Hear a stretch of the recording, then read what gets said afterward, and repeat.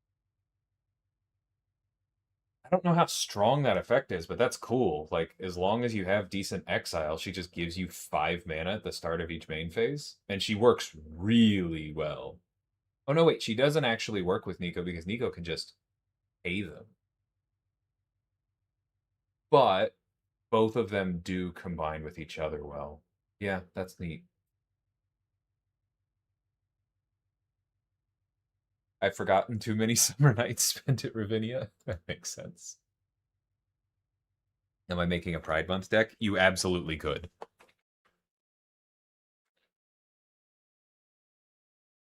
One of my packs for my pre-release, I already told Kat this, but I got a full art Sam Wilson. I think the white one? I forget right now. Not the blue one, but I'm very excited about that.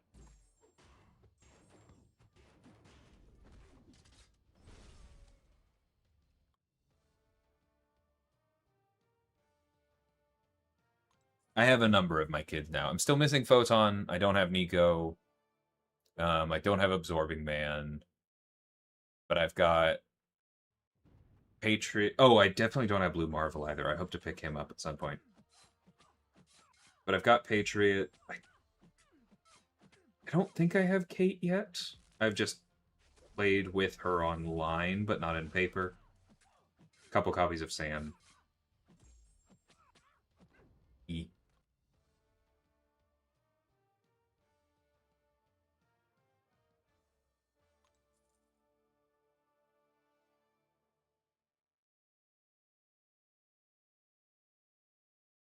Blue suit looks better. Oh, it's not. Oh, you are. Are you talking about the Magic cards, Jack, or not? Because I meant that in color identity. It is a rank 5 Cap Sam. Yep. A1. He's been great.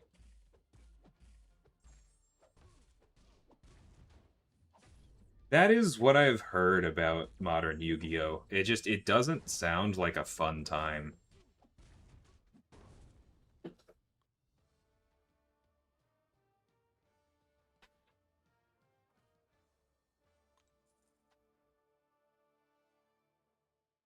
Like, I'm sure if you've been playing it and you're already abreast of it, then it's like there's a certain amount of both sunk cost and I'm good at this, therefore I enjoy it. I say that as somebody who is currently streaming Marvel Contest of Champions, a famously complex game. But I have no desire to get into modern Yu-Gi-Oh! Yeah, I think the suits on the Magic cards are pretty much the same. It's just that one of them is blue and then one of them is white, red, white, red. I don't know. I'll look later.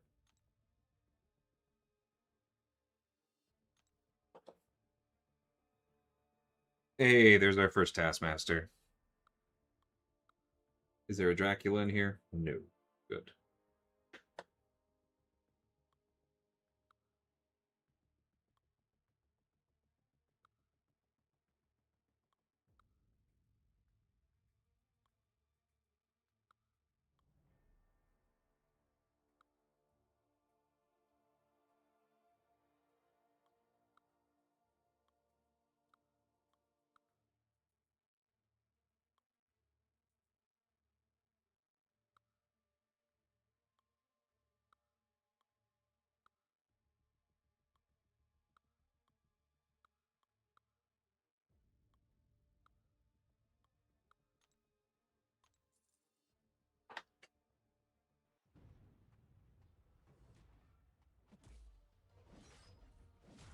I'm glad you're liking him, Arishem.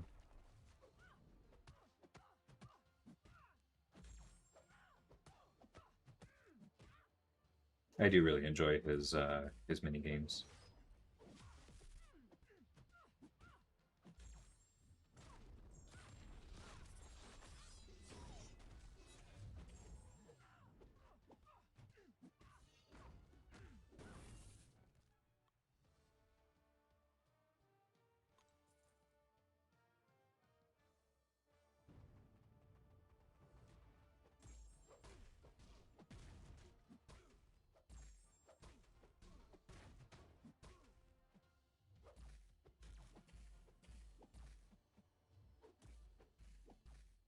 What?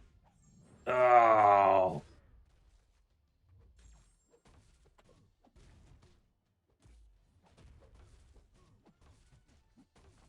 That was the tiniest pause, but it was there.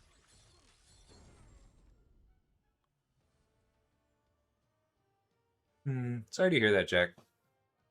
Dr. Pepper is definitely not for everybody. I very much enjoy it, but like, it's kind of fancy prune juice, let's be honest.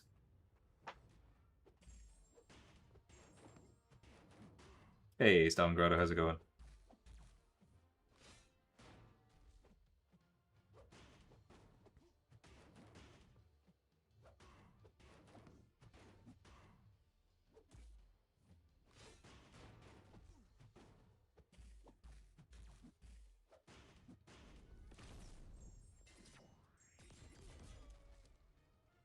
I actually had Dr. Pepper with lunch with that meatball sub that I mentioned. And that is one thing I will say that, like, in case you're not doing this, I do think Dr. Pepper is one of those things that definitely tastes better with hearty meals.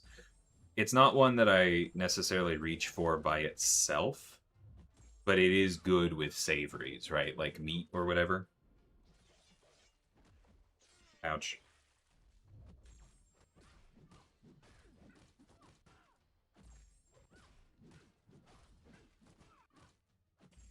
Yeah, same, Maya. I'm not really much of a soda person, but Dr. Pepper, Barks Root Beer, and Squirt are the ones that do get me to partake every once in a while.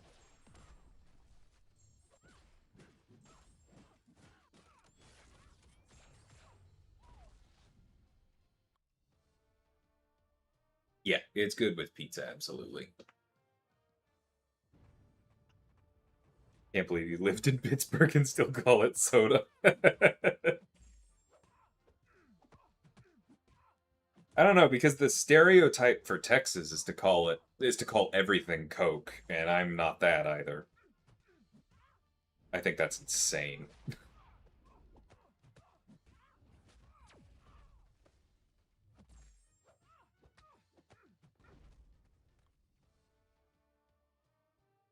Are you soda matching to meals? Yes! And it's most of the same rules, right? Like Dr. Pepper and root beer are like sweet, hearty sodas. They go with like red meats and sauces. Squirt is like a pineapple or grapefruit soda. For those of you who haven't had it but have had Aperol, in case that applies to anyone, it's basically the soda version of Aperol. It's really good with like spicy foods, the same way that you would pair like a Riesling or a Gewürztraminer. I know this sounds insane, but like it is better.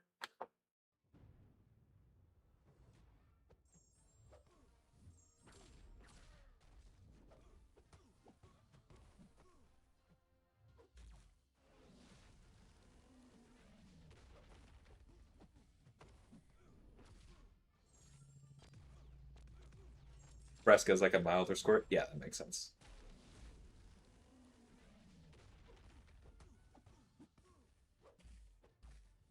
Whoops.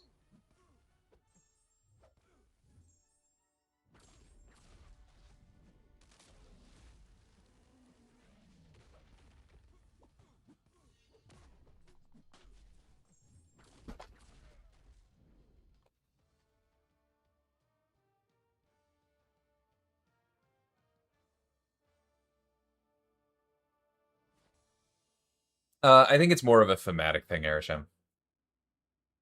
I don't remember Captain Britain coming up in those conversations. Not in that context.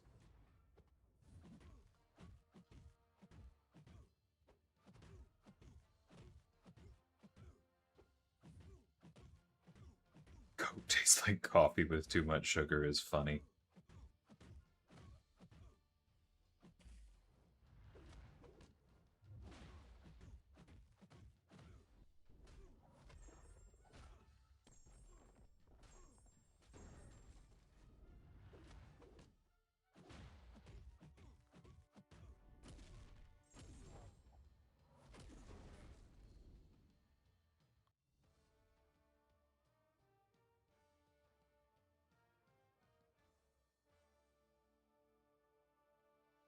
No, I hear you, Jonathan. I'm just saying that is the stereotype.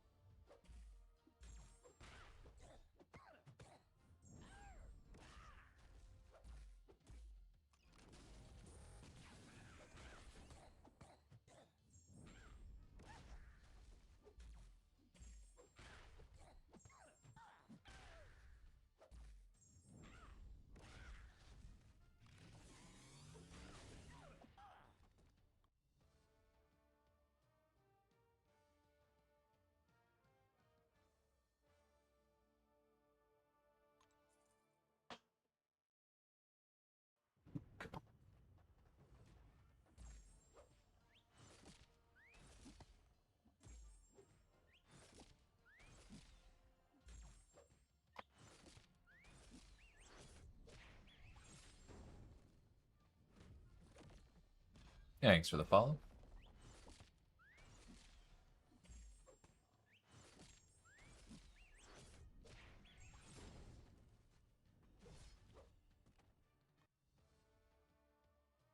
I'm happy I hit the 2.5% drop from these silver crystals and the milestones. Got a 7-star Yondu. Nice. Any relic stat focus recommendation? I think definitely crit rate for Yondu on stat focus, especially when he gets the big furies. He wants to crit more. For a relic, I particularly like, I think it's the Stark relic that gives you physical penetration because that allows you to cut through the opponent's physical resistance, which is one of his biggest problems. Maybe not problems, but one of the few things that really stops him.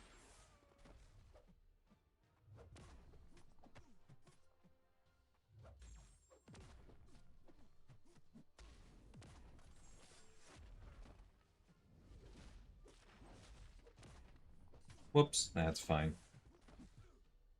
Maybe it's not fine.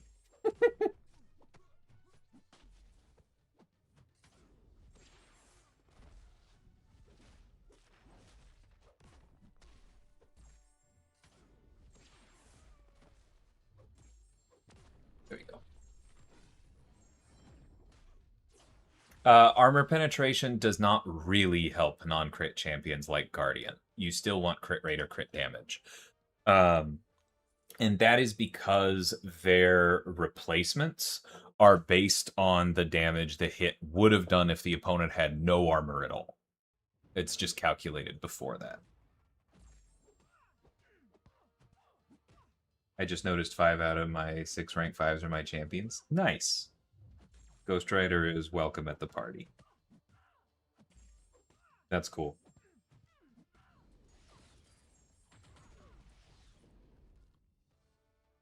I definitely had not run into anything like that, Atlas. And code-wise, there's no reason why they would only be broken there that I can think of.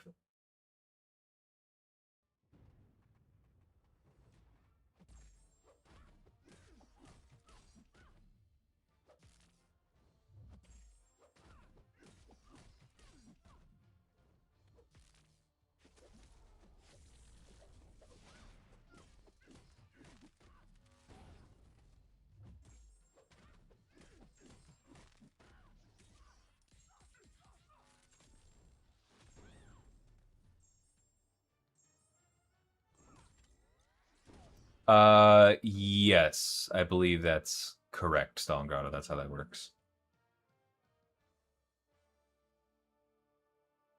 Correct, Berisham. That was actually a recent surprise to me. I thought they were.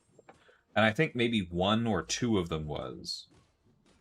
But for the most part, they were just not listening to armor. Which I'm not sure is actually the way it should work, but there are a whole lot of things about crit replacement that I don't think should work the way that they do. That ship has largely sailed.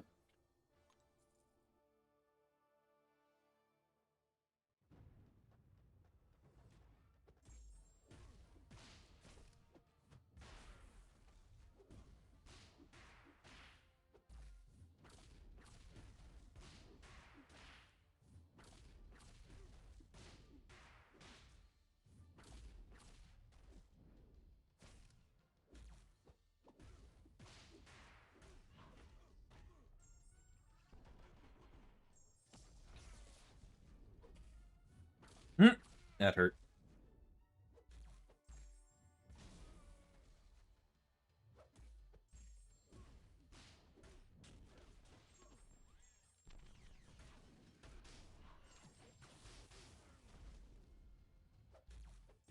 Maybe I should be using... No, that's... I don't know. Because of the way they want to do power control, both JJ and Prowler have some weirdnesses in their Maker matchup because, like, to use them at their best, you kind of have to bait a special at some point. Who are y'all using for Maker specifically in the tech tower? I'm curious.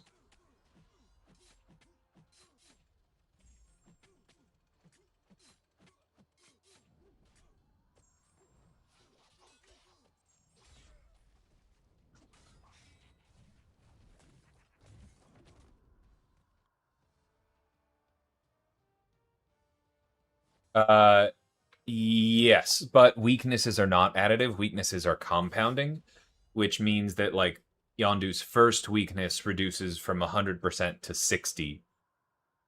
But then the second one reduces that 60 by 24 further, like 40% of what's left, and so on, and then it's capped at 90%.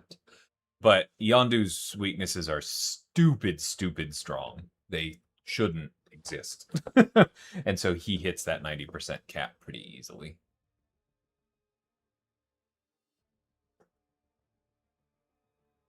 Starkey. I don't even... Do I have a rank 4 Stark? I do. No, he's rank 3. I'll fix that eventually. No, I know you can heavy to remove his evade charges, but it's not about his evade, really. Or, oh, they all go away, don't they? Yeah, I guess that's probably true. Because anyone can deal with him. Alright, I'll change that a little bit. That'll be fine. That'll be fine.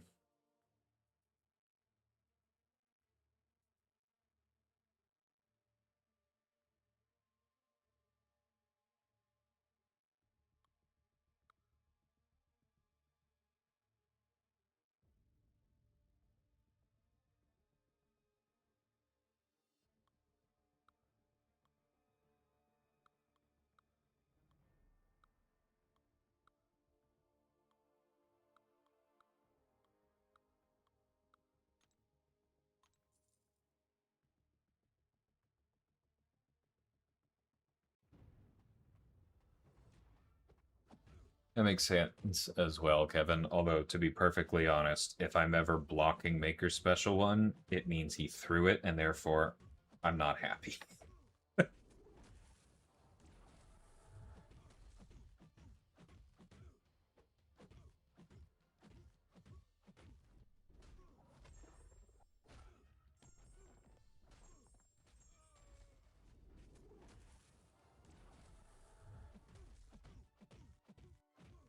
Why keep his weaknesses so strong?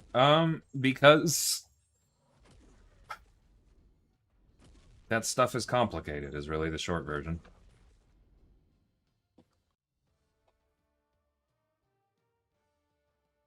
That was pretty much the only thing that people were using Yondu for, in a lot of ways, was how strong his weakness is, so it would have been difficult to really justify hitting them that hard.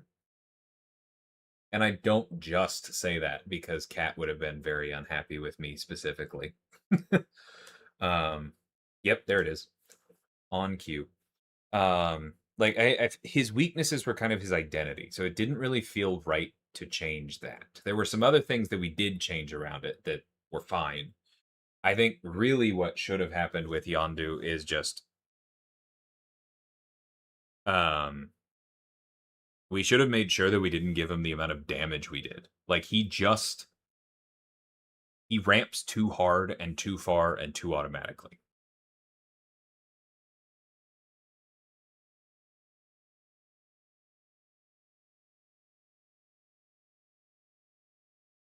And I think that's really the issue, right? Like, if Yondu wasn't as dumb as he was on a damage standpoint in something like Colosseum, if he wasn't as automatic on just how strong his damage is in, like, hitting into block only, he wouldn't be a problem at all. And honestly, like, he's close to okay hitting into block. You have to work for it, right? If you're not using a special 2 and you're not getting any Furies and you're just hitting into block with Yondu, he's not really stronger than the other into block champions. Like, you are taking a risk and you are going to sit there for a while as someone who's done it more than once. And so I don't even really think he's too strong there. I think he's just good in war. But then in Colosseum, he is too strong. And I think that is basically all his damage. Like, his weaknesses, like I said, I think can stay. But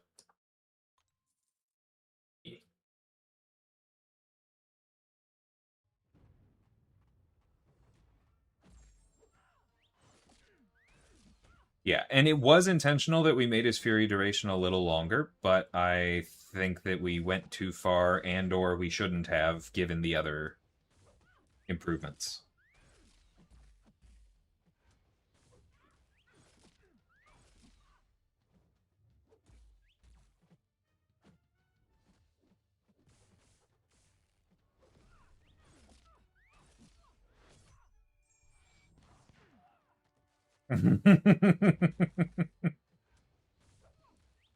Like I said, Dilly, in war, I think he's fine.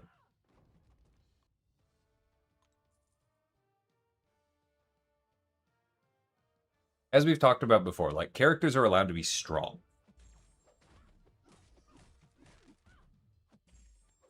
I just think Yondu in Colosseum is an example of too strong.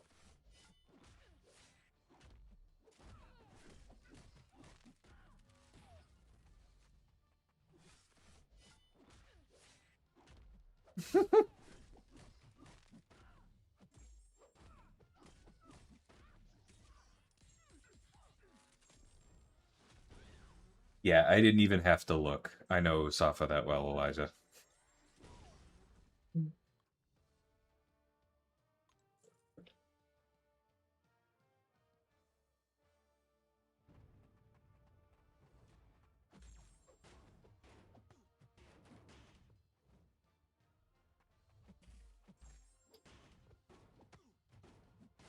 Would I say Jean Grey is too strong?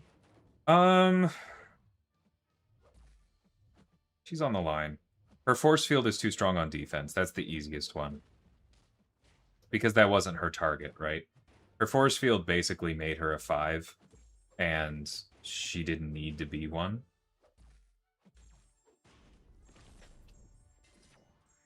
On offense, it's a little tougher because, like, she's very good. She's one of the best mutants.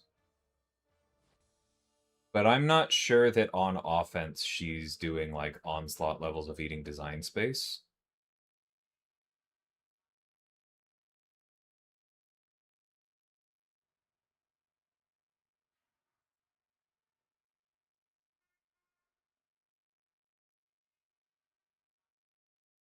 Yeah, she's a tough one. And honestly, I might not be able to be completely objective. I think she is okay there.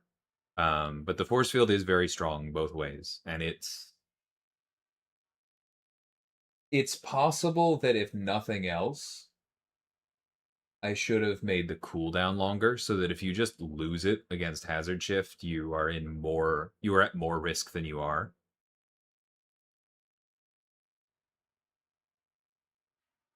I don't know. I don't have strong opinions on that one yet.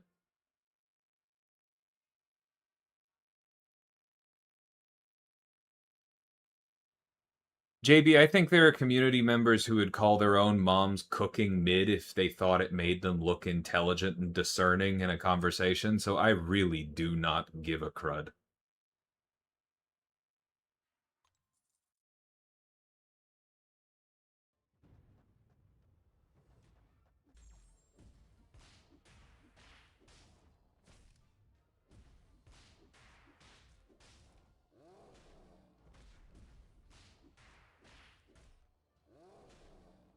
Whoops. Red Hulk's got that reach.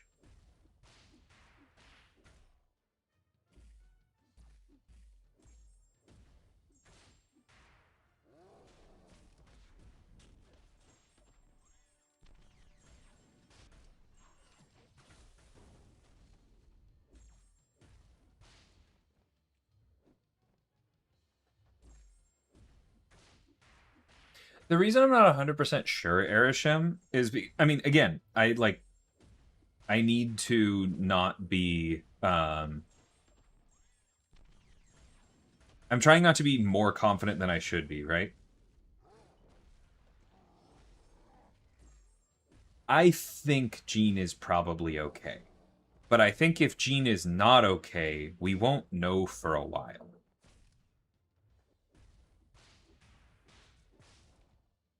Oops. Okay. Actual timeout. That hasn't happened in a while.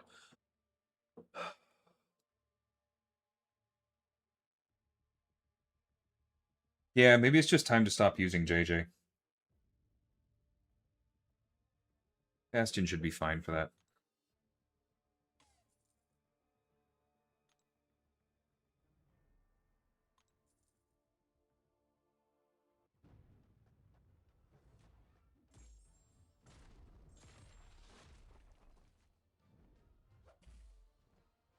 Not even humble, just like real, right? Like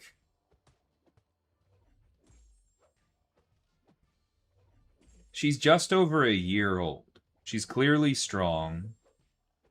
A lot of the ways in which she is strong are subtle. It would be easy for me to be wrong right now.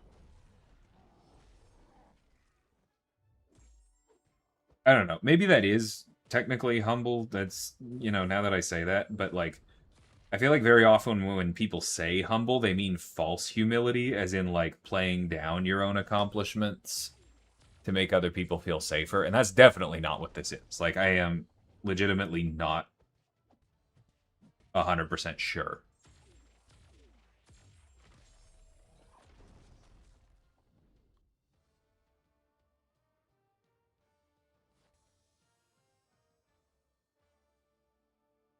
Made it up to block 89 on the first 3 towers and 90 on the last. Nice, dude.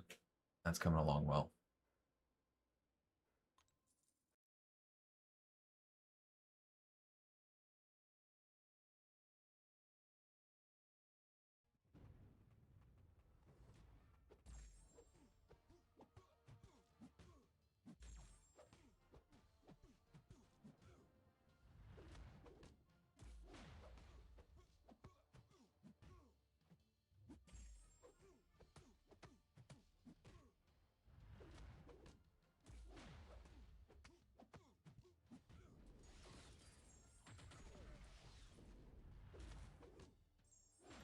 Nope, should have known better. Oops, I still activated his regen on accident. That's funny.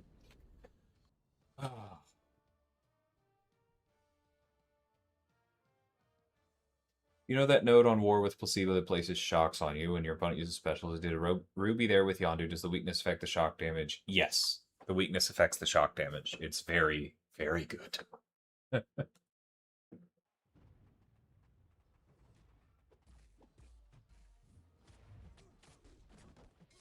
He failed my first parry because there's a bleed on me. That jerk.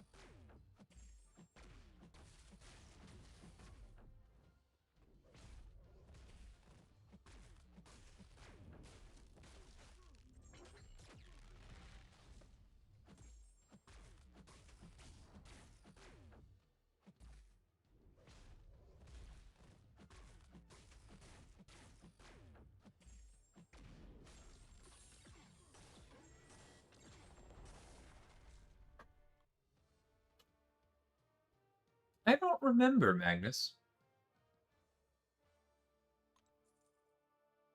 I truly don't remember. Because he was being built at the same time as my very first champion.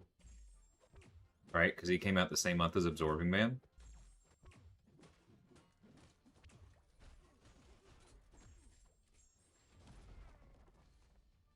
It's a good question. He probably did. I just don't know.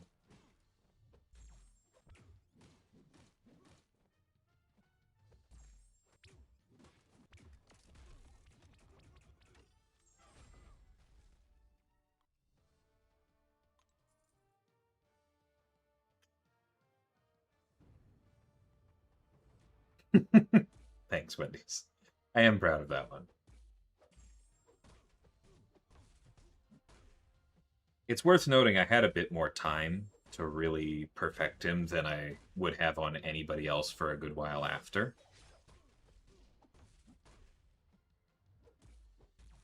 But yeah, I'm proud of him.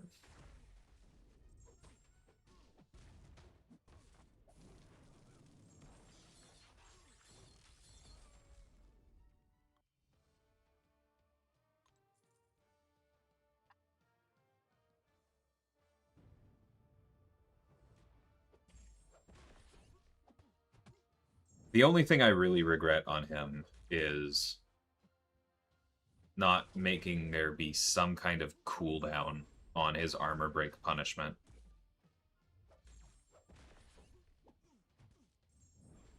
Like, I probably could have made it stronger. Maybe it just automatically gives you the 150, right? Like, it definitely could have been at least 75 if I had done this.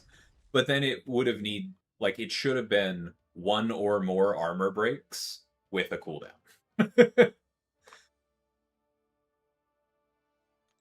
It would just slightly limit the Terrax abuse, would bring the null matchup a little more in line, and just would let there be more space in the future for defensive armor break in Mystic. Or in Cosmic.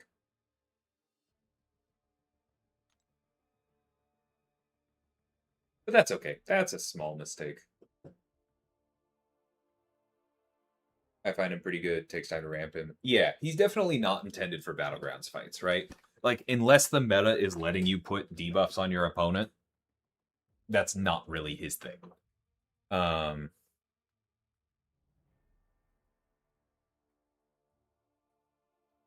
Yeah.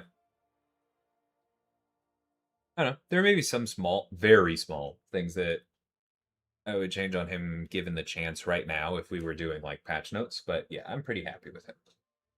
Like, his primary target was Colosseum, and if that doesn't speak to you, that's fine. But I think he is crushing it in Colosseum, and his secondary target was War, and we've been sending him like almost every War. So he's doing the things.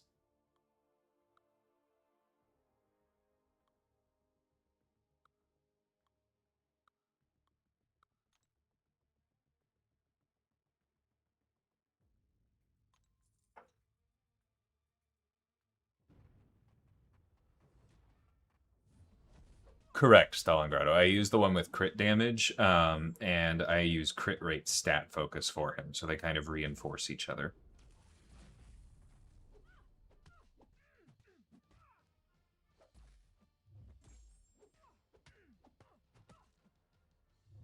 Okay, fine. Don't give me a pause.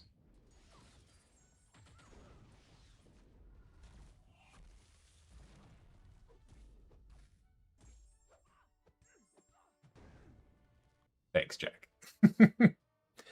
When making Patriot, was the reversal mechanic inspired from fighting games like Street Fighter? Kind of.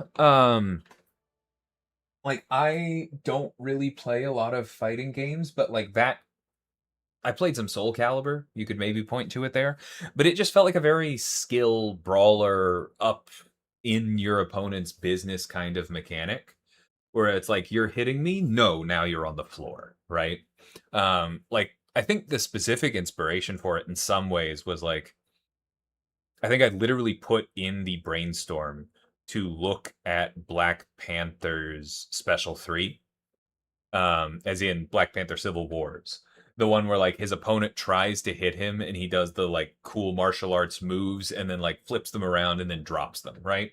Like, that's a more drawn out version of it, but that's kind of the feeling that I was looking for with Reversal.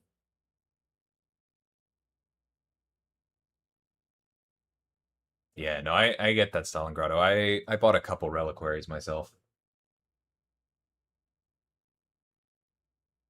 Defensive armor break hasn't been seen since what? Terrax? I'm gonna need to order Cosmics by release to answer that.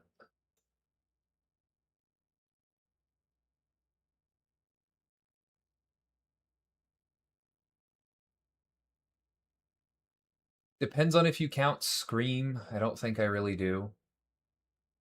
So Null came after Terrax, as did Airwalker and CGR. So yeah, I wouldn't say since Terrax, but I think Null was the last one. And like I think there was still space there. And to my point earlier about like, eating up design space, close quarters combat. Yeah. Exactly. And I think that was like the real mistake with Absorbing Man, that I ate up that design space so completely. And Terrax is annoying, and I wanted to hit him. But I think I could have hit him just a little bit more precisely so that he was still an absurd Terrax counter, but didn't counter all armor break forever. But hey, if that's not the worst mistake in a character, especially not a first one. I can live with that.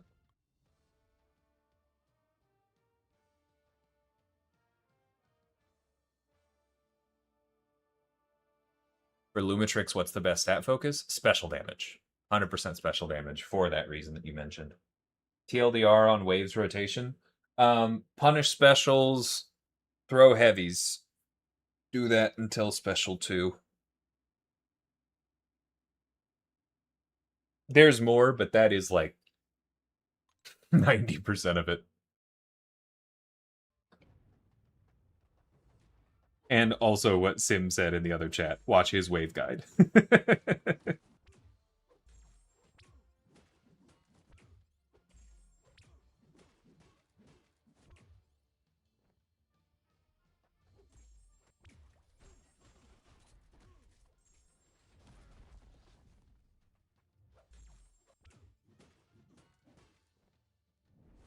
Unknown, you've been told enough times to not ask about things that aren't announced. Stop it.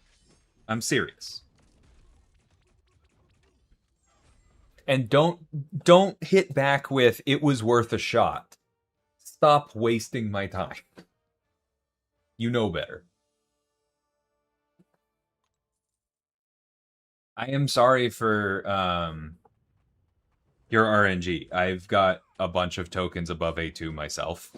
So like I get it, but please just stop turning that reasonable venting into asking me for stuff you know you should not ask me for.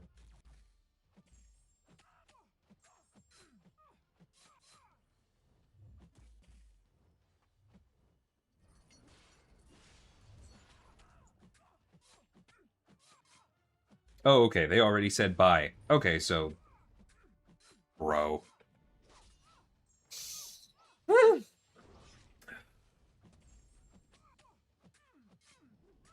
Defensive physical resistance? We have definitely seen defensive physical resistance outside of Gentle. Gentles isn't even the problem. You can avoid Gentles. You can't avoid North Stars.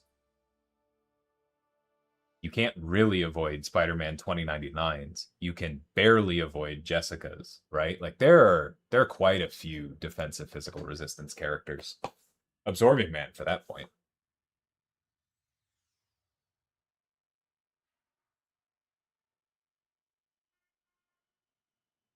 Who else am I thinking of? Nefaria. Nefaria counts. Nefaria absolutely counts. That jerk.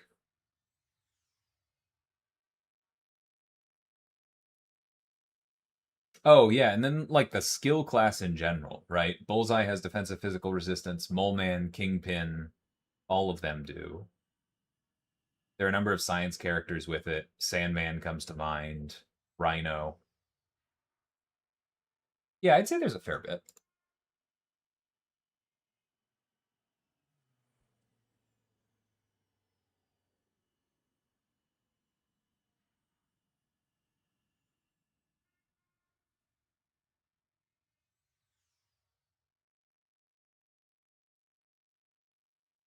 You're right, Kurt. I love Nefaria. Does that make me bad? No, you're allowed to love Nefaria. His resistances in general should be more interactive.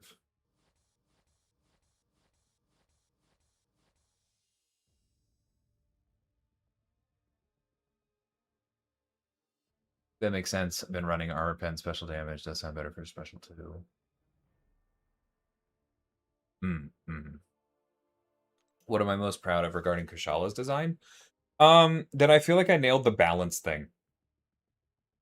Is like I really think that first and foremost with her, my biggest goal was like this is somebody from a non-Western civilization. They're supposed to be like a paragon of mystic achievement and enlightenment and literally controlling their own demons. I want them to feel balanced. I want their play style to kind of feel enlightened in that sense. Um,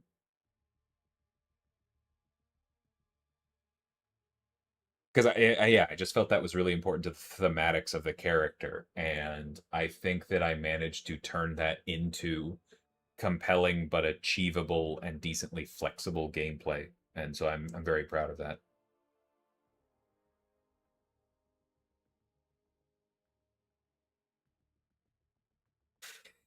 Hey, Andre, welcome.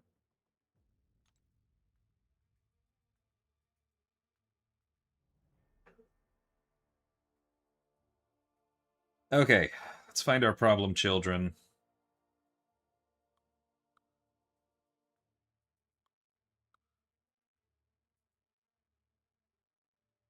No maker in here, at least.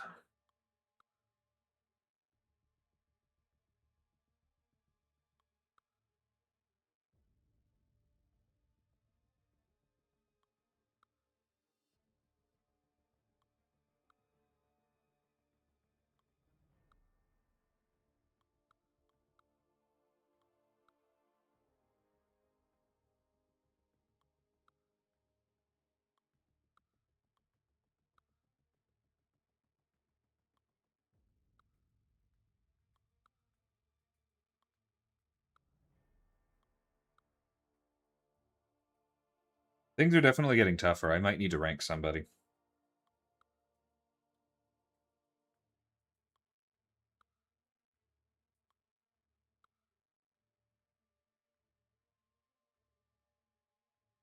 This is only 230, not 250. Or sorry, this is only 10, not 20 CR. JJ should be okay for this one.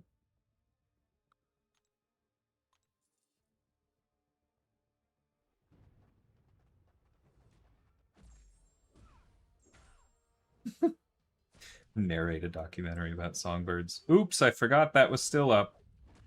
Don't do that.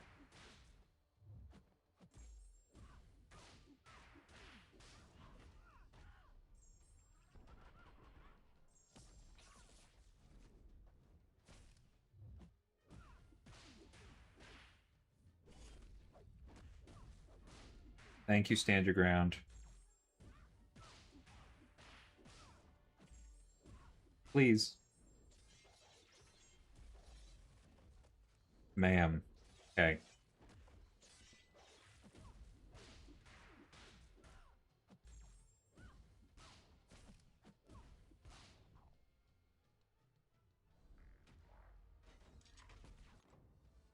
Okay. I think I just need to do that more with him. Yeah, no, I think that's fair, Stonegrotto. What rank will make the top 1%? I have no idea.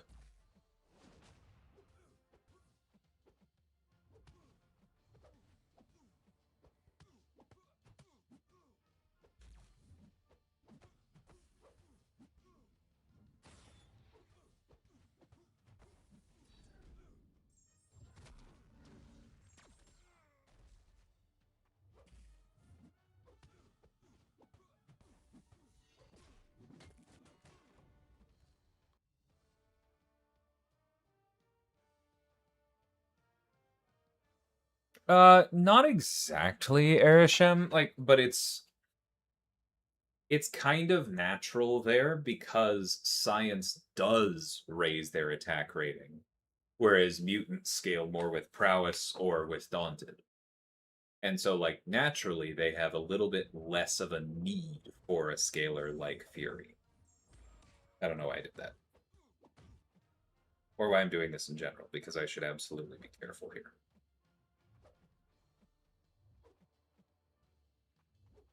All right, 5 is probably good.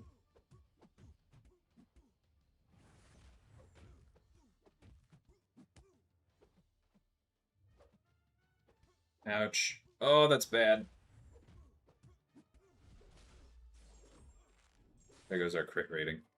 Shocks may still be enough, but I really need to be careful with him.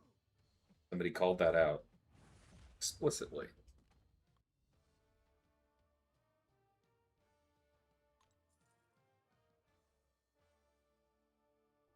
The cold snap damage the only problematic part?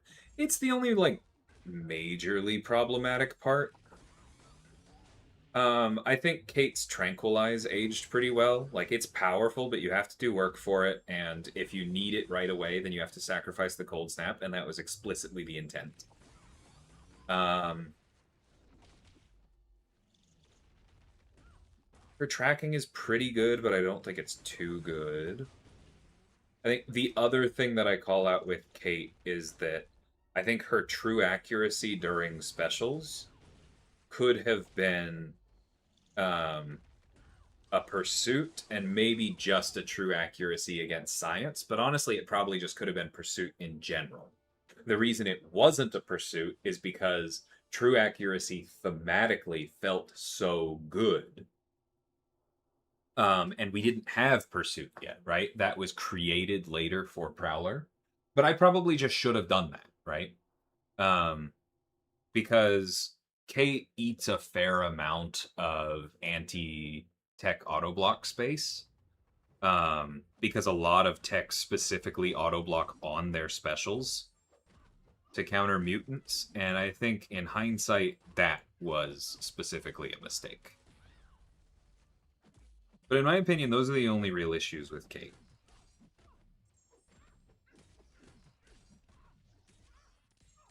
And as far as, like, releasing her as a 7-star, I think you only really need to fix the cold snap. Pursuit wouldn't be a little bit redundant with the cold snap. I mean, so is true accuracy, but the entire reason that it was there, Delfino, was to make sure that if you were trying to get the cold snap up for the evade counter, that special couldn't be evaded, right? That was literally my response to my frustration in the past with Iceman, right? Where if Iceman loses his cold snap, sometimes you're just out of luck, right? Because you're not going to get the cold snap back up. The opponent's evade is going to make sure they don't have it. And cold snap on activation is too busted. So that's why she has the evade counter during specials to make sure she can land the cold snap.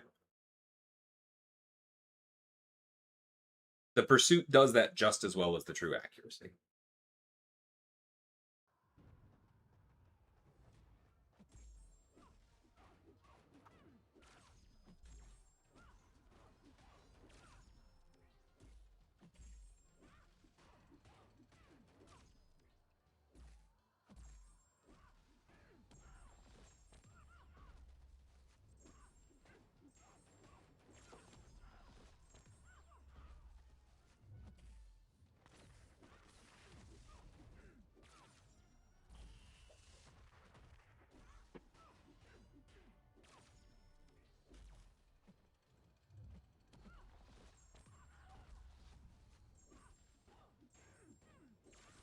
Okay, that's enough.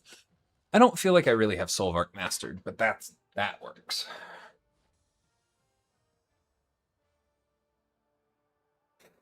Yeah, sometimes that happens, the Emma Bullseye thing.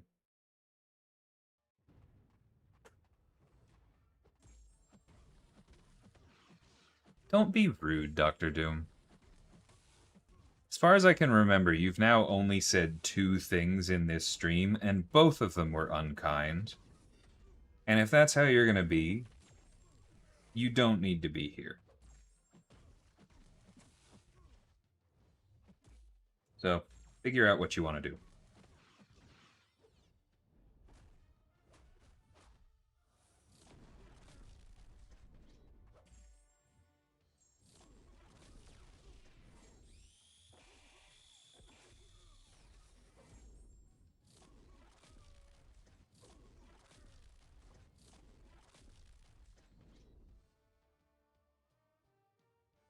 Yeah, that's fine. You don't have to speak much, but like, don't be rude.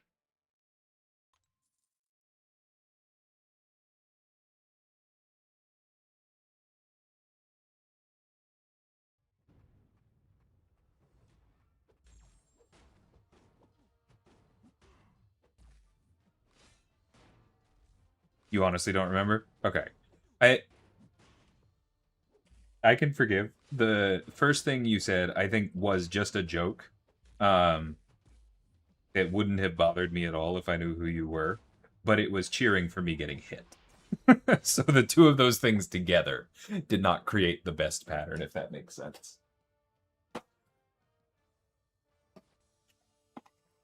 And yeah, you're exactly right, Delfino. Like, I completely agree with you,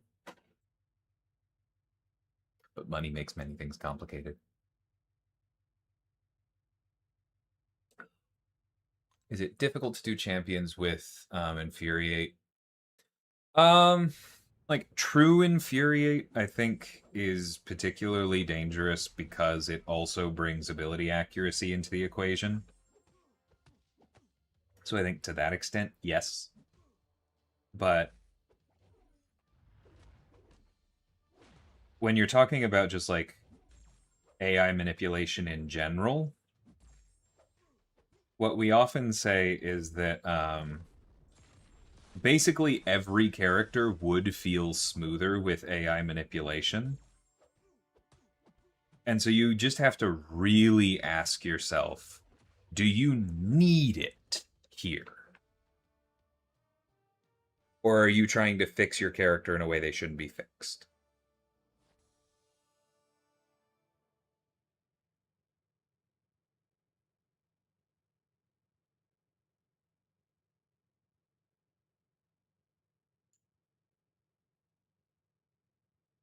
Master of first impression. I do want to underline here, though, that, like, again, I'm cool with moving to second impressions. You fared better than the person I just hid on YouTube. Because I don't have time for that, Mayavi. Go somewhere else.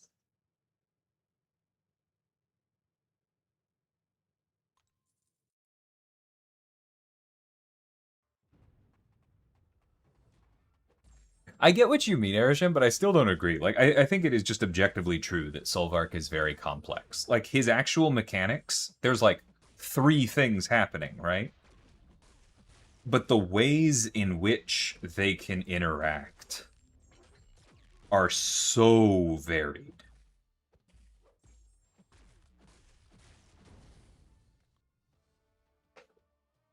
I think it is very fair to say he's complex. There's a lot of routes that you can take in any fight.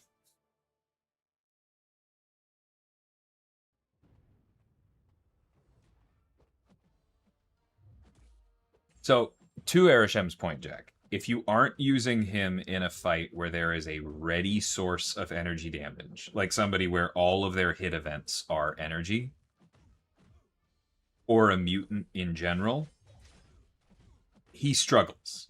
And in towers, probably just not going to be good. But if you're still running out of charges against mutants, whoops, that was dumb. Then my advice is specifically try blocking more. And remember that special one switches your modes, and you want to be a little bit intentional about when you switch modes, which is the hard part. But yeah, that's kind of the key to the rest of him. Them.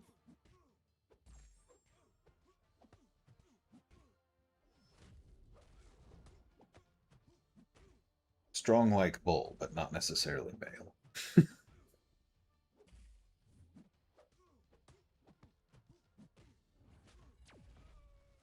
Yeah, that makes sense then. Like, towers does do away with class advantage, right? But one of the things about being successful in towers is knowing which kits kind of just need to be at class advantage anyway. right? Like Toad in the Mutant Tower, you only want to be using him against a skill character. Apocalypse, you only want to be using him against a mutant. He's weird in that way. Thank you, Strange. That's super cool. Nimrod, I think, probably only wants to be used against a mutant, even though he's strong enough that he could do other matchups.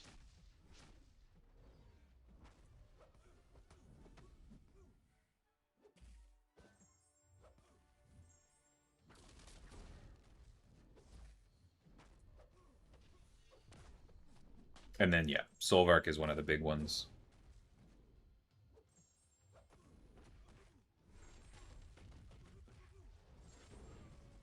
Towers does not have class advantage, as in, like, your actual attack does not go up or down, and theirs doesn't go up or down based on class relationships.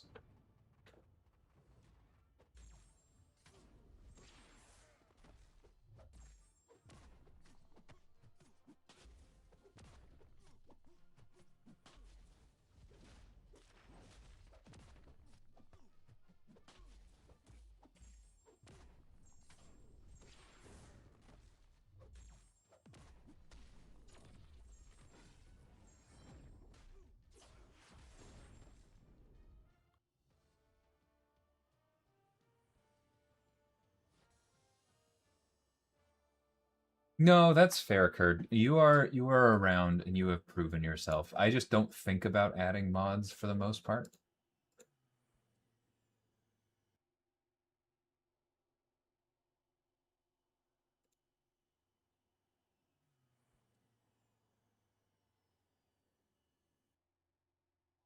But yeah, I think you've proven yourself.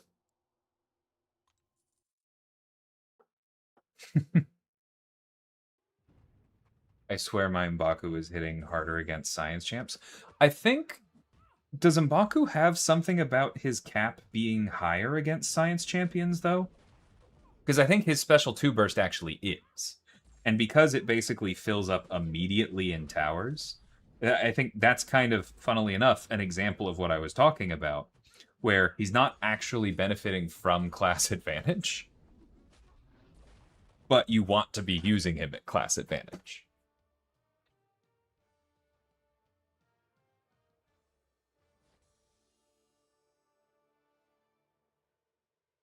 You'll get the full 10, Tim.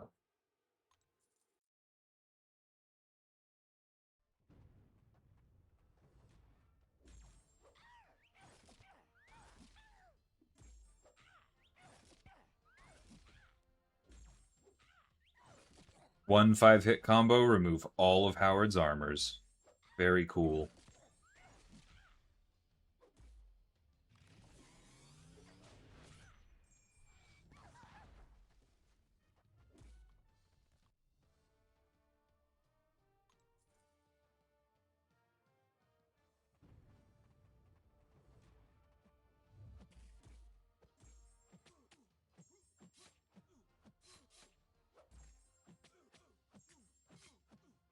Kurt is in all of the streams all of the time. Little bit of everything all of the time.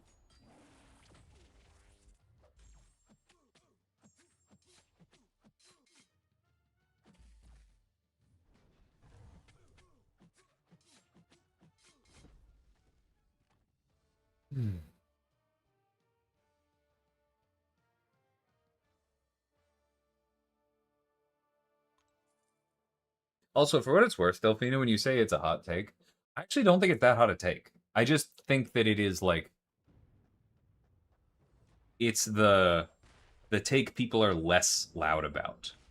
I think there are actually a lot of people who would rather us do whatever we need to do to release the characters they enjoy at a usable rarity.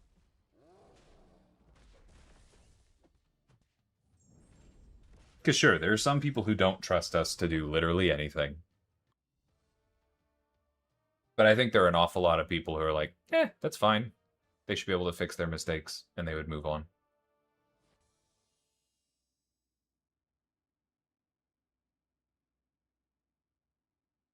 He's amazing against Gore.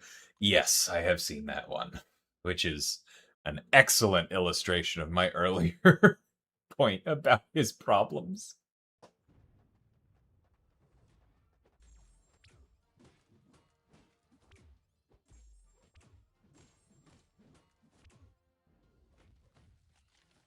Whoops.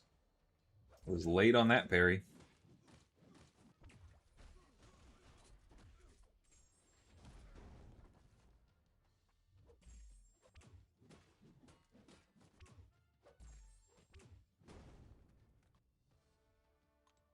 Yeah, I don't think he does anymore, but he definitely used to be able to hard control Cersei's as well, which, again, makes no sense.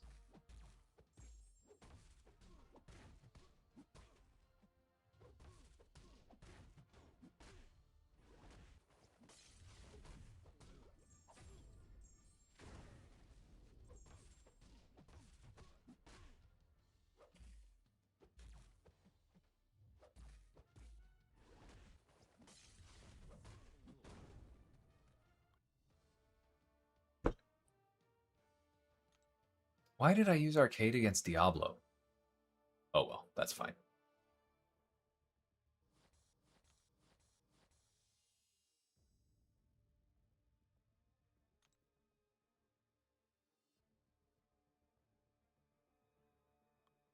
Okay, we need to beware of Night Thrashers, Nullify. Silver Sense, Shock Immunity. Not a problem for most of these. Naker's just generally a jerk. We'll kill him with fire. Dracula. Out of here. Physical damage for Kushala. An immune, maybe? For Black Panther? That's probably enough. And no mutants, so we can't rely on those.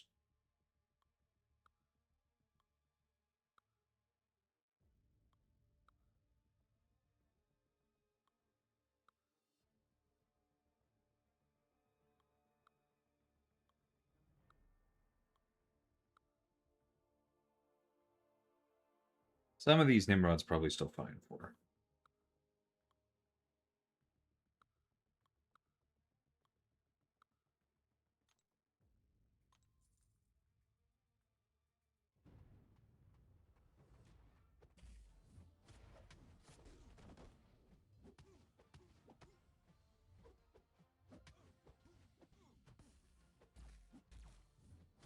Whoops! Did not mean to hit that button.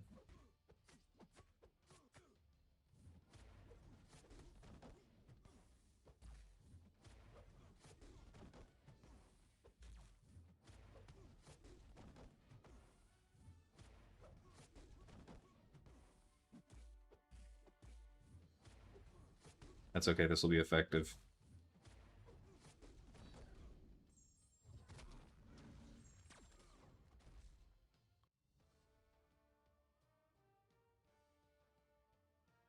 Oh, that depends a lot, Arishem. But I think, like, in general, punching back against the class wheel is something that only really should happen on defenders.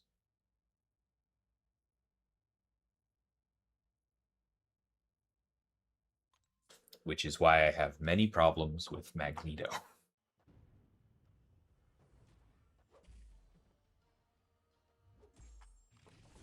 Why is that a problem? Is the champion supposed to counter only the next class wheel? For some... No. I very strongly disagree with you on this one, Thon. Like, this isn't, oh, Nimrod is good against some cosmics. This is, Nimrod has better than heal block against every character in the game with a regen that has any duration.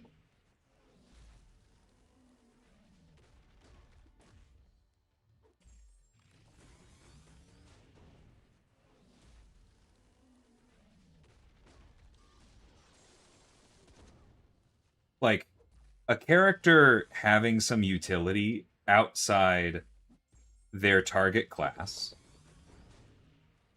a character having some utility into reverse class wheel matchups, not the end of the world. a character eating that much design space for a core mechanic like regen in both passive and buff form forever is a problem. Yes, that's what we're talking about, Dr. Good.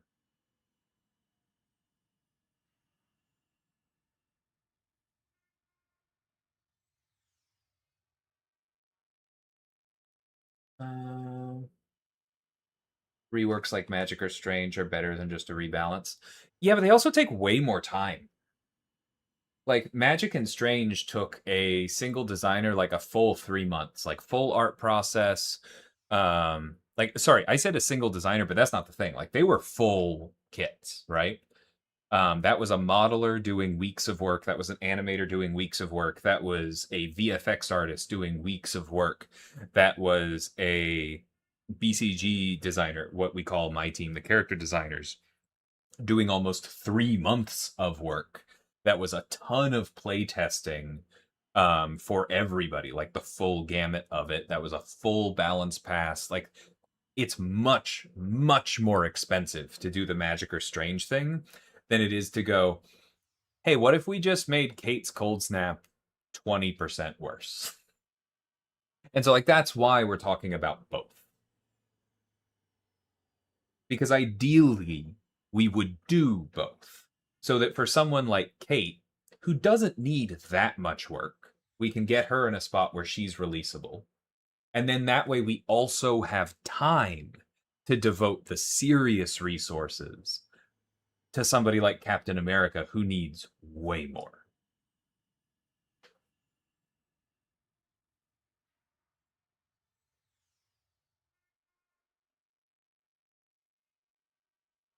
Did you know if you haven't practiced Dexing Destroyer Special 2 in a while, it can be tricky?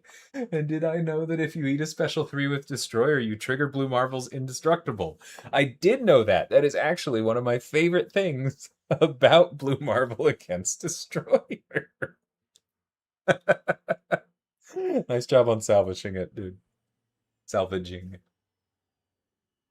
How does that interact with Joaquin? If he hits Joaquin while he's regenerating over time, then he would get rid of it. But I don't think that one actually has duration.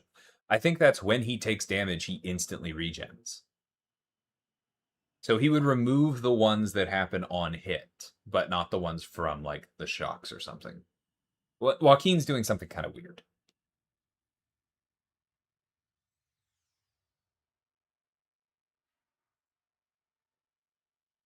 It says that the max damage per hit scales with his starting attack. Oh, you know what? I don't actually know how Towers is zeroing out class advantage. It might come into play after M'Baku sets his variable. Yeah, that's an interesting question, Kevin. I don't have the full answer there. Because it might be that the attack, that class advantage is calculated ahead of time and then like zeroed out on start. Because that would work for most things.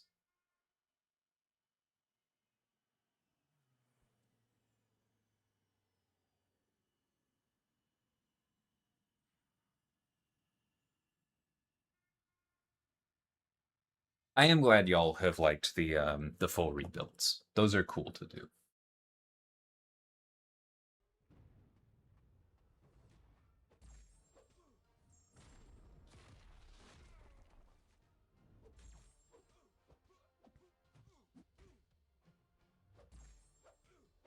Yeah, Dilly, if it makes you feel any better, I wasn't intentionally like building Blue Marvel to counter Destroyer's direct damage, but I was playtesting against him after I had added the Indestructible,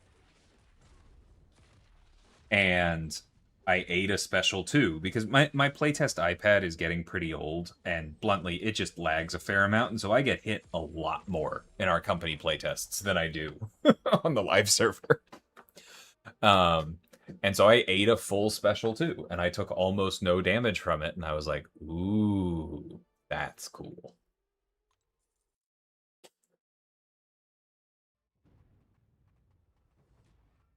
I tested out if I had any keys. Nah, dude, that's totally fair. I just probably need to ask about that for next week. Because now I'm really curious. That has some implications for other designs and what we continue to do when it comes to those starting attack things. So I need to know.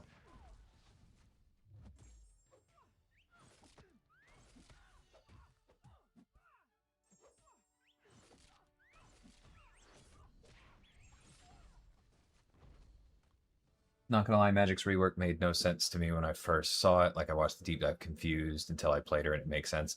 Yeah, I mean, it's our earlier conversation about Solvark. I think it makes sense. Magic and Solvark were the same designer. Because he very much enjoyed some Byzantine loops, shall we say. And I say that with respect, because navigating that and making it actually work on the other end is not easy.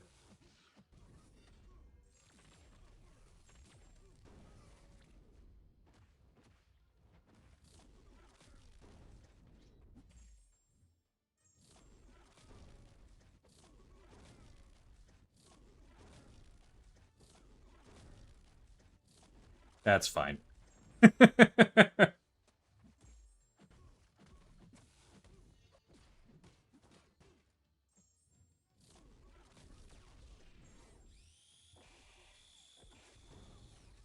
I was greedy.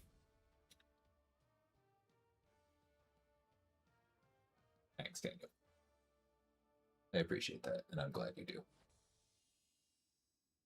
With how much the community loves cheat death champs, I'm surprised Blue Marvel hasn't caught on more. Well, it's not Luke Cage. It doesn't just happen. You have to think about where it will work.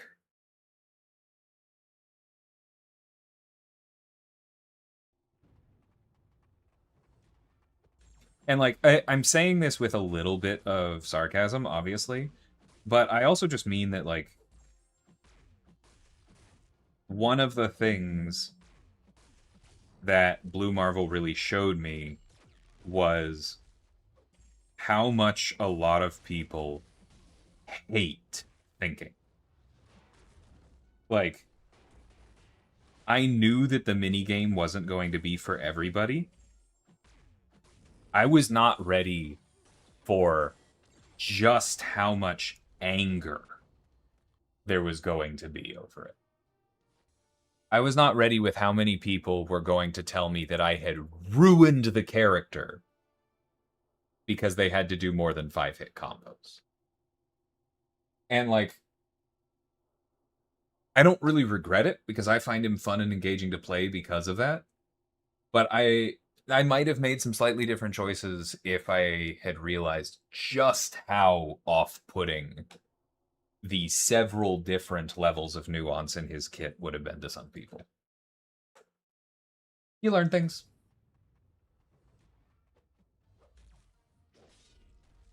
Dracula. Thank you.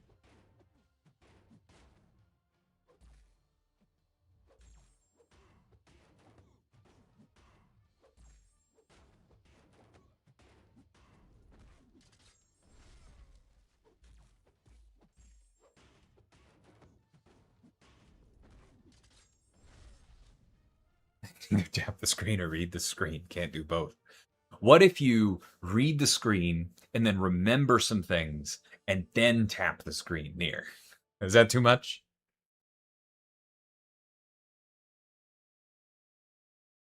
Maybe if I buy you special goldfish food?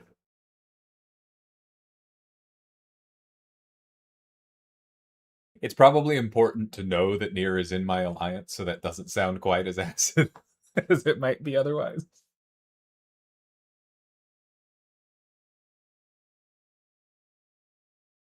Yeah. I remember telling Maker's Designer at the time that, like, people would come around, but that kind of thing is tough. It's the community is not good with nuance, especially when the power is nuanced.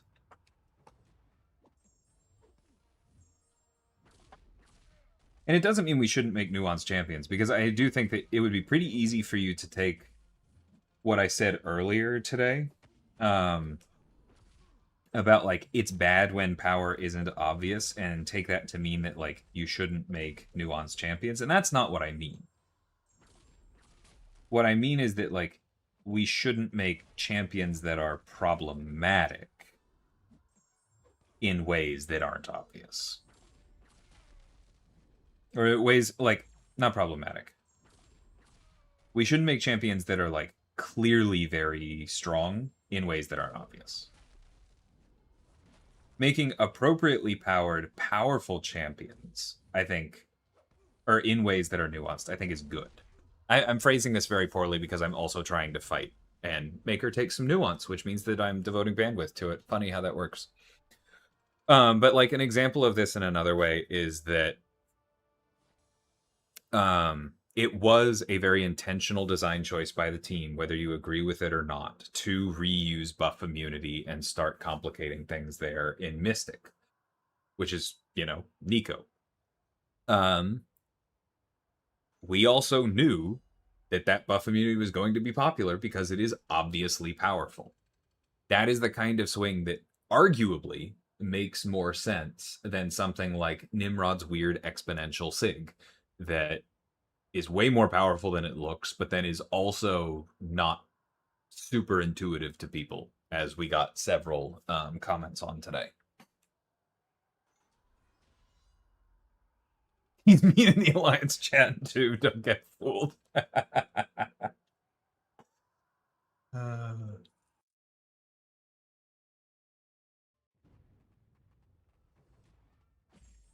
You recall someone making a champ with likeness to a snake? Again, obvious power good. Especially in defenders, right? Like, kind of hard for defenders' power to not be obvious.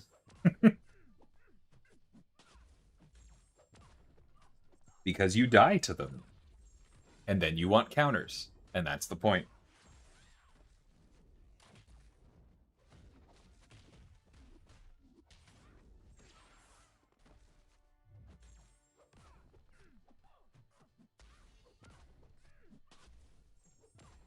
So July Champ is 5-hit combo special too. That's really funny. I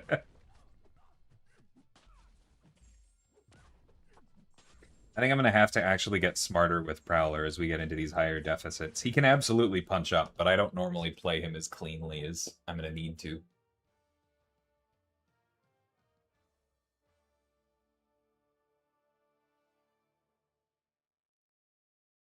Took me almost 20 minutes to explain to someone why Shothra can take Yelena for a war fight. I can explain that in a lot less time. It's because Honeydew wanted to make Shothra's HUD pretty. And we weren't thinking about that kind of stuff when we were evaluating Yelena.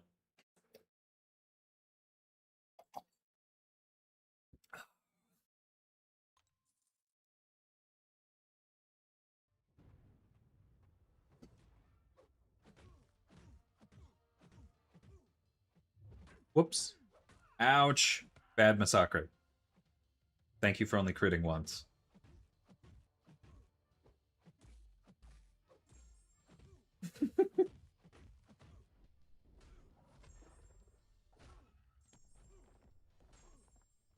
No, everybody makes those kinds of mistakes. I recently told Vox's designer about the Yelena interaction, and he almost literally smacked himself in the forehead. He was like, "Oh my god, I should have used a variable. I'm such a moron."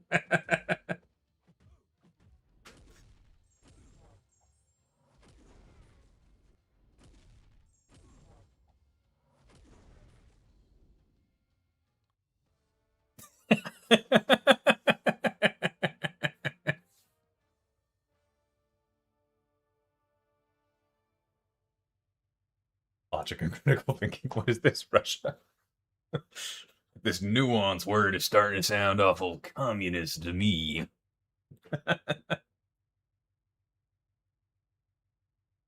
No, fair enough, Stalingrad.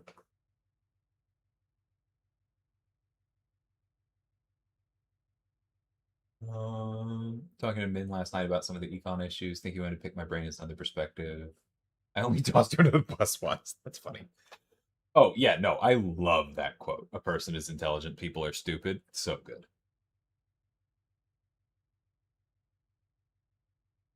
Within the game concept to me. Spider-Punk, on the other hand, feels outside it to me. And yeah, I get you're emphasizing it, but I also do understand what you mean there. Yeah, I mean, I think Spider-Punk, Spider-Wonk, that would be like a spider nerd. Anyway, um, Spider-Punk is pretty obviously like a bit of a fourth wall break in being a mini game in the special too, and you like that fourth wall break or you don't. But also explain that in more words now for someone that doesn't know Shathra. It's because Shathra doesn't do just like a normal amount of damage during the special. She does like 5 overlapping sources of damage because that's what gets you the spread out tick rate. Because Honeydew correctly identified that felt more thematic because it kind of looked like the little damage numbers were bugs swarming all over you. Excellent touch, right? But spreading out the damage like that means that it isn't really tied to activation, but also isn't tied to any of the hits. So similar to with the Vox matchup, the damage on Shathra is being calculated, meaning that the attack rating is being grabbed as an attribute when no hits are being landed, and Yelena only caps attack damage when the hits are being landed.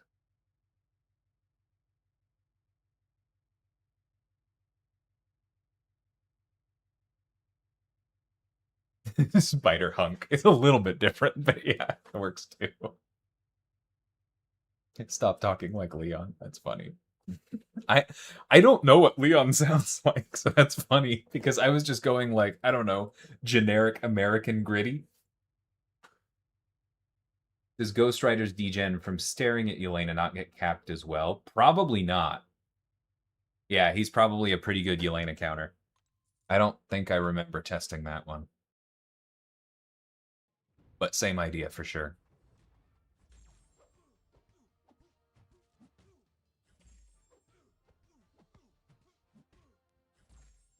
And to be clear, I think that's cool that happens. There's a lot of like um player discovery in that, and a certain amount of player discovery is good. We want that in game design. But I think going forward, if every attack capping defender that we shipped had those same exact weaknesses, then that would probably be an issue. But then on the flip side, if every attack capping defender, or if like you wouldn't want the differences to be random, right?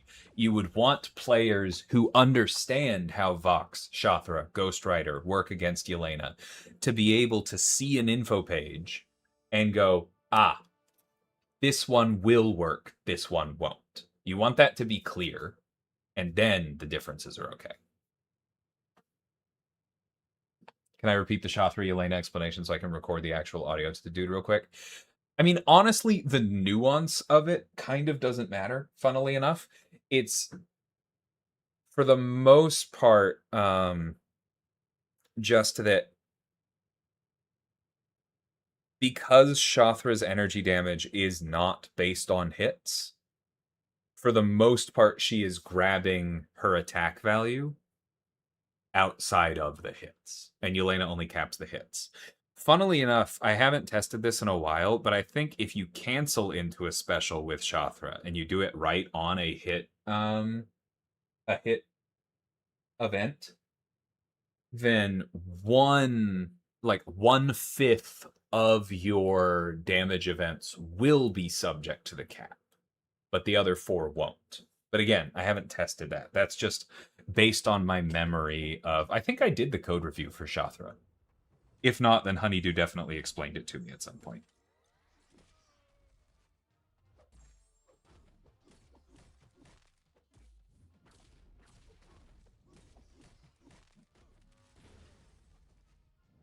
You jerk.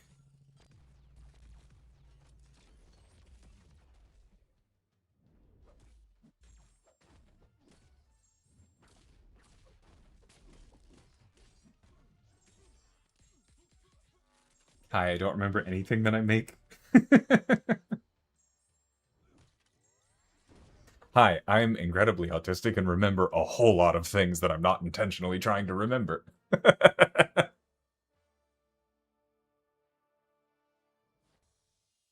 I was between Leon and Shadow the Hedgehog. That's funny. I can see that.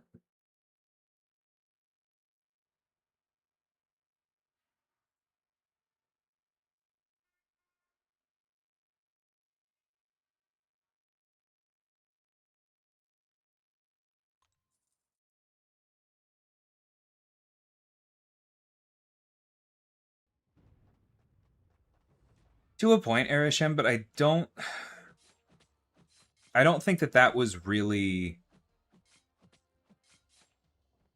I don't know. I have mixed feelings about it because, like, for the most part, mutants aren't aren't calculating things outside of hit events, and so like leaving that as a weakness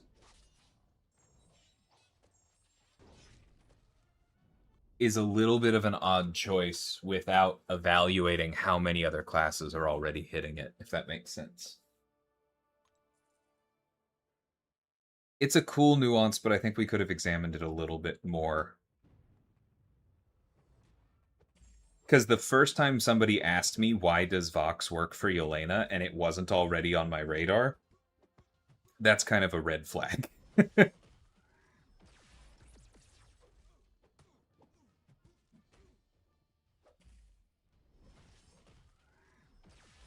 Ooh.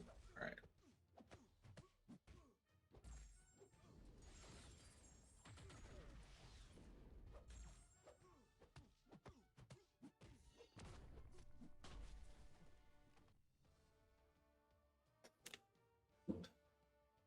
Hey, Moxie, how's it going?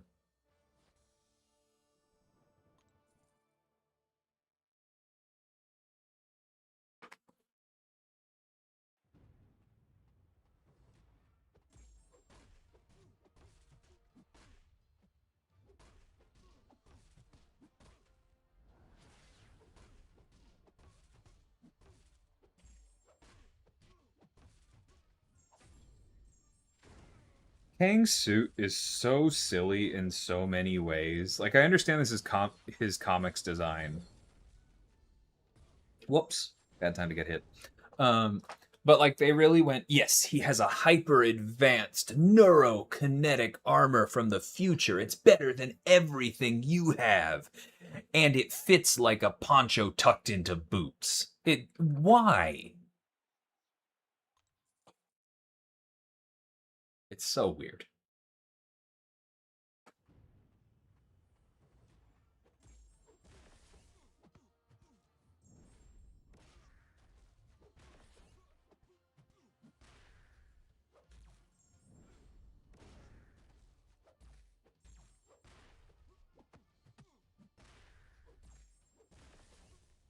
I knew you'd be with me on this, Cat.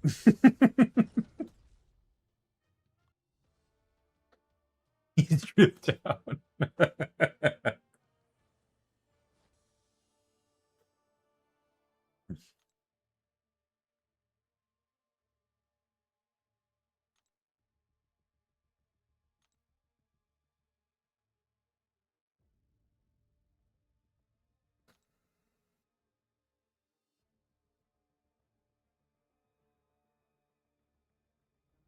Somebody's gonna have to punch up here.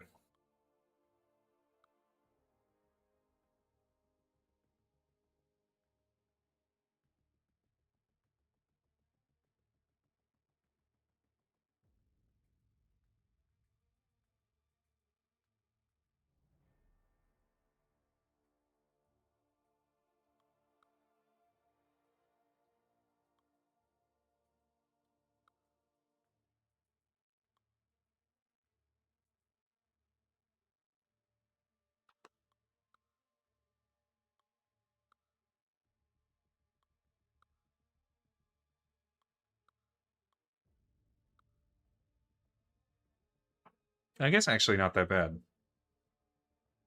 Yeah. It's just Nimrod doing silly things against a mutant, as intended.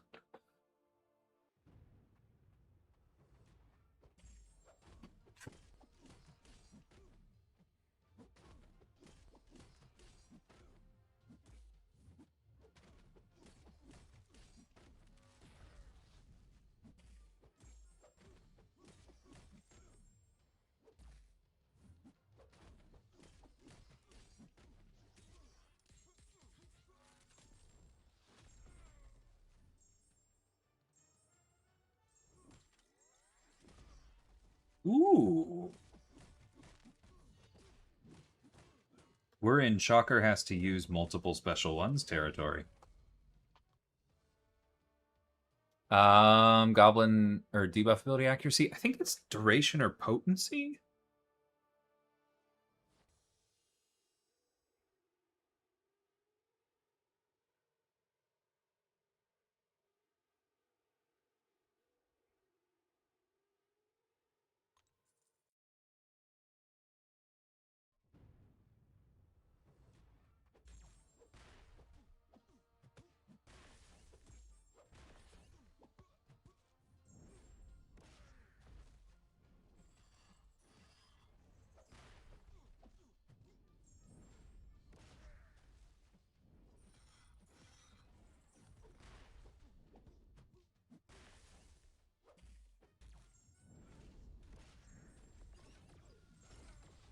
Okay, and I think he wants to push them up above 2 bars as well, which is going to be a little tricky with somebody like Ghost Rider's Power Steel.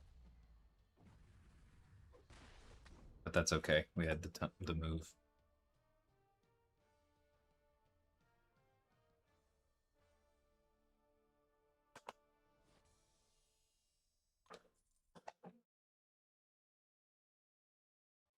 Yeah. No, I think I don't know why I didn't do that, Kevin, because it is on my radar, but I think I was just so used to Shocker finishing things so cleanly that it just, yeah. I didn't.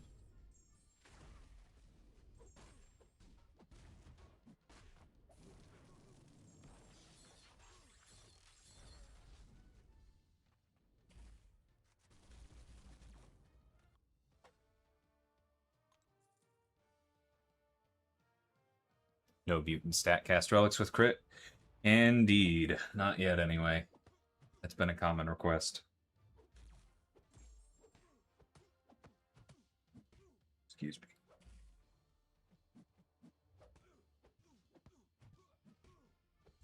I don't know that Medusa's that hidden.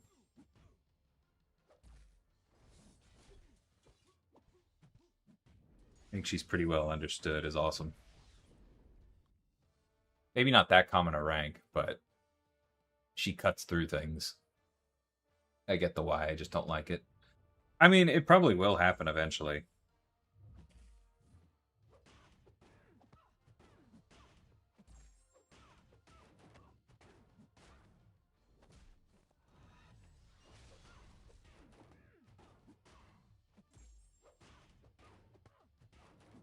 Zoop.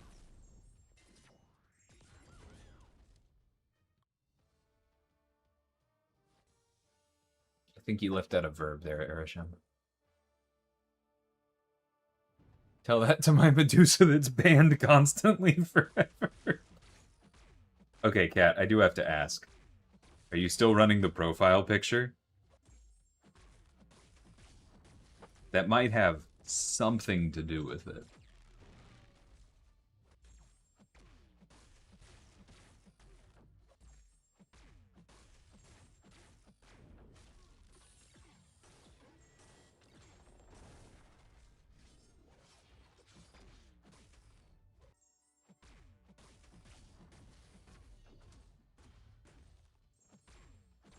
I even changed it to my Lockheed one. That's really funny.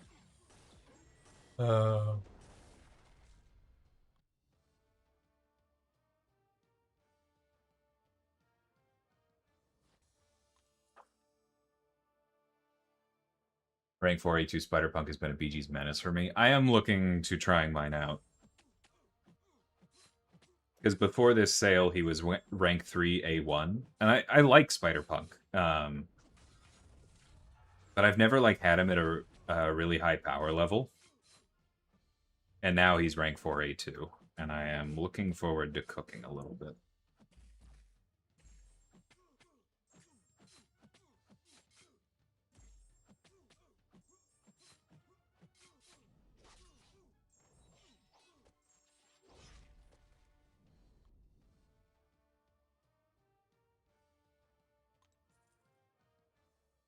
I also don't have defender bait. Yeah. That one I think you're doing to yourself a little bit.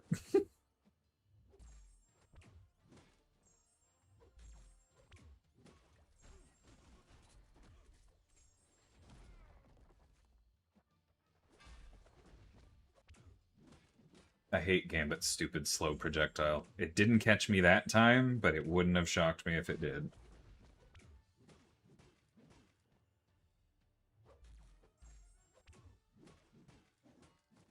Alright.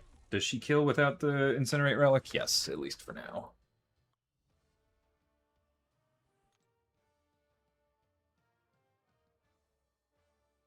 I can answer that one, Sim. She doesn't have the strength to do that.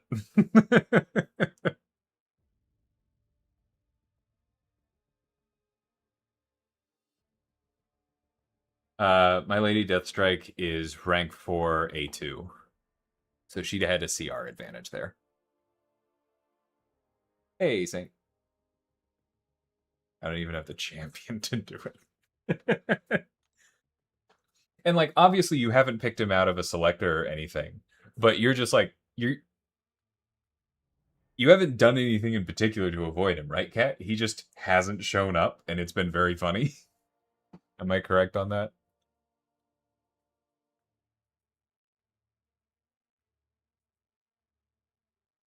Uh all potency increases bypass the way that all resistances to specific dot effects are currently coded. Yes, I want to be like specific with that, but I think that's accurate.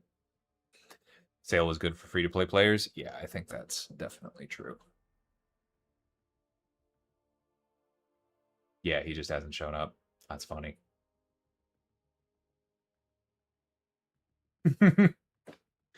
Yeah, this is floor 88. It's the biggest block for a lot of people. Big Drbor. Because you need big champions for it.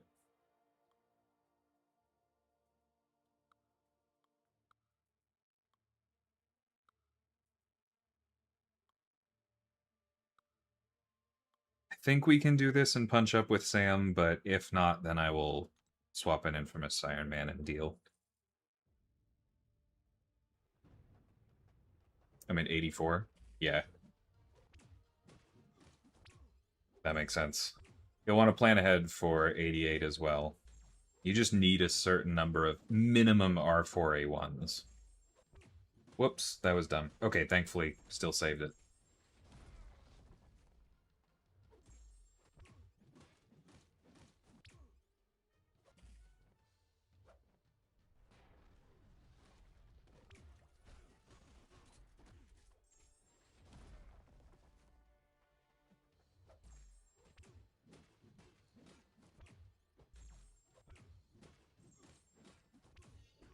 One second.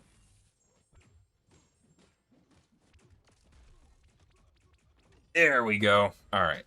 All right, 1 second. I'll be back, y'all.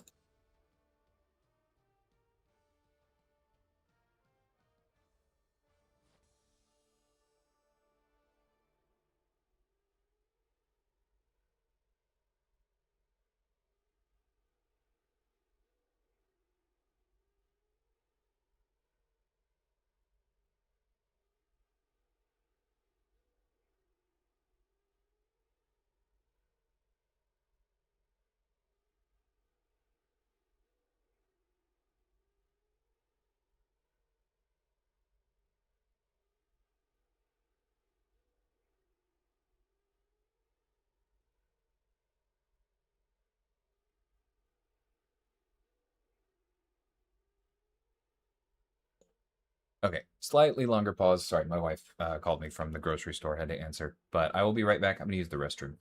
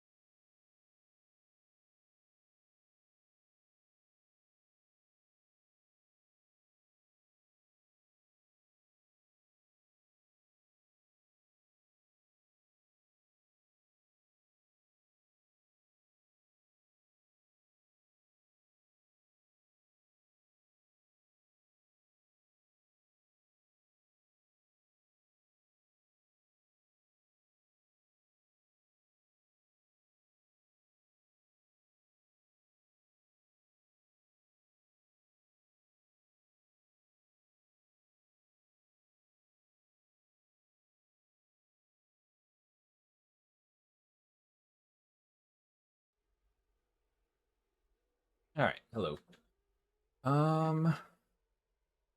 Floor 93. Yup.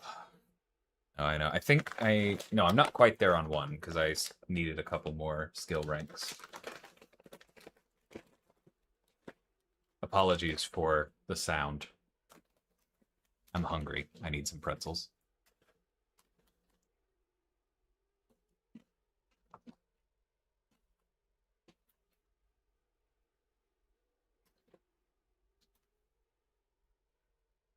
Makes sense, Sim.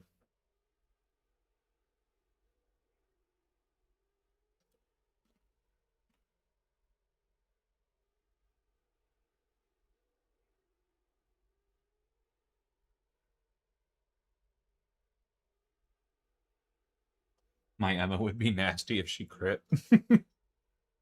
How big is your Emma cat?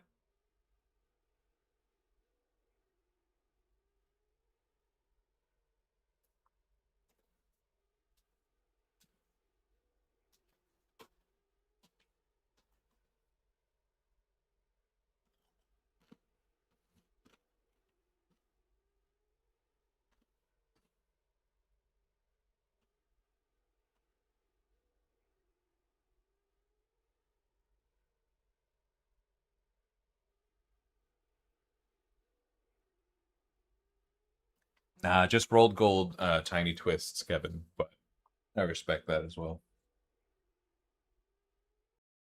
Hey, okay.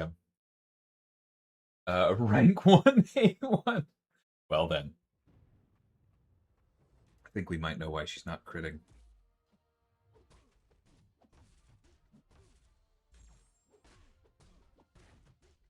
If Jack's dot counter could chill out, that'd be great.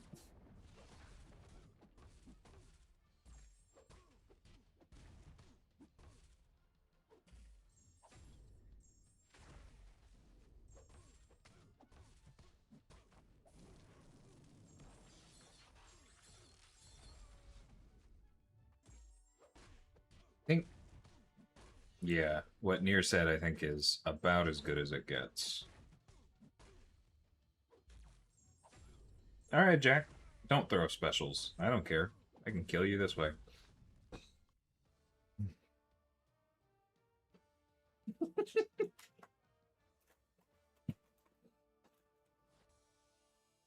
I know, Kat. It's just like me being a man, offering solutions instead of just listening.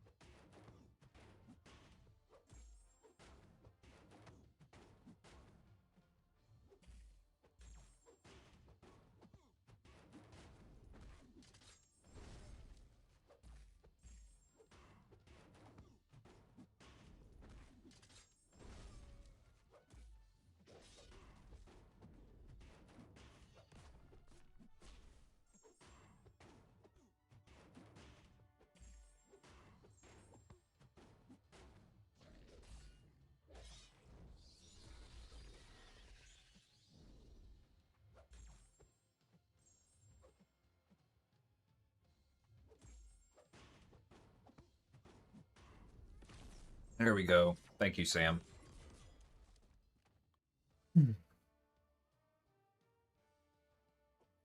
So the Magneto question is difficult because honestly, like, I understand how Magneto happened.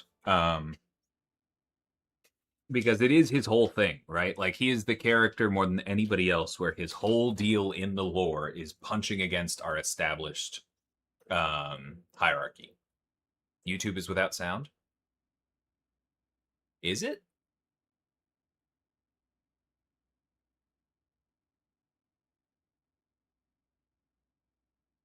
Can anybody else on YouTube hear me?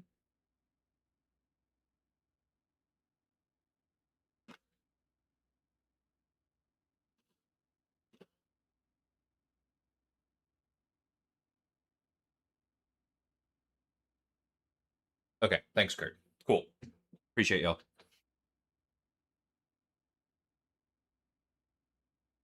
Sometimes stuff happens, Stonguard. I'd rather you call it out than not. Cool. But yeah, like Magneto's tough, and so because of that lore constraint, I understand just trying to see, he's Magneto, let's give it a shot, and then just dealing with it. I think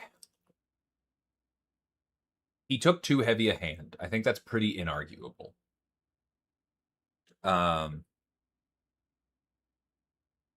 But I think there's ways that you can do it, right? Like, I think Magneto House of X is a lot healthier.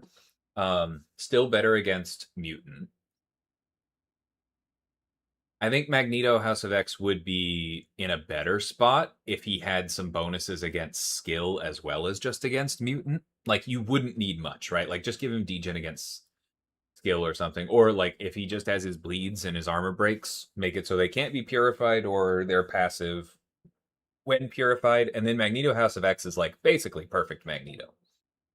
Still weirdly good against tech. Very strong ability accuracy reduction, but, like, not the problem. Which brings me to, like, my real thing. If the idea is to release Magneto in a way that he's not broken, then what you really need to do is fix the most broken things about him, which are the parts of him that just say no, right? Like, that was one of the biggest issues with some of our designs of that era, is like, Magneto doesn't have true sense, right? He says that against tech champions, he cannot be auto-blocked and cannot miss. He could have had true sense, right? If we had had true sense, like, we could have made it for him, right? It would have been against tech champions, he gains like a fury, a perfect block passive, and a true sense passive or something, right? That would have been all of the same abilities, but then a character that says you can't use your true sense stuff doesn't hit him anymore. Right? He could have inflicted a Spectre passive. Instead, he just goes, no, your regen rate is low. Right?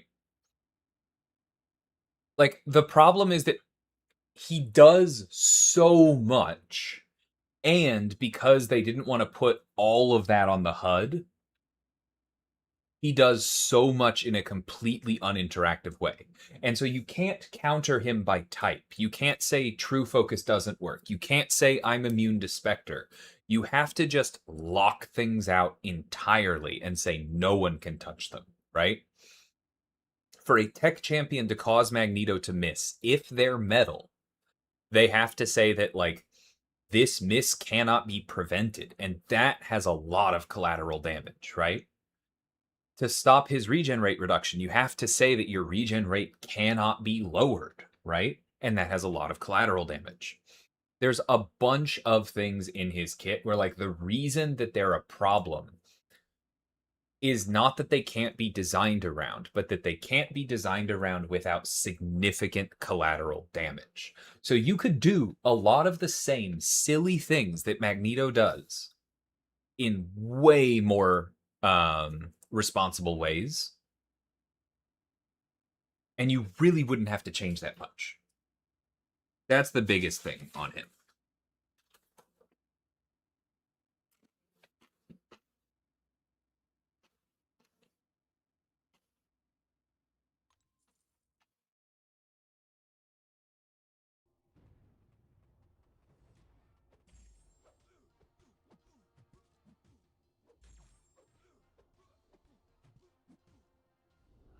Yeah, I know, Kat. I mean, I think... Whoops, did not mean to throw that special attack. I was dodging with my thumb too low on the screen.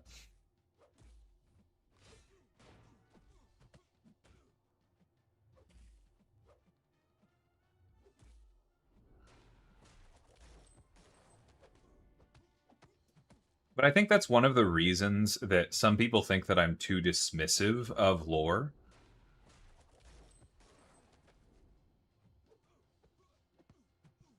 In champion designs. Is that Magneto is what happens if you pay too much attention to lore. Yeah, I'm gonna have to redo this one because I messed up early. Oh, thank you for that crit. Okay. Because I think there were a lot of things in the past in the game where something was like, this looks like it's too strong. And the response was, yeah, but it's Magneto. Yeah, but it's Nick Fury. Yeah, but it's Apocalypse. Yeah, but it's Doom. You gotta be careful with lore.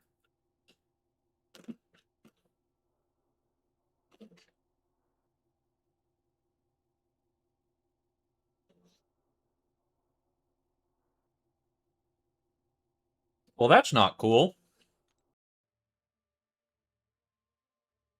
1 second, in case it crashes, I'm dropping this for a sec.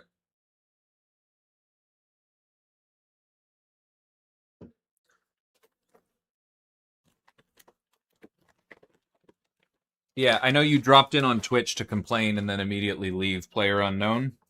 You were timed out over there because you also asked when A3, and you have been told before to not ask about things. So, gonna poke you on that. Please be better. I understand that you're frustrated. Oh, did everyone go down? Hold on, opening Slack.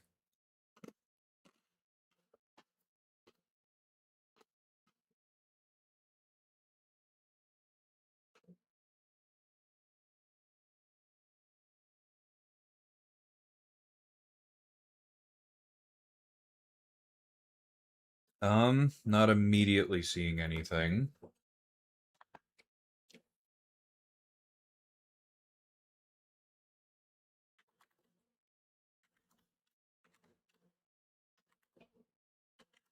One second.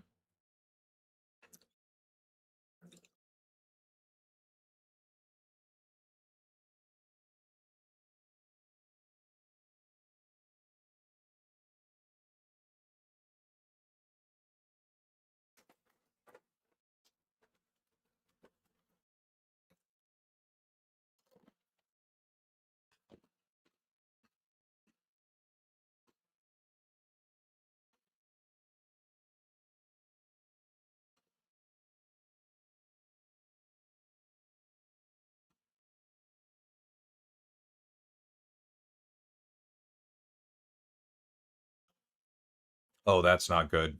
Yeah, the admin software is down.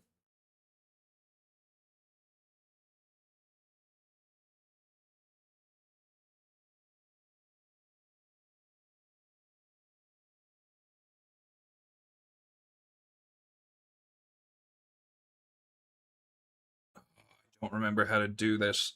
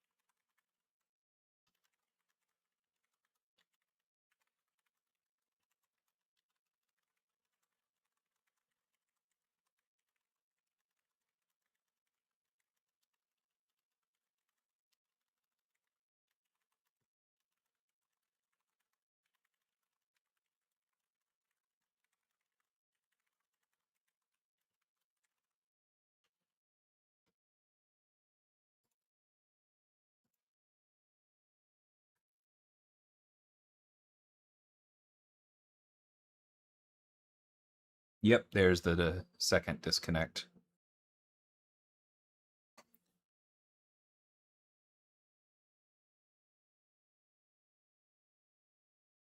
Oh, all right.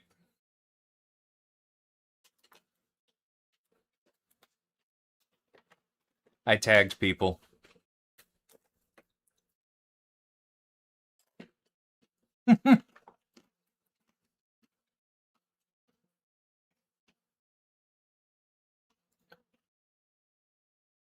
Hmm. I haven't updated my PC scene with. Oh no, wait, I have. It does have Twitch. Okay, well then, I'm gonna keep streaming.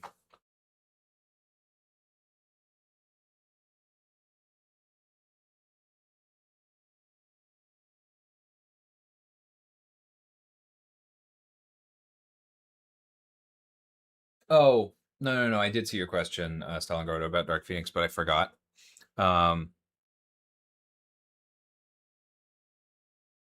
I don't know, I don't like commenting too much about recent developments because, like, that's my coworker's work, right? Um,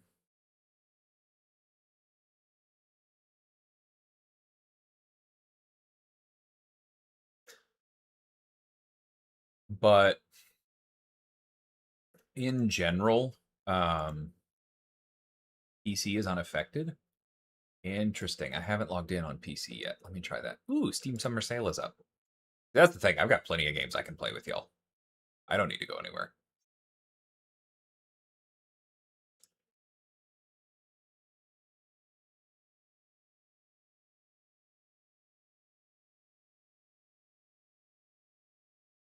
I haven't done 40 yet successfully easy. No.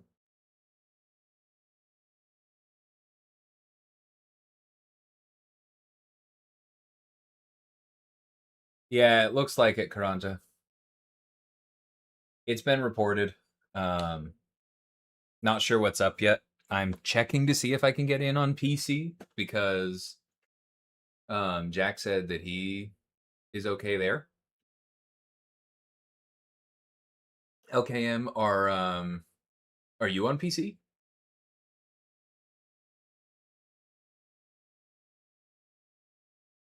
Okay, you're just banned unknown. I'm tired of you. You're just relentlessly a jerk.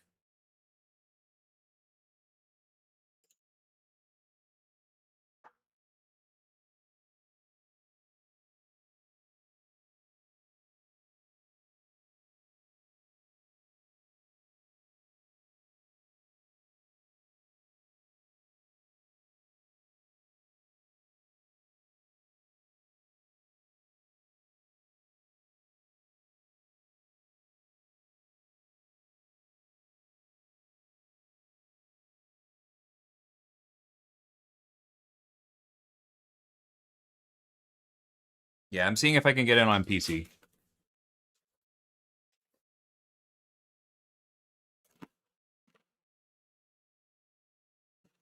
Hmm. Weird, okay. The realm points is a known thing. We're looking at that. It requires a fair amount of data pulls, if that makes any sense. As in, like, our data team is going to have to compare a lot of numbers, so that's not a quick thing. But yeah, we are on that. That is a known thing, and you're not alone.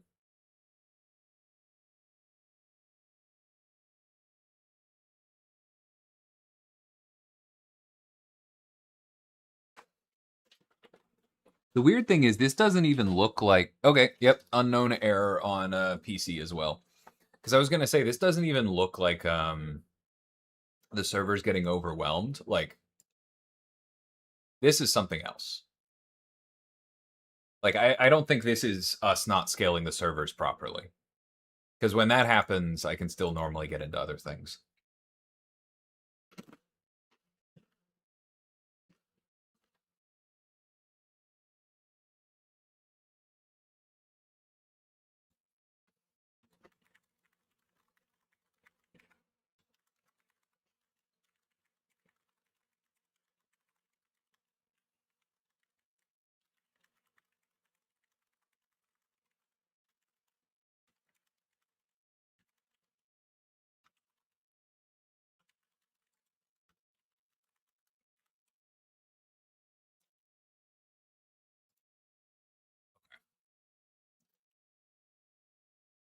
I am bookmarking the emergency button for later on this computer. Haven't needed to do that before.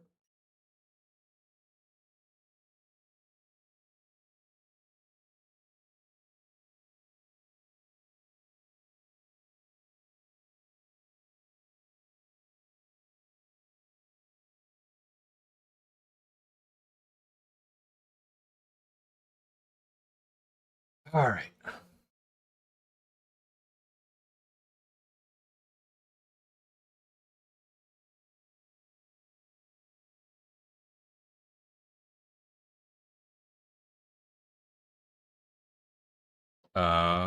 When exactly did this start?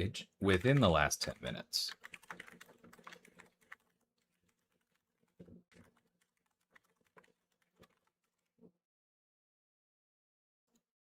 All right, I'm gonna keep streaming because Twitch drops, but it's if y'all dip, that's fine. I'm keeping Slack up in the background.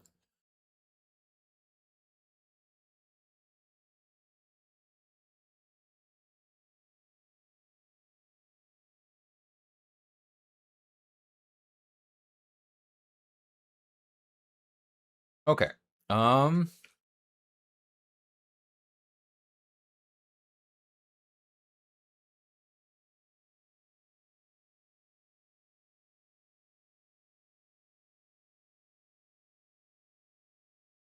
Magic the Gathering is going to take too long and isn't super pausable. I'm going to play Slay the Spire too.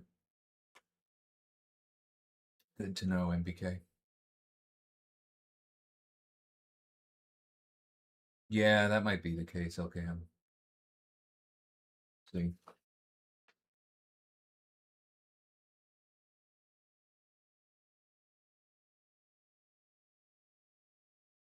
Does that count if you can't even play? I have no idea.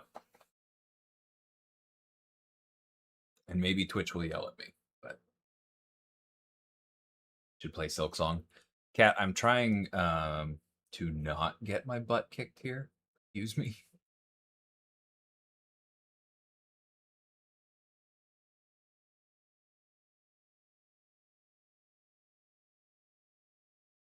Well, that's maybe not true. I'm probably going to get my butt kicked, but I'm going to get my butt kicked in a comfortable way because, see.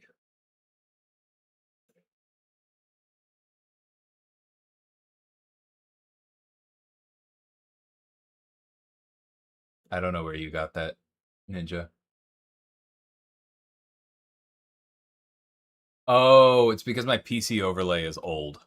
Ugh. No. It's still July.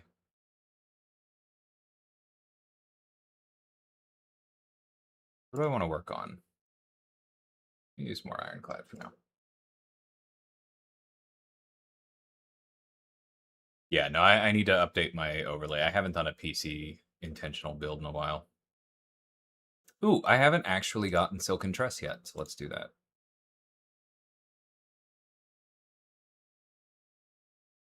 I want to go. That looks pretty good. A lot of fires. I'm gonna go this way though.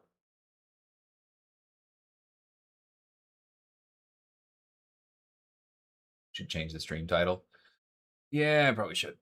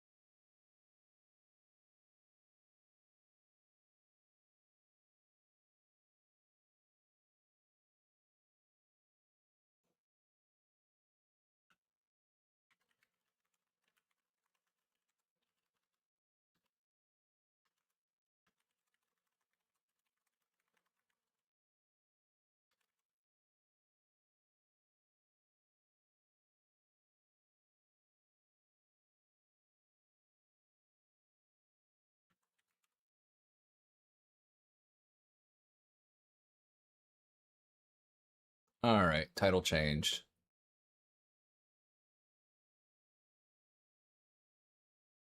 Means I should delete the drops for now. Actually, title changed again. Okay.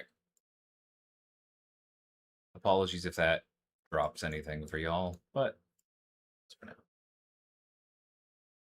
I am keeping an eye on the Slack.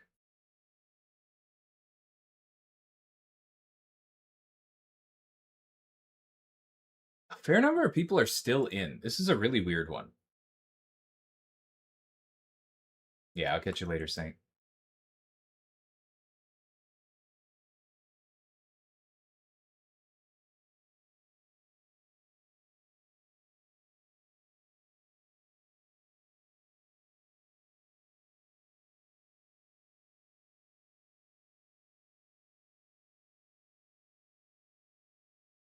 Is Slack bad?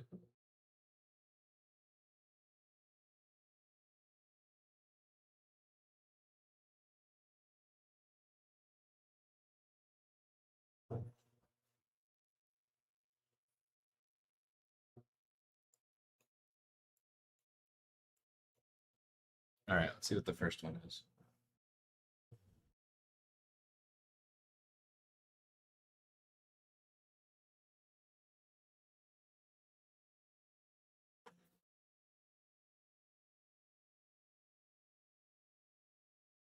This feels like an inferno to me. It's kind of funny that I got self-damaging cards for all of these, though.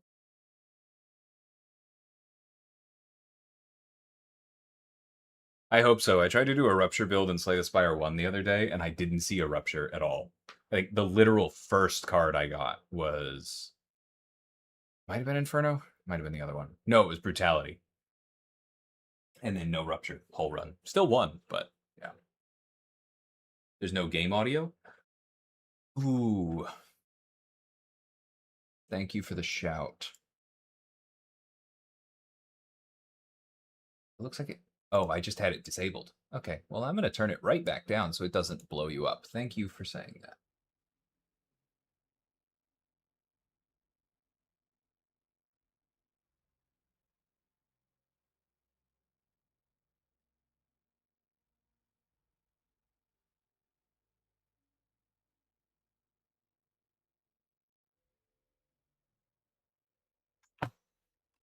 All right, let's see.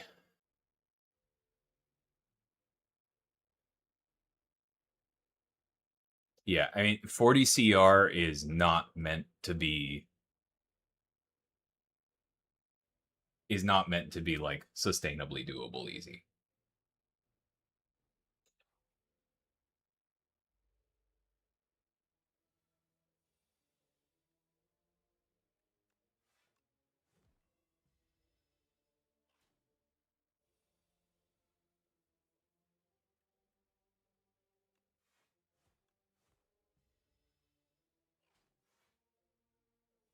You getting game audio now?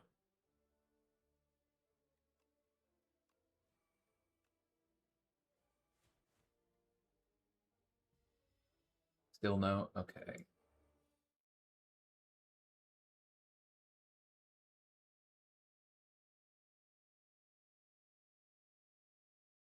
Might need... I turned it up a little bit more. Let me know if that solves it. Okay, yeah. I heard the... Yeah. All right. It's just on a very different scale than some of my other stuff.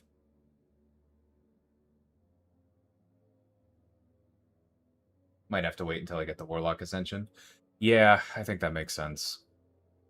You just need a certain number of Ascensions for those.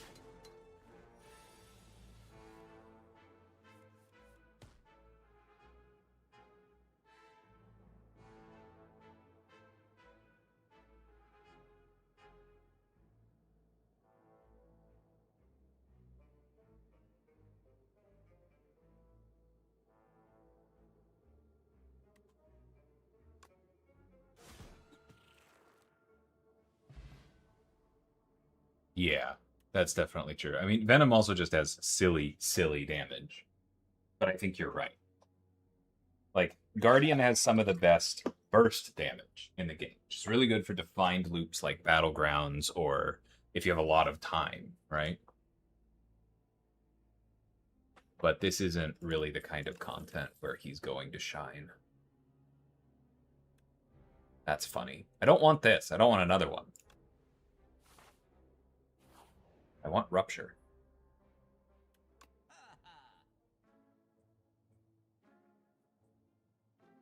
It's funny. I mean, I clicked lose all my gold. Seeing ice cream in the first shop is just, it is what it is.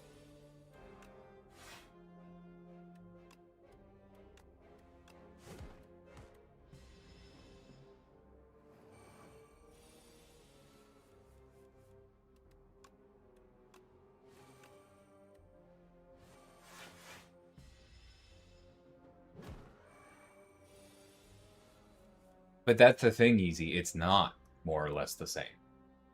Like, that's what we're telling you.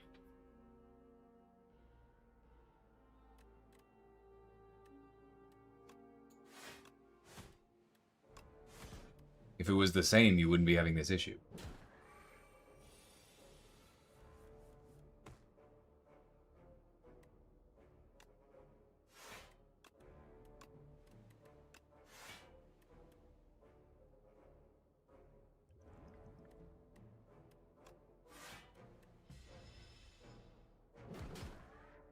Yes, 40 CR is a big hill to climb. That's correct.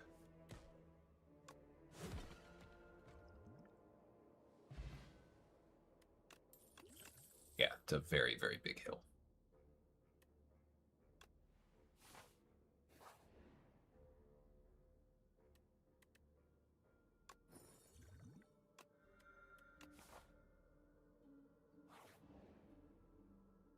Can you open the game again? Okay, I'm going to try opening the game.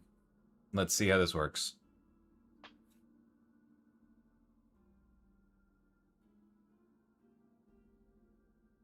We still have other people who are not able to get in. This is a weird one. What's the upgrade on this again?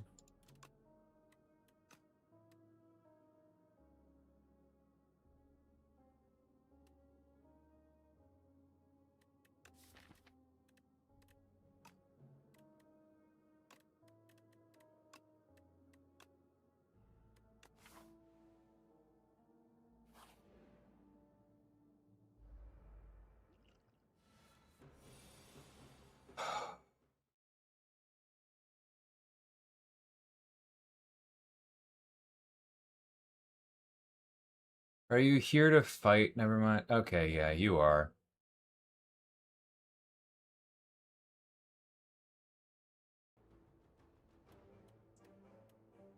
You people are so boring.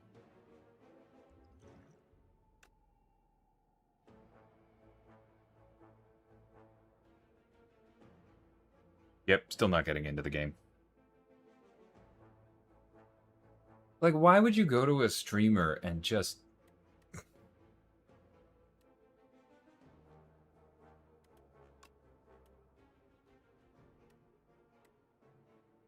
Doesn't actually work, right? Yeah. Doesn't actually cost 0. All right.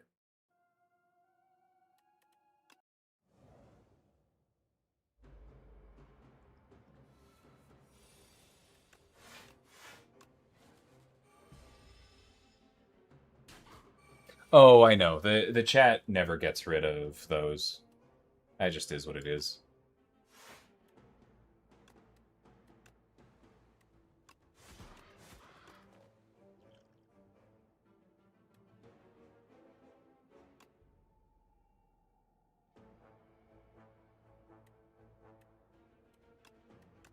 We're not getting anything good right now.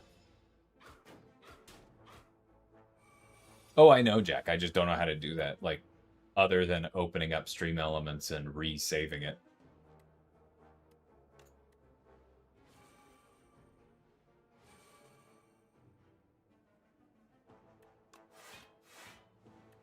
That's totally fine, Easy. It's just that within the design of towers, there's a chance that that may affect your progress, right?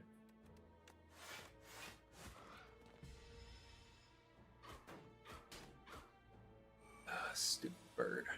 It's maybe a real short trip. Nope, that'll do it. Okay.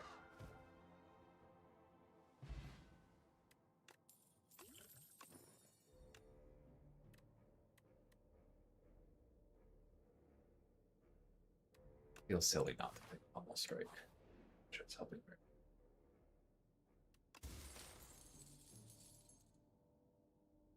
Yeah, I generally agree, Curd.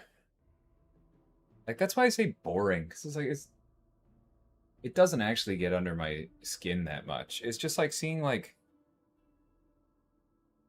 the same response to seeing a fly get into my office. Like, this is annoying now because I have to deal with it, but, like, why are you, a human, stooping to the level of annoyance of, like, a fly?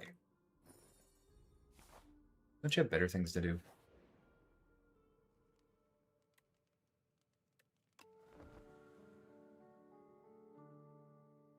Maybe, Jack. Honestly, it doesn't bother me that much. Like, anybody coming in and trying to send actual slurs or anything, like, YouTube or Twitch will handle it. I'm not really concerned about that.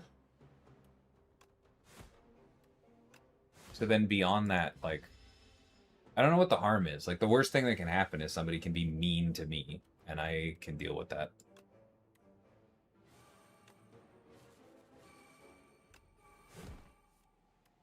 If that makes sense.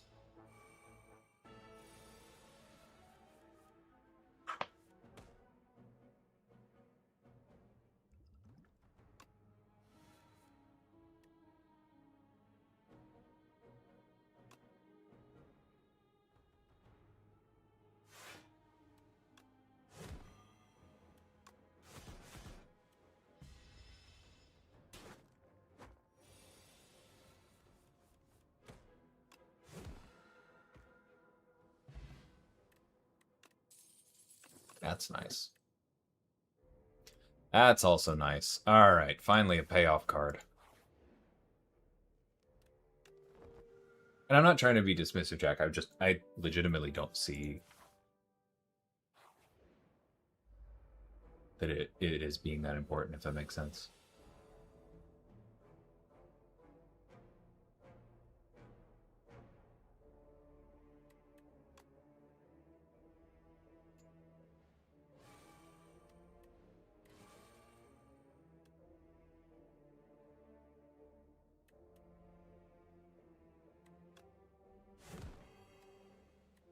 No block in this first hand. They love you. Yeah, hopefully not. And if it does, like, then it will be worth it, you know? I'll keep an eye on it.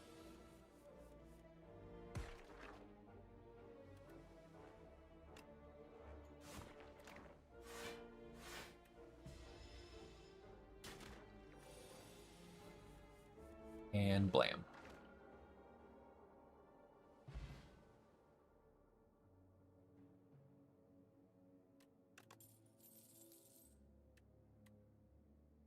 See, that's not really worth it.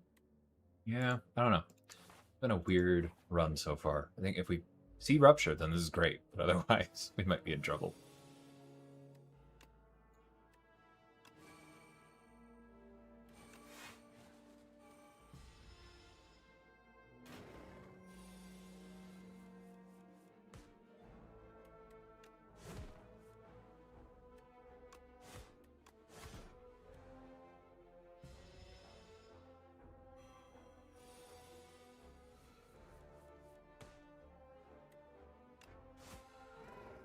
I am keeping Slack open on the side for what it's worth. No updates yet, but yeah.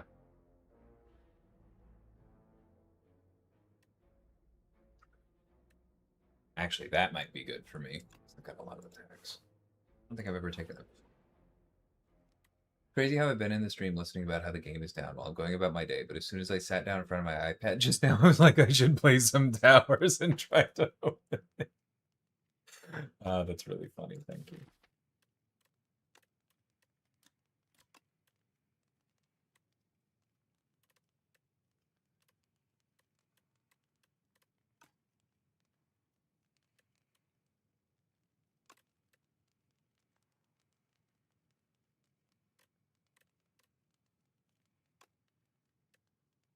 I'm not sure this is the card that most needs the upgrade, but my other cards will upgrade themselves. These are two.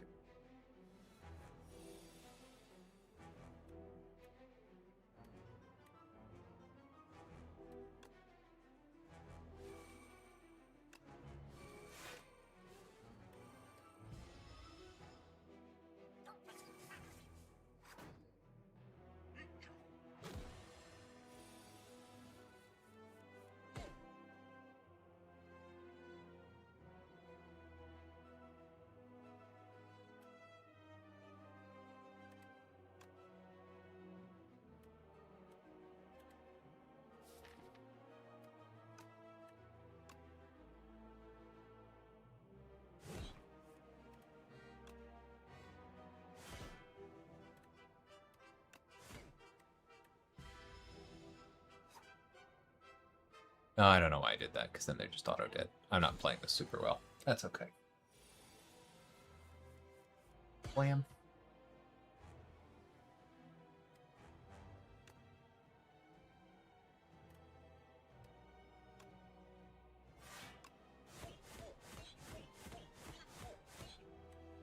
That is a nice payoff.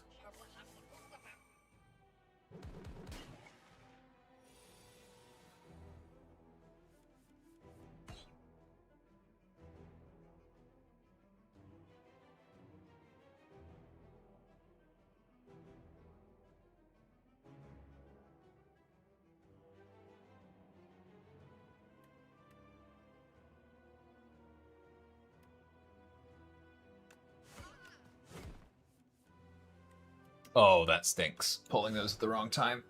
I should have used the draw first.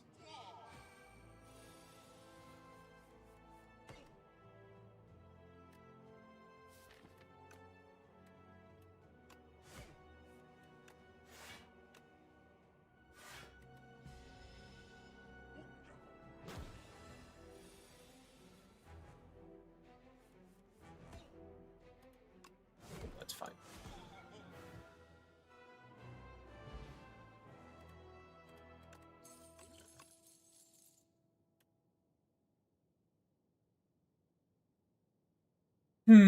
Choices. I think I take Brand.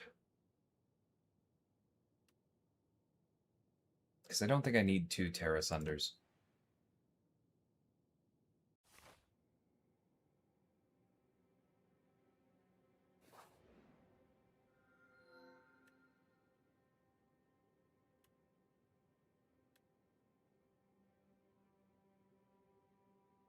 I think with this build, this is probably worth it.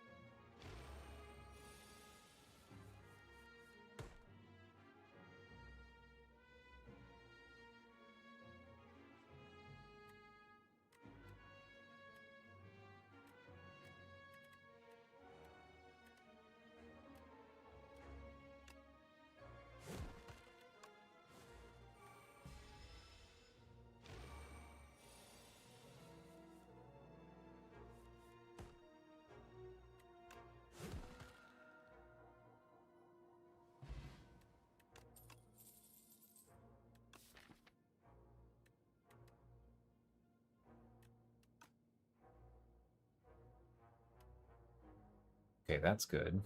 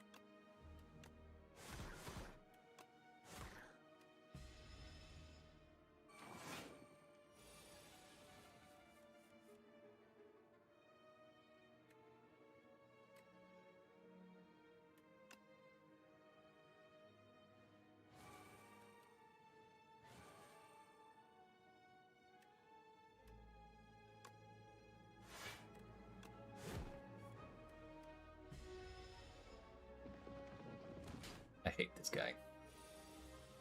I really need better block. That'll do.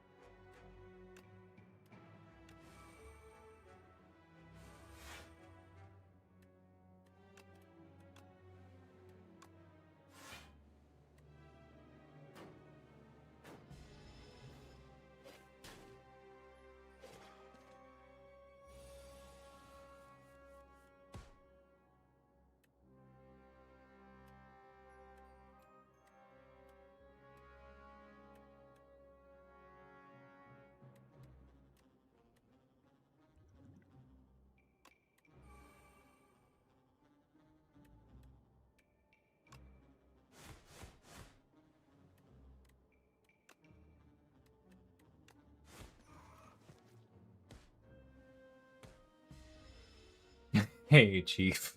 Appreciate you take the blame. Oh, yeah. This is an unfortunate one.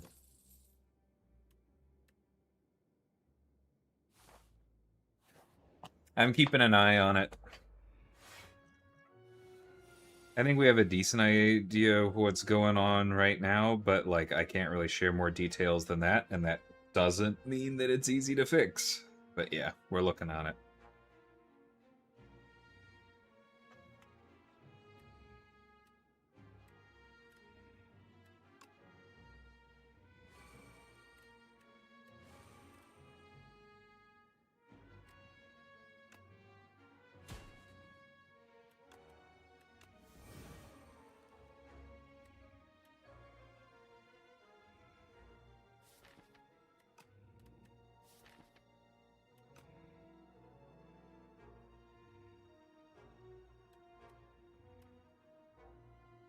Mm-hmm. I think I misread that.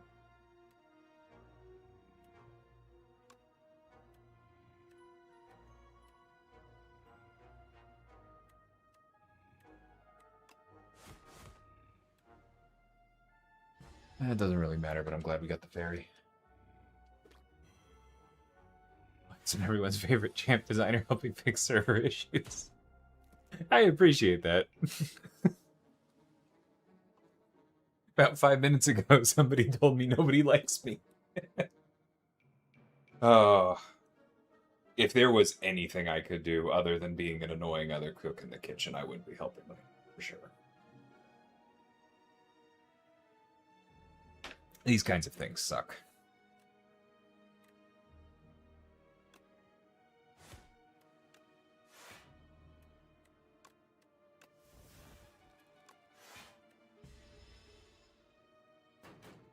Yeah.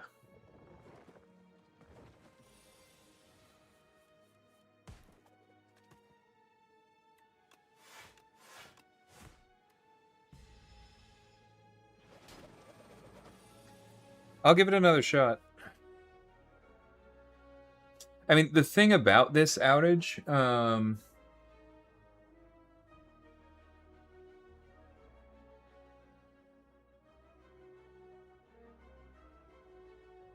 is that I don't think it's ever been fully consistent, right?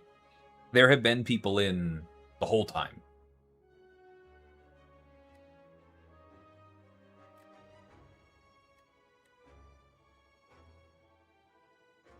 I am so dead.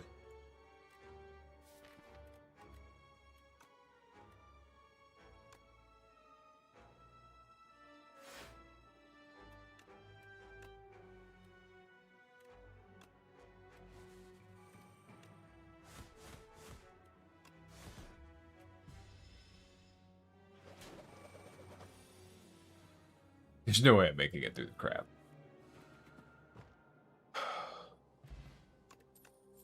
What was I trying to say? Oh, yeah, like, somebody has been in the entire time.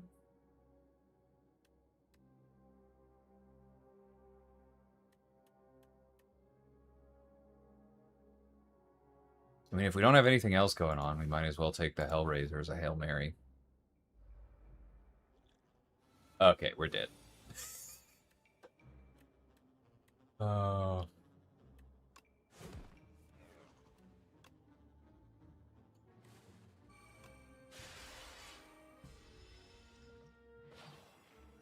Hey, Jude.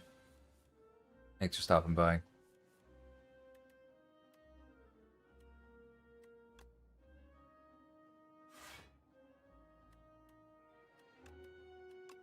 Yep, still unknown error for me.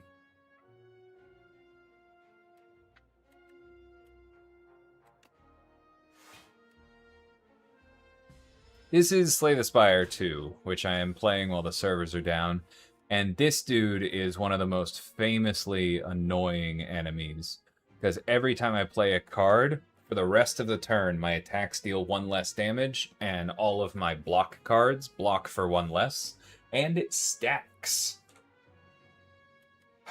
This dude's a jerk.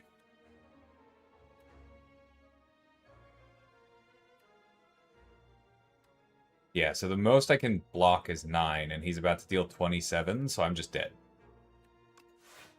Yeah. This has not been a particularly successful run, but we can try again. Oh, no, wait. I was miscounting. It was 7 times 3, not 9 times 3. But we're still dead because Hellraiser actually worked against us. That's funny. Alright, we'll try again.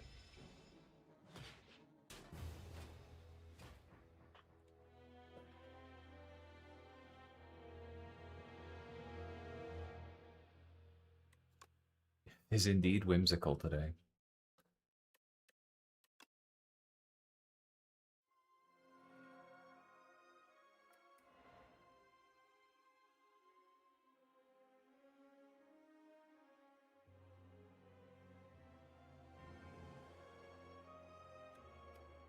The placeholder here is because this game is still technically in early access. Oh, I didn't realize I still... Or, oh yeah, I guess of course I still have some unlocks with him. But that's why I've never seen Demon Tongue. That would have been really good this run. So with that. Okay. That's good. Let's play him again then.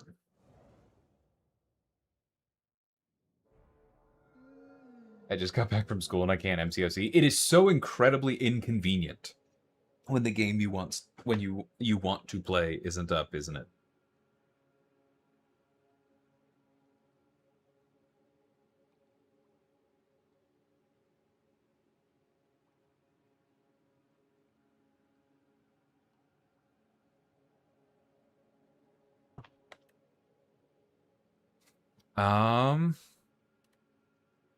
I actually really like Kaleidoscope. I think it's neat.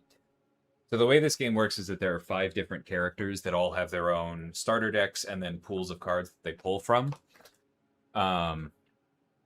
Kaleidoscope gives you 2 card rewards from the other characters, which I've always thought is cool. Sometimes they don't really do much, like this is useless for us, but...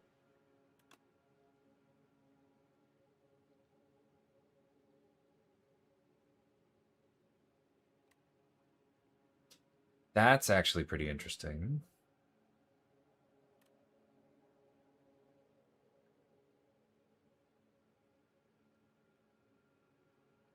I think with his strength generation, that is the way to go.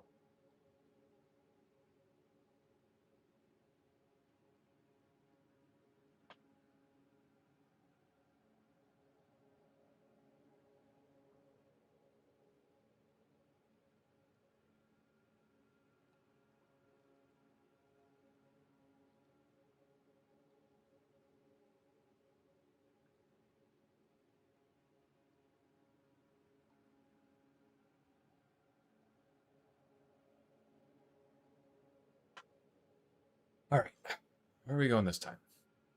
That looks pretty good. It's a lot of fires. A lot of elites, but a lot of fires. We'll try that.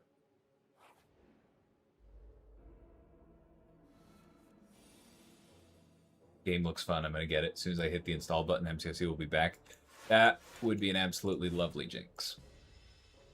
But yeah, this game is awesome.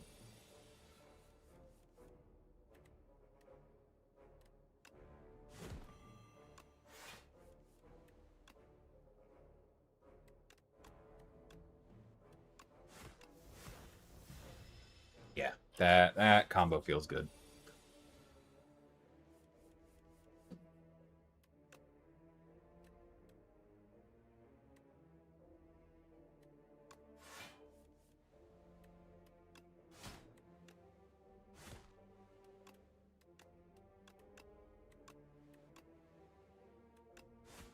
Beautiful. I'm liking this run a lot better.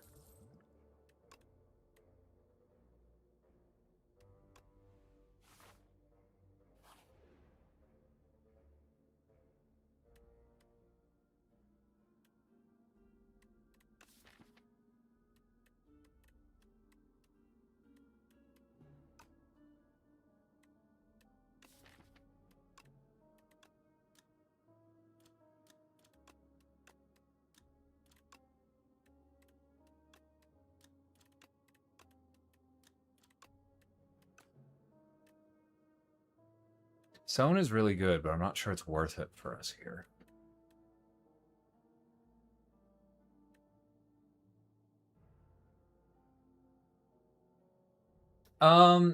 Slay the Spire 1 is really good. I still play it, but I now play it on my phone because it's an old enough game that it works fine on mobile. And so, like, if I'm out and about, it's one of those games I play on my phone because it doesn't require an internet connection. It's kind of like Balatro was that before for me. So I would recommend it, but if you're trying to play something, I think the art style is nice on the new one. I think things are generally prettier. It's cool seeing how it evolves. Like I think I would go ahead and recommend that you go straight to the second one. Just remember it's in early access.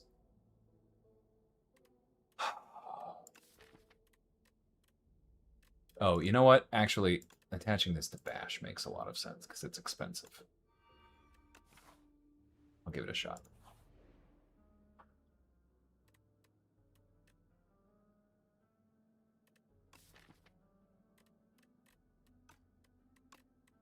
And then let's make this really good. All right.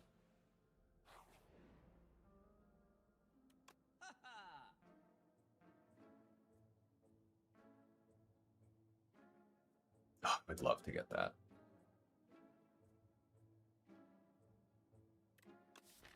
I have no exhaust at the moment. I don't think I have another... Yeah, I'm just going to wait. I'll go ahead and exhaust. Or not exhaust, remove. Keeping deck size low is generally important. Not too low, but medium low.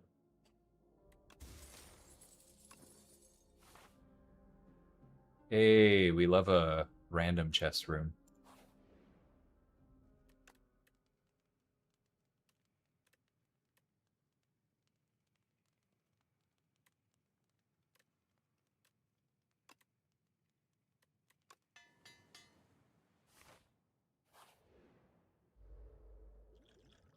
This guy again.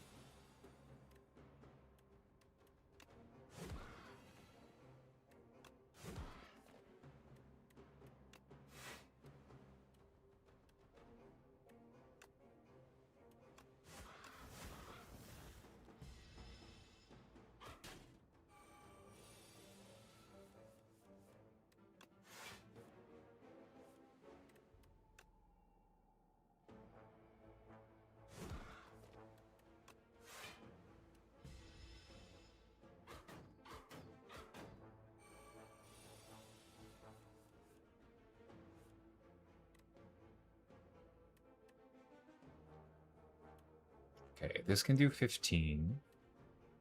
And then that'll do 9. So that'll be 24. And then each of these will be 6.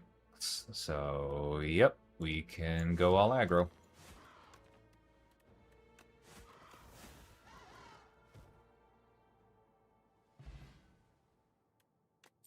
Ooh, Anchor is so good.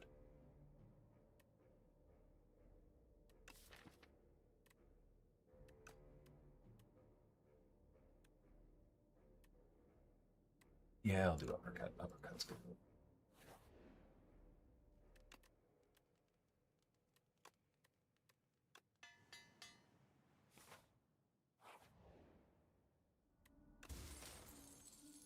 Yeah, we got 2 of the boat relics. For those of you who've never played this game before, there are some like cycles of relics that go well together. So there's also a like I forget what it's called right now, but there's another one that is gain 14 block at the start of your second turn. If you get all 3 of them, it's called a full boat, and it's nice because it means you get free block for your first 3 turns.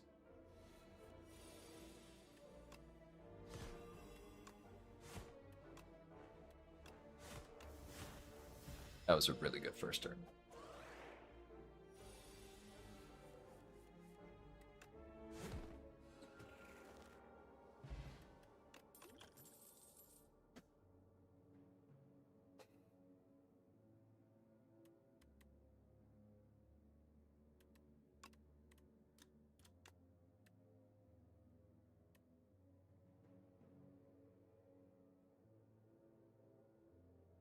I'm going to take this, even though it's expensive and I don't really have any synergy with it right now. Purely because area of effect damage is sometimes really important. That was a pretty funny illustration.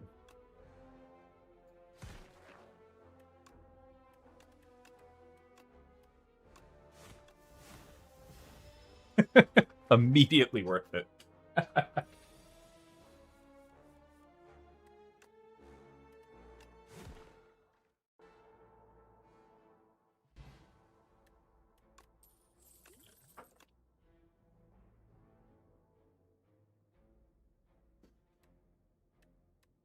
I think I'm going to skip these.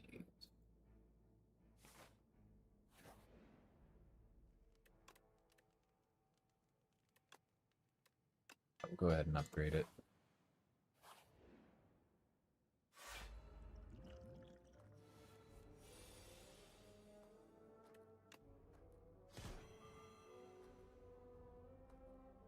Okay, we have enough to full block, so we'll do this.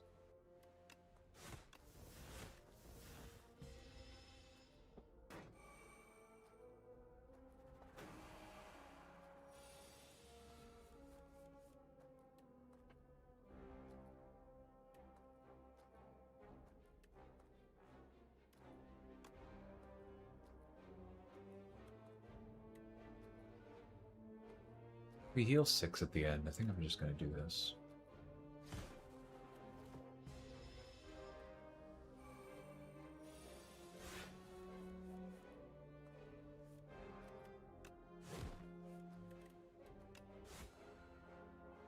Worth it.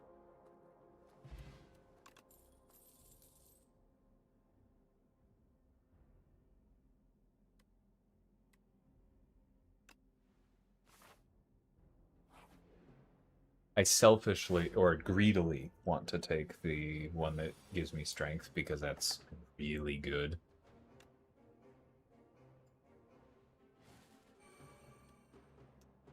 But emphasis on greedy would be a bad idea.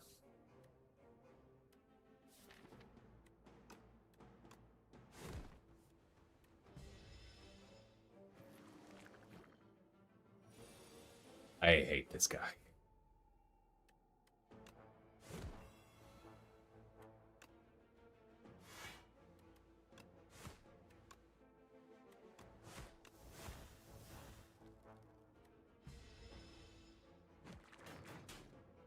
Everybody hates this guy.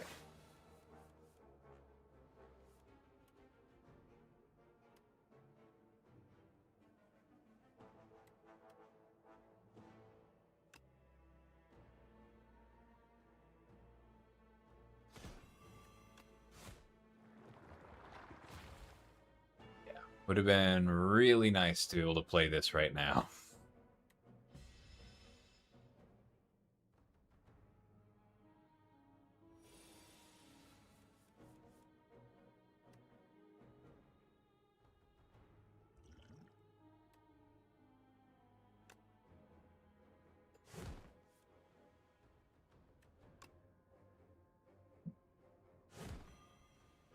All right. I guess I'm just taking damage this turn because I got nothing to do.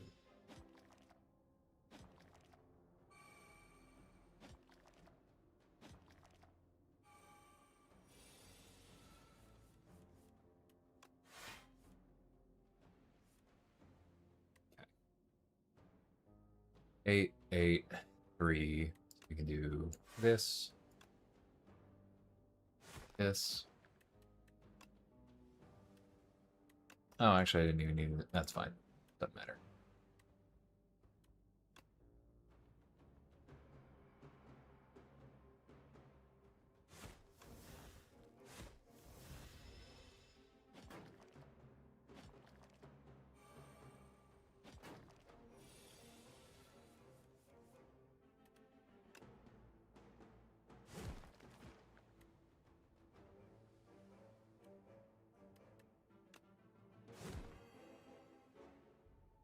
That was probably a mistake. Probably should have focused on this one. That's okay. I'll take the damage. We'll heal after this.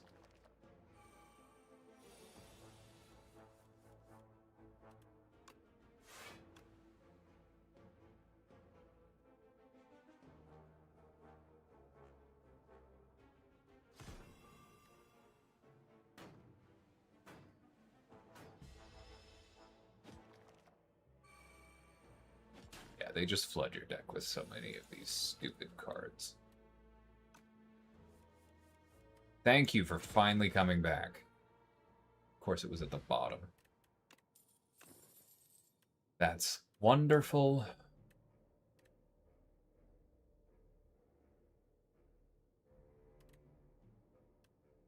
This is actually pretty good with what we got going on. Definitely healing. This boss is really difficult to avoid taking some damage on.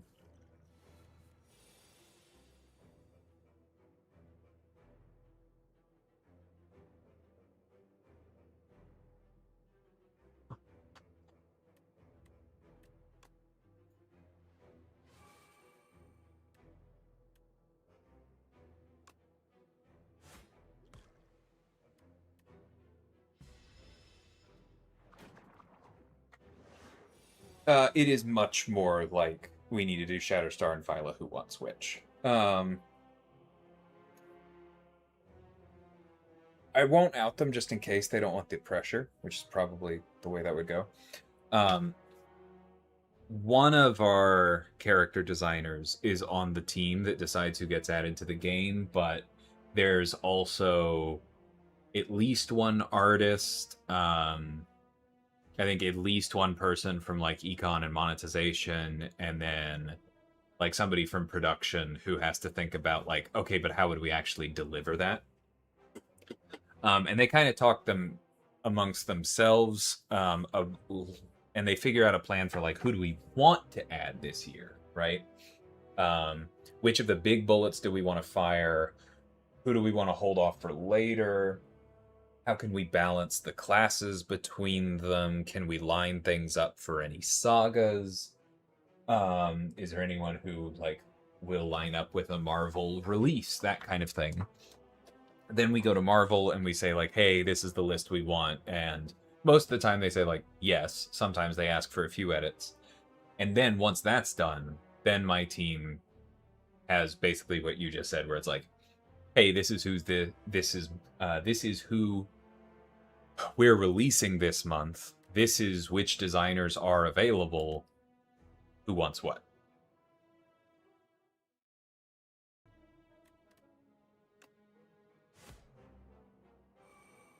Oh, that's useless. That's fine. I'm actually not going to use this then. Actually, it doesn't matter. No, I'm not going to use it because I want the energy later. Yeah.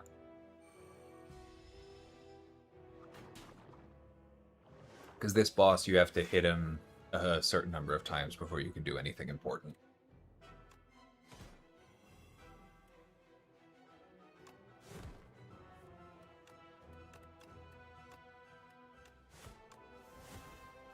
Alright, one more and then we can do real hits.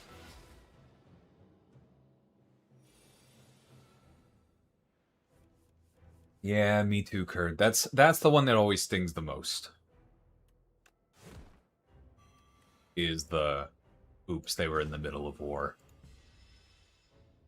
I feel for that one.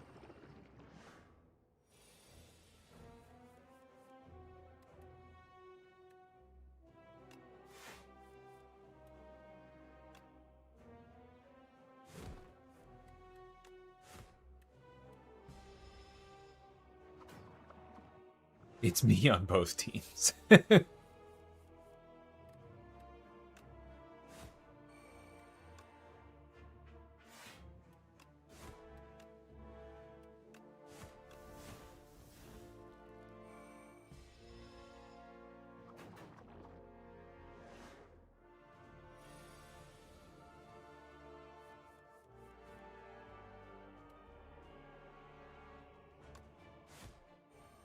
Okay, this will deal 18. If I tripled that, it's 56. Is that right? No, that's not right. 54. Not enough to kill.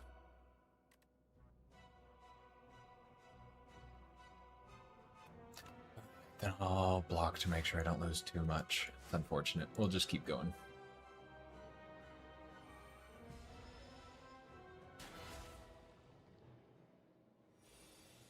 So unnecessarily dramatic, but it is.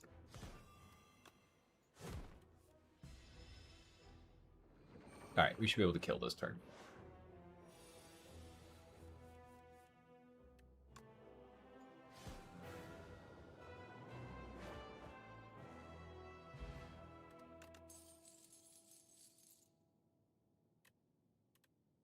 Early feed is very good.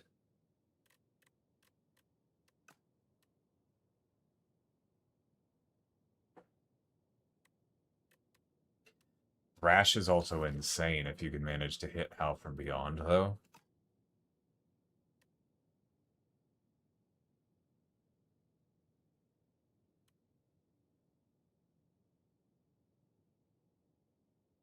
I think I need the Hal from Beyond synergy to make that one look good.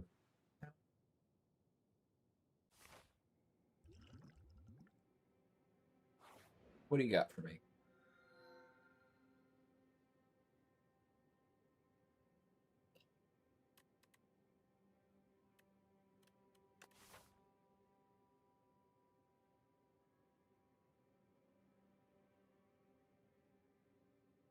How many comments would that be? Potentially 1, 2, 3, 4, 5, 6. Or no, 7. We'll have 1. That's worth it.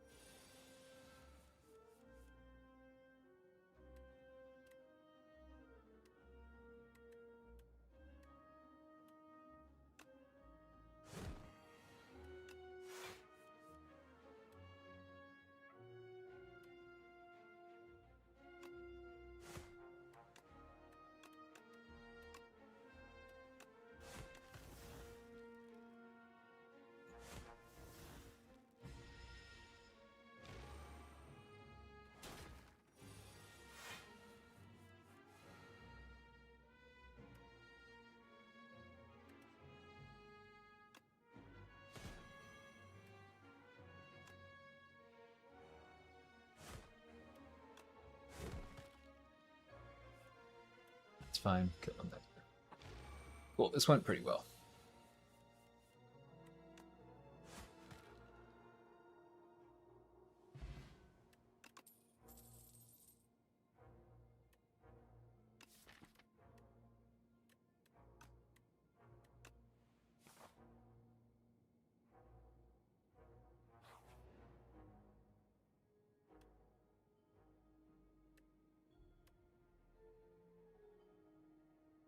Yeah, that's worth it.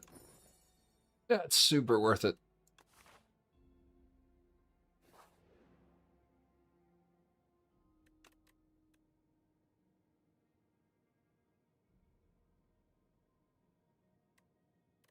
I'm going to take this and upgrade it.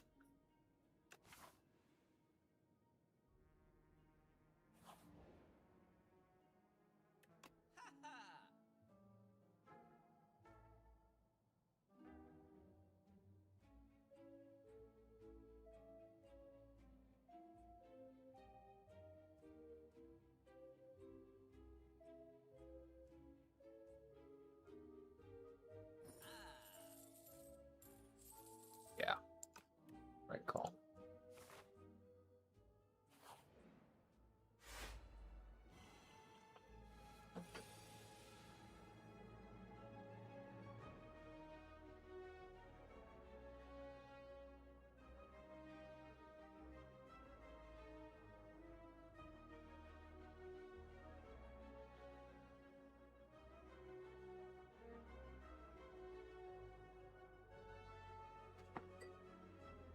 Okay. Yes, this is exactly what I want to do. Okay. So we hit him once. We get rid of this. Now this is the only attack in our hand. When I do this, it exhausts that, and next time we pull Thrash, it does a stupid amount of damage. Wonderful. And he's almost dead. And that works. Okay, I forgot that that was at the end of the turn. Yes, alright. Beautiful. Worth taking Thrash just for that.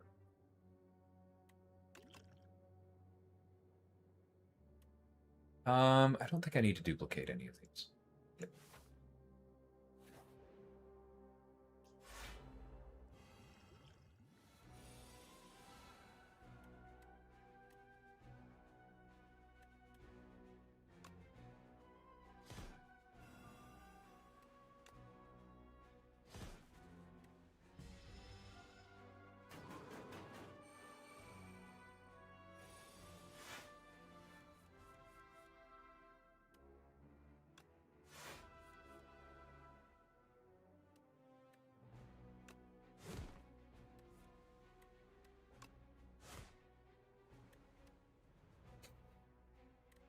I don't know that the shivs are worth it this time. I mean, they are. They're better than strikes. Sorry.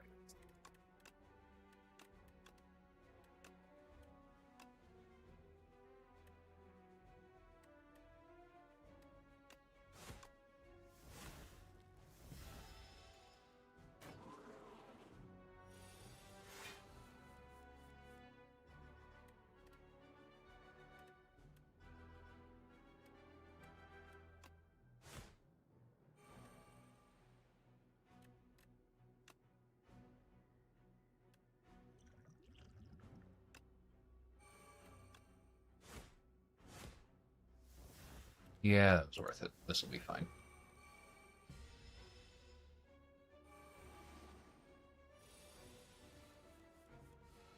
Or not.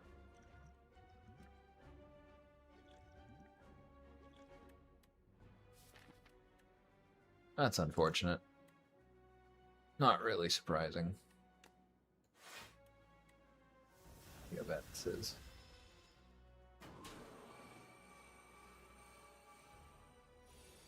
Lost 20.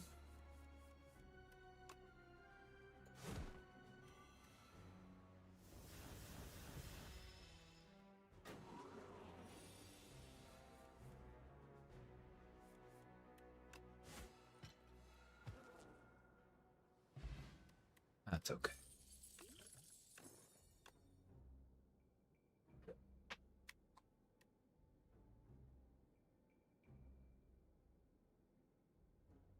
think that's pretty good with clay.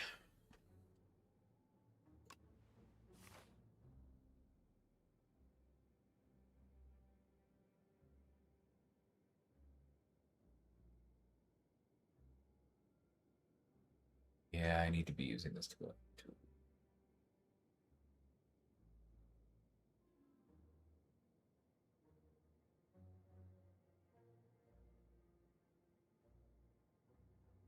This path is so much better in every other way, though.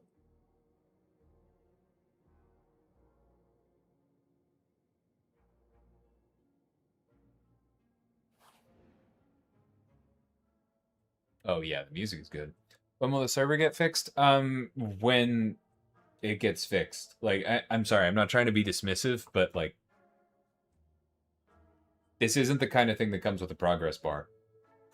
The engineers are on it. A bunch of people are working on the weekend. That's all we can really offer you at the moment.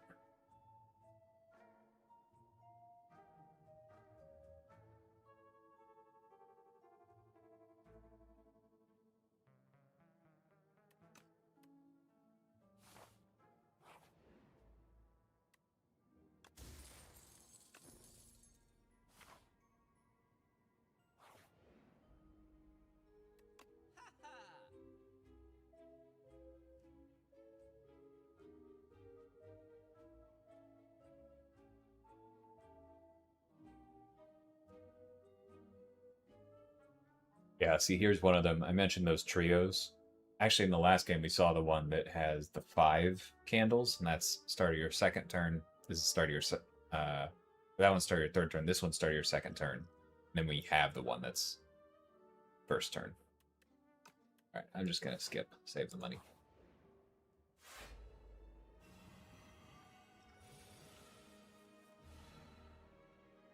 I just realized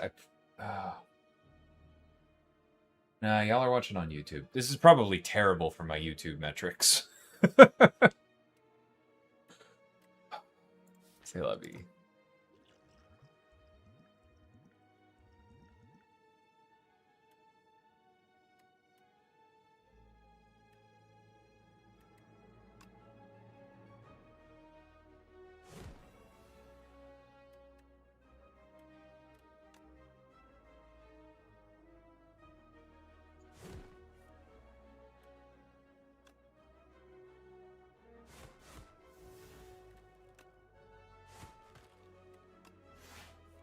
That's perfect.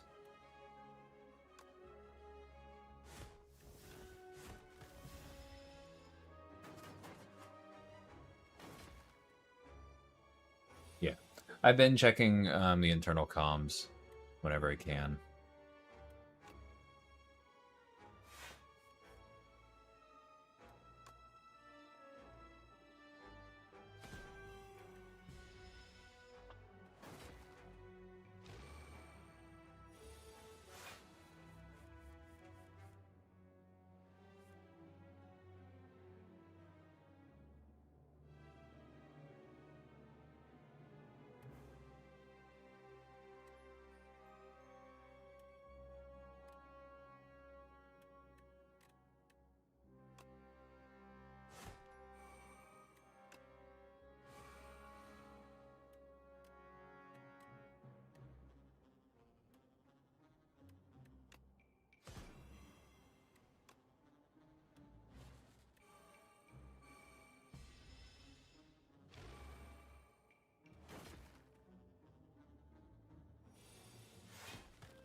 Perfect.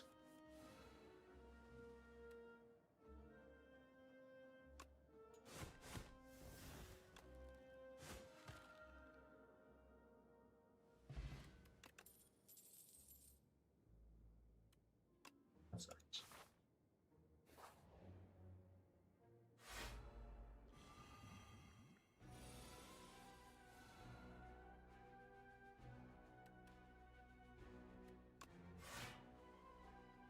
Um, 18, 6 more. Okay, that's fine. That works out well. Actually, I can go ahead and block it all. Cool.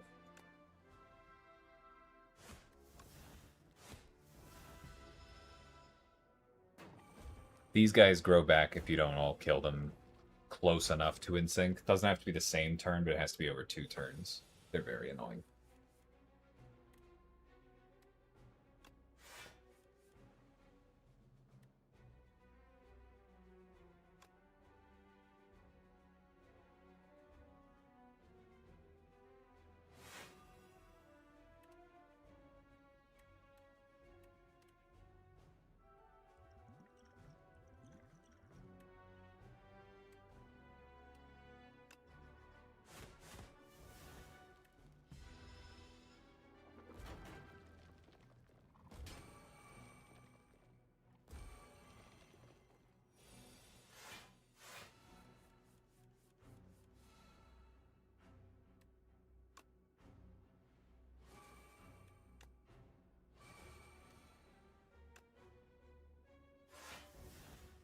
Worth a shot.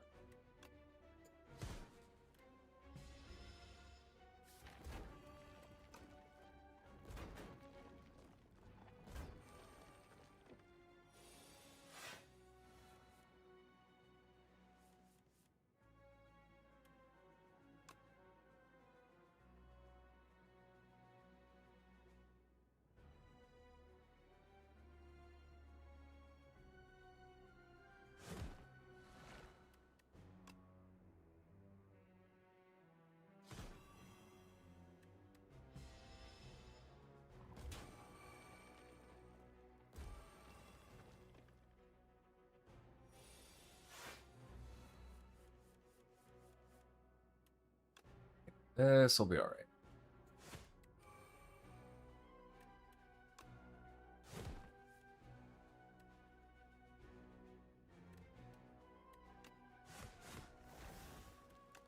Cool, that'll work.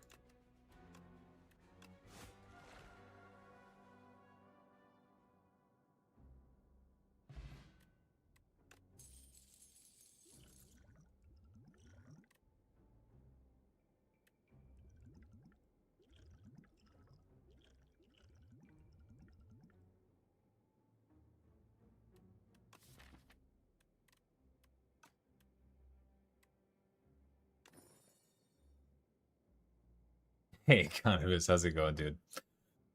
Yeah, waiting for the server to come back.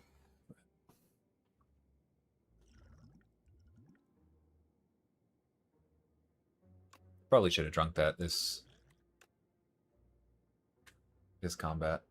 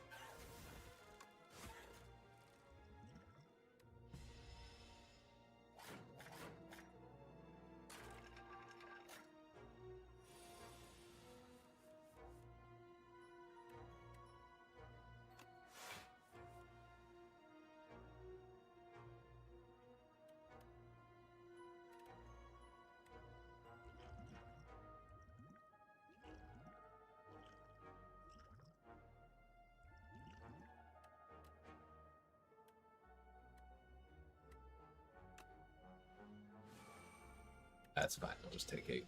I think we'll be okay after that.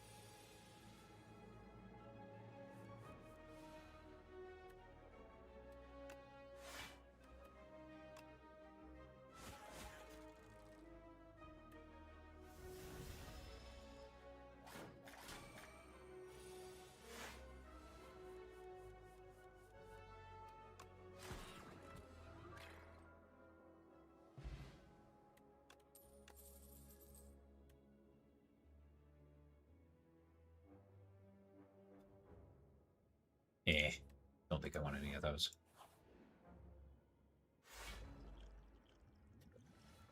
Oh, it's our friend. Okay.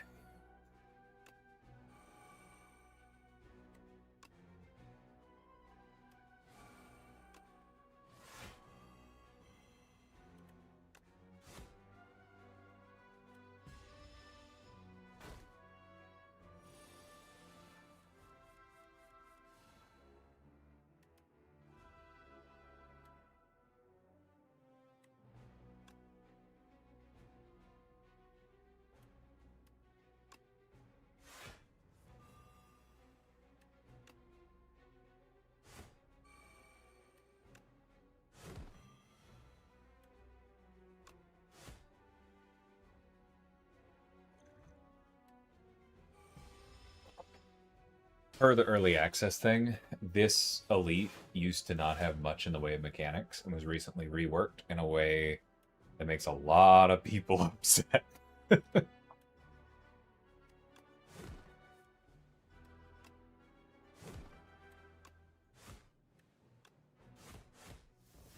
But I think we got him.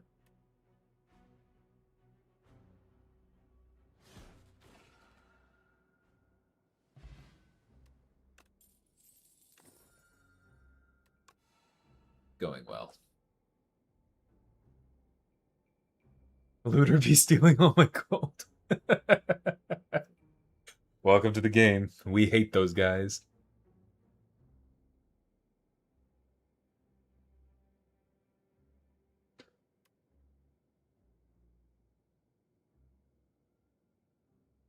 I like how the game explains everything that confuses me. Yeah, their tutorialization is pretty good.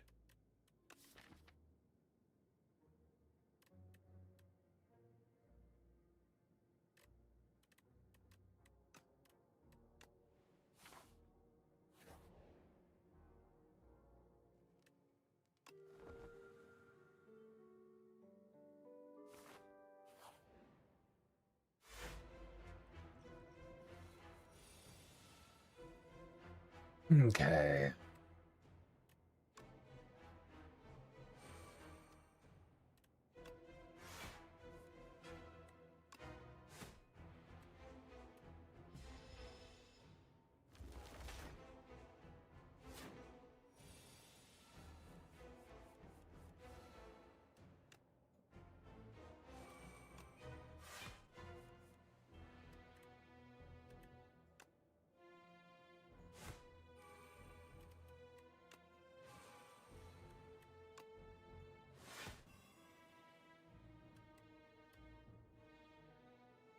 Okay, I have enough block.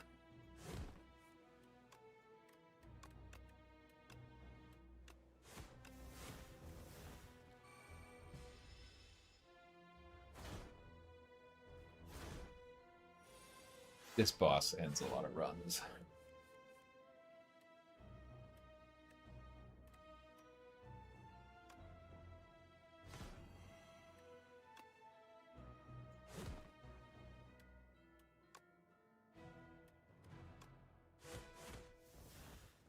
Cool, that works. Hey, Dilly, welcome back.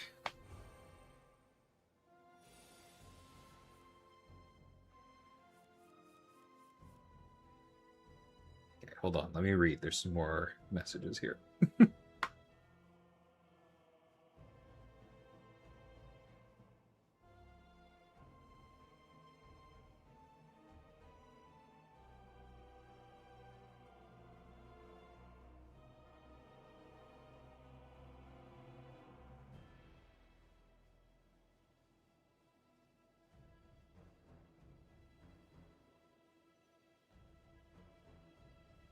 Okay.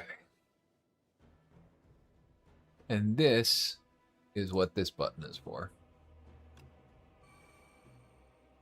Because now we just don't take damage from that.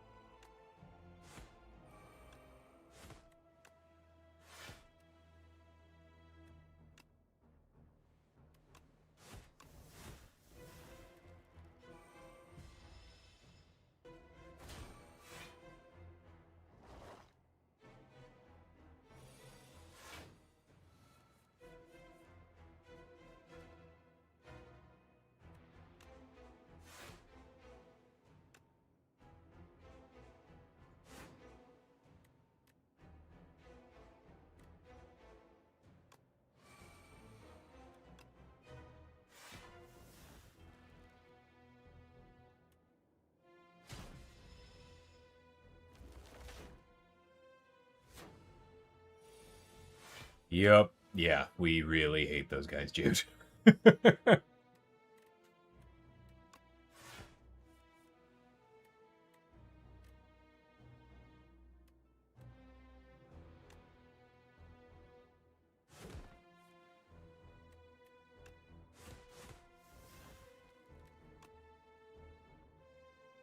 Ah, it's not quite the order I should have played that in. Okay, that works.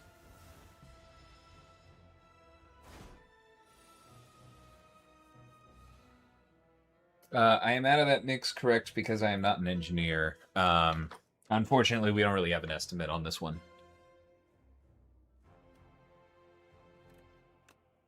Team's doing everything they can, but...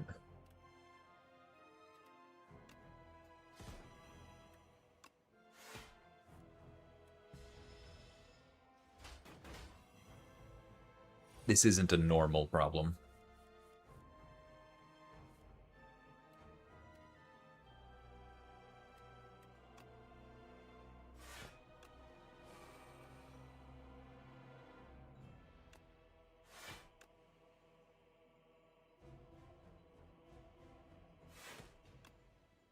Okay, this is perfect.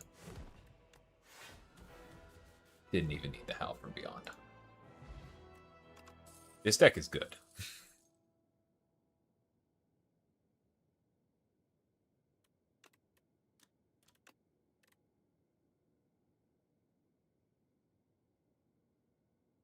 They tried turning it off and on again. I know that's a joke, but yes. Kind of. I've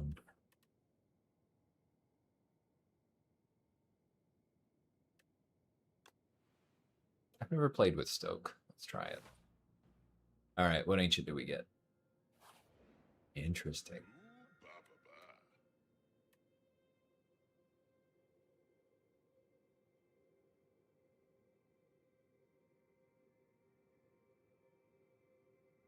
Very interesting.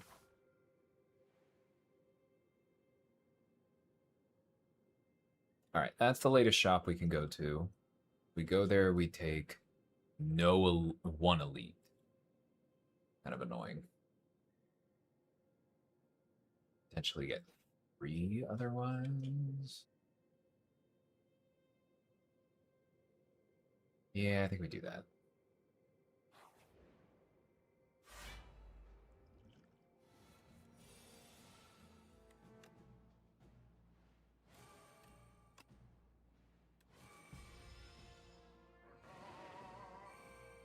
Yeah, I think weird and random is accurate for this one.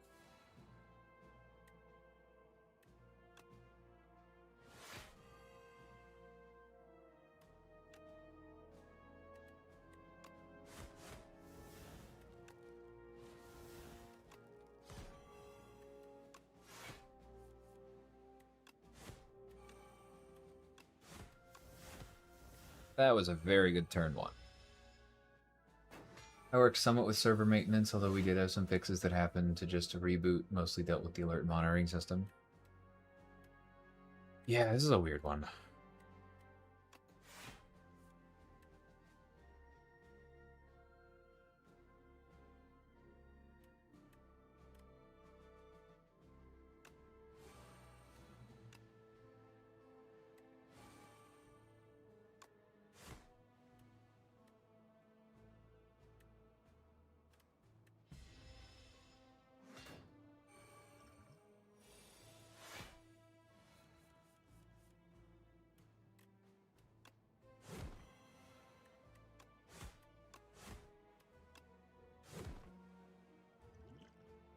That's gonna sting. Probably should have used this.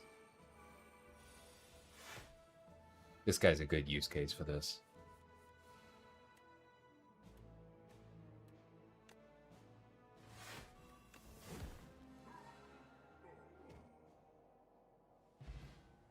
Went into the logs and got nothing of value. Yup. Okay, this is now much better.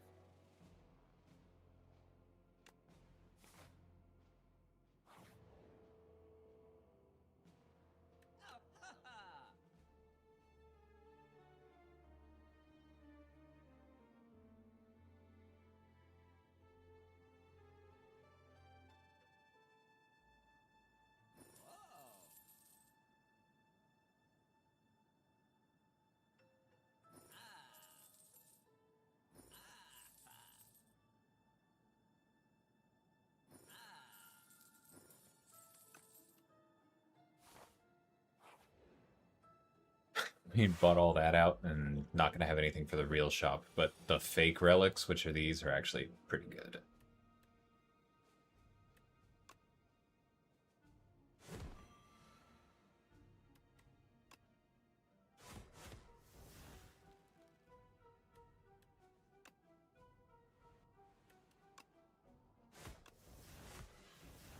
Perfect.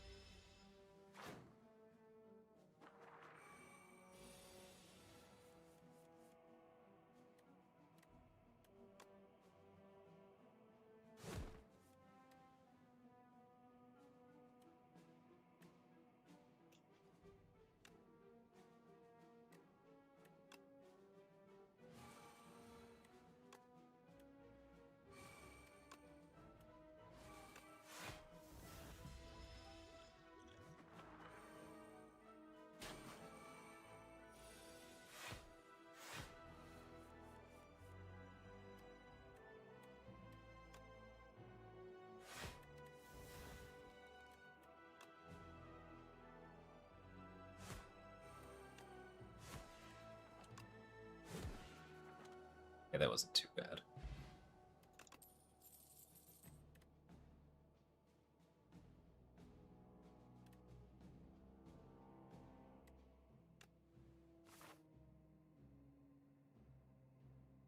I don't even think it's worth going to the shop.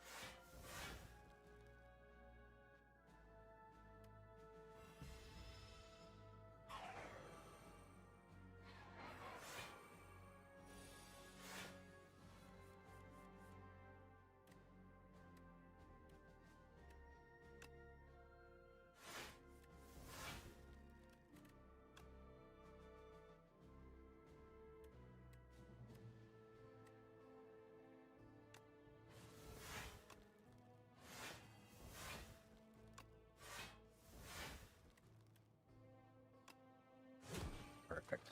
Okay.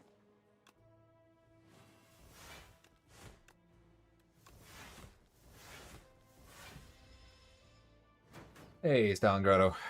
At this point, it looks like I'm getting to finish my Slay the Spire run, and then we'll probably be taking a break for the night.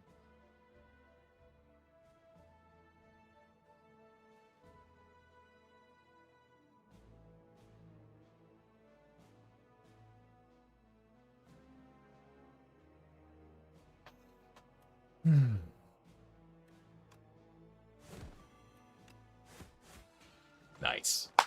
That's why we take Thrash.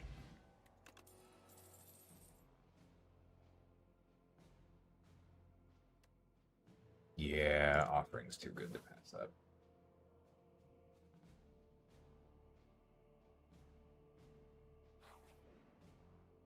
This is a roguelike. Yeah. Hey, Ninos. This is Slay the Spire 2. Slay the Spire 1 is one of the most famous deck builder roguelikes of all time. It's famously pretty difficult. The learning curve is fairly steep, but they do explain it pretty well. You go through, you fight these enemies with weird abilities. It tells you what they're going to do. You can learn the patterns for the enemies. I don't have all of that down. And then as you go, like, there are 5 characters. Each character has a different starting deck, which is mostly strikes and defends. And then you pick up a bunch of their other cards as you go. Gold is rare. Blue is uncommon and common. This is a card you can only get from an event called an Ancient card. That's why it looks special. But you go through 3 floors, fighting 3 bosses, and then now you're done. There's other stuff.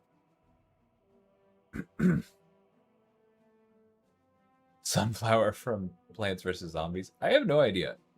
This one is like the unhappy flower, which is based on the happy flower, but this is a wax version of that. None of this matters right now.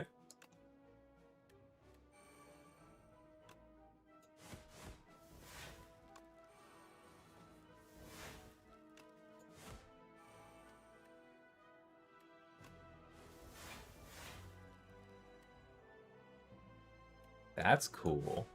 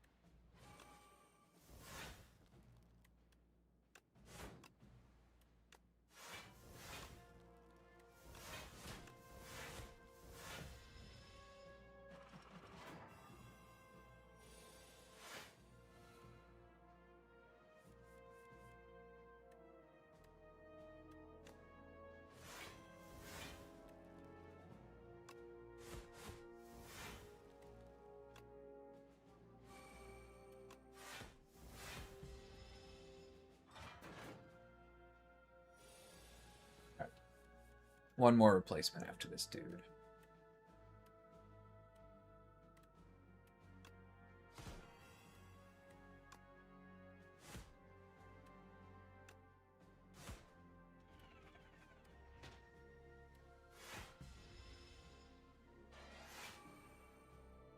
Apparently it's like a nod or an Easter egg.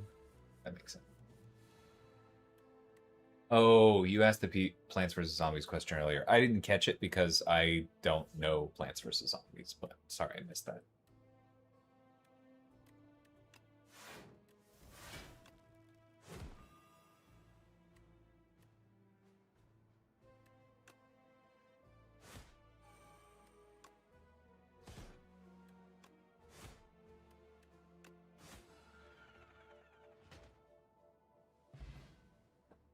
All right, I'll try to log in one more time. Are you on Android, Chief?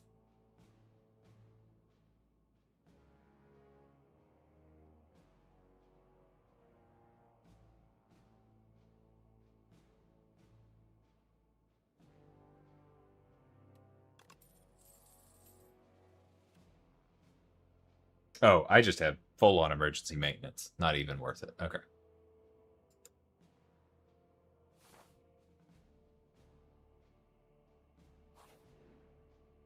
Yeah, it sounds like Android may be working for some people. It looks like iOS is hard blocked.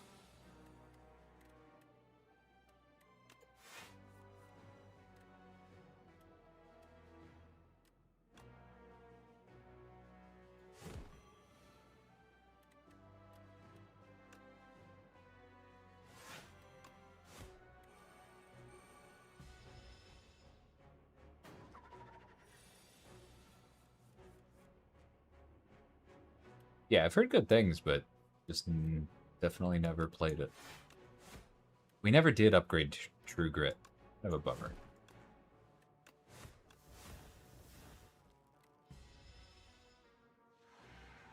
Okay, that makes sense.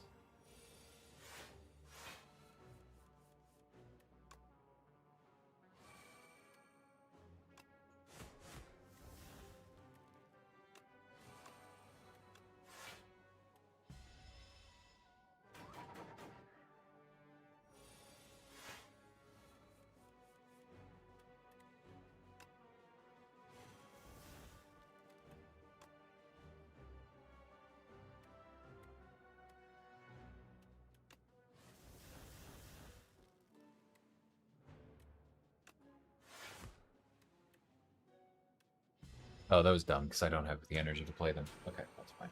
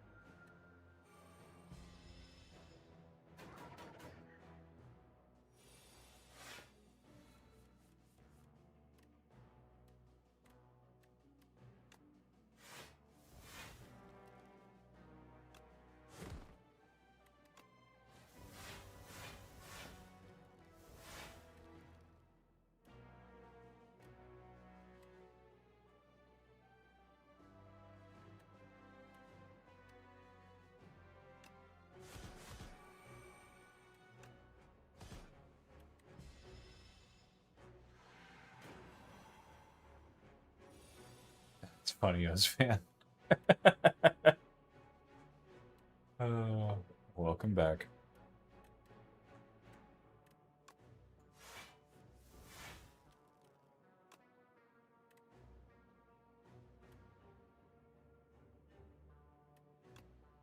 Okay, that can be 39. Be 18. Not sure we can get there.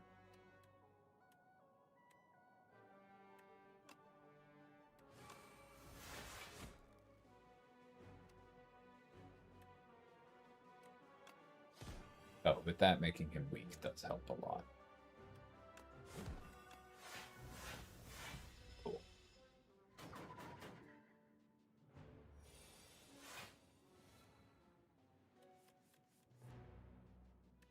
That'll work.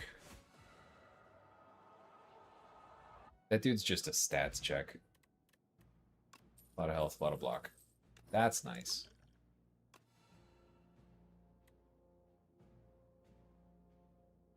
Big skip.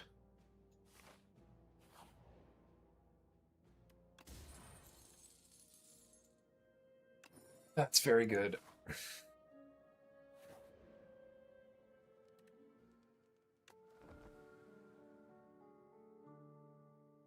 Beautiful simplicity in Plants vs. Zombies. Noticed. Or noted.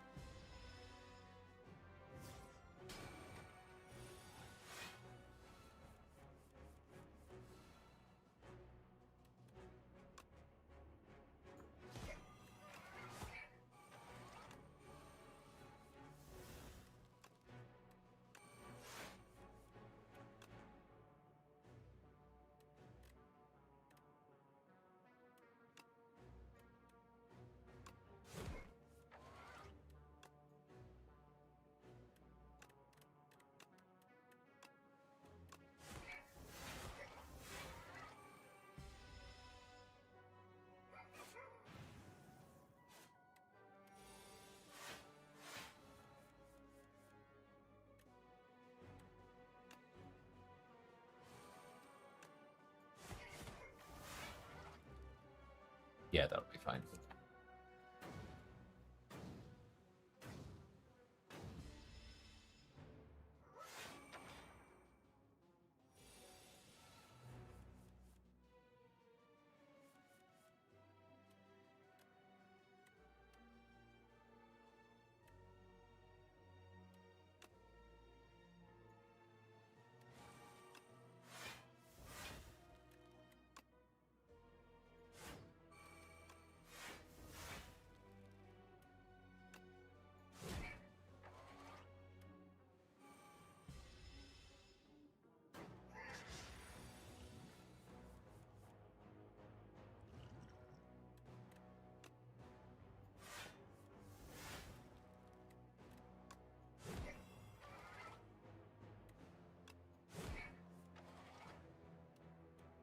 fine.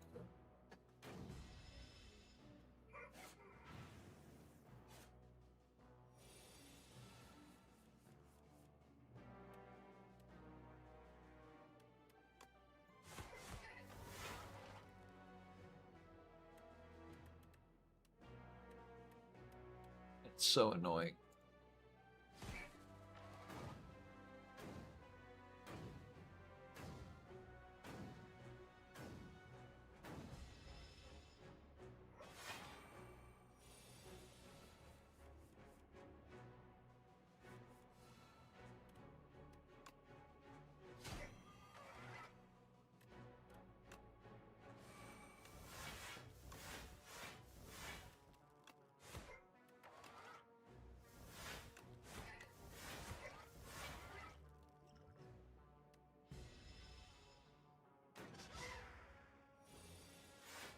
We're handling this part well, but we need to do this.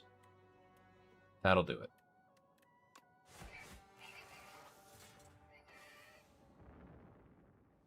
Alright, Thrash has been very worth it. That's worth it. Been looking for that.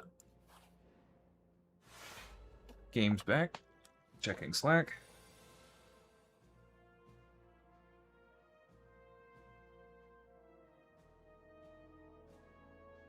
Okay. Just took the time for me to do an entire Slay the Spire. Silly.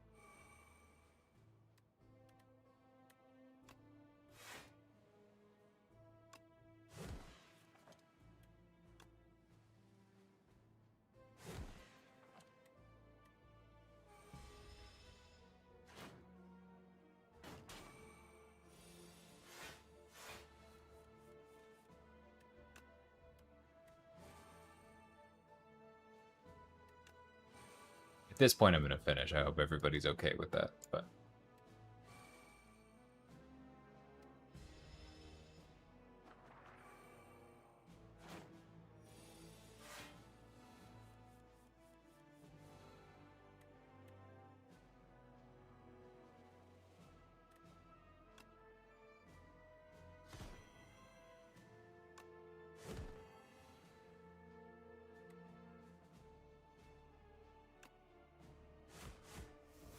it exhausted the right thing. Cool. We're good.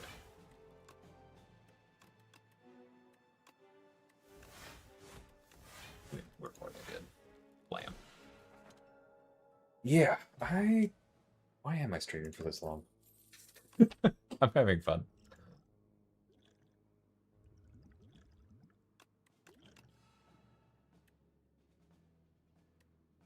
That's really good.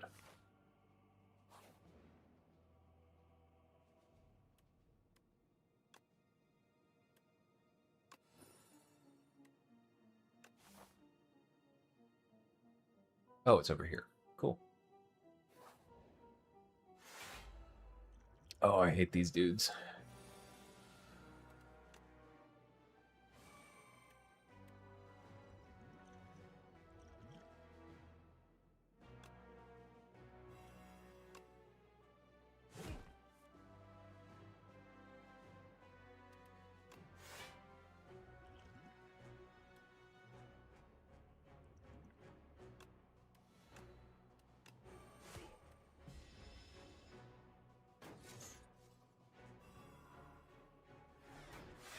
Yeah, we are back. That's good.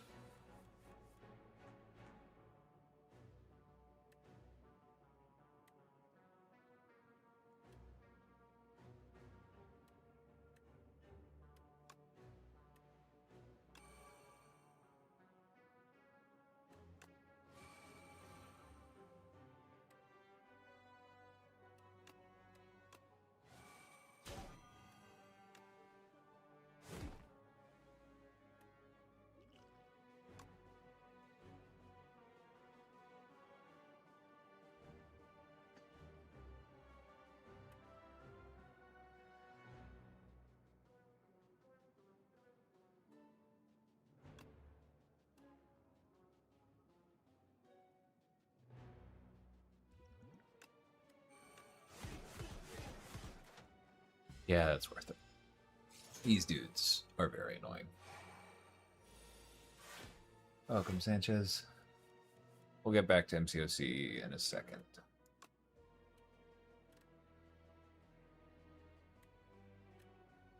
Oh, let that. Okay.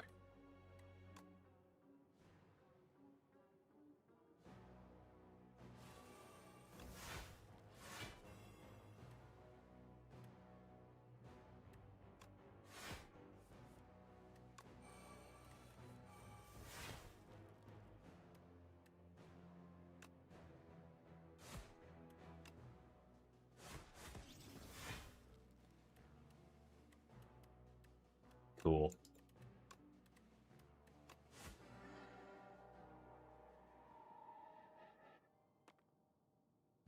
That cannot be an ergonomic flail design? Probably not.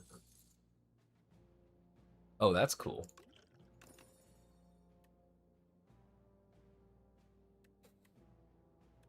And I might as well take this for the last fight.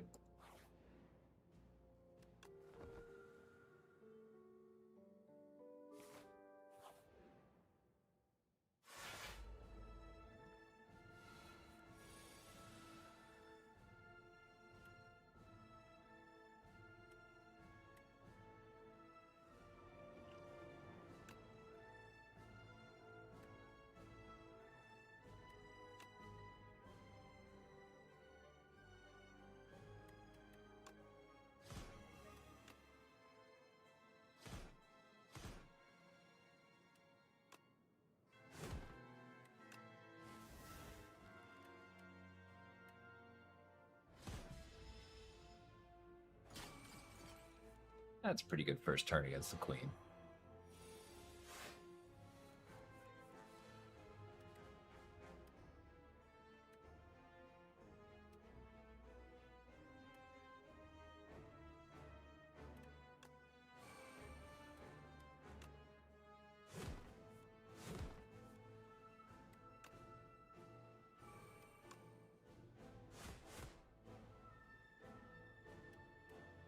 Oh, we had no attacks left. That stinks.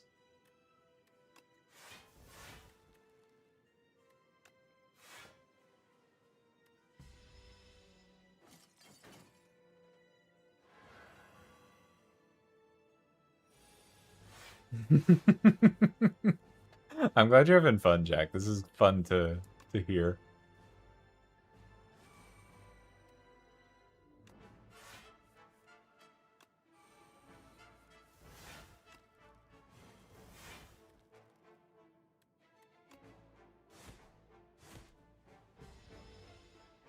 Yeah, go ahead, K96.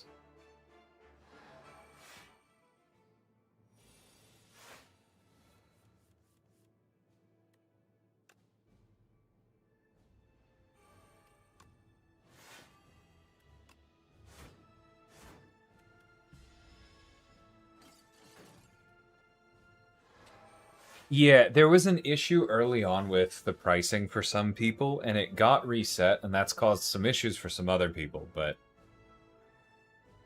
yeah, that's it. It was a bug. It wasn't a split like that. I get what you mean.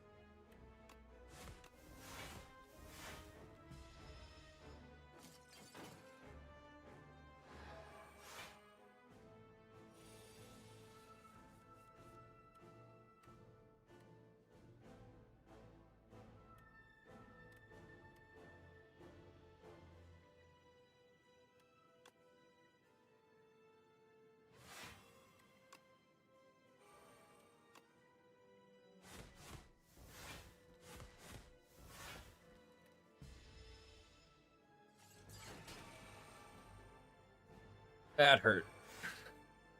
Thank you, Remnant.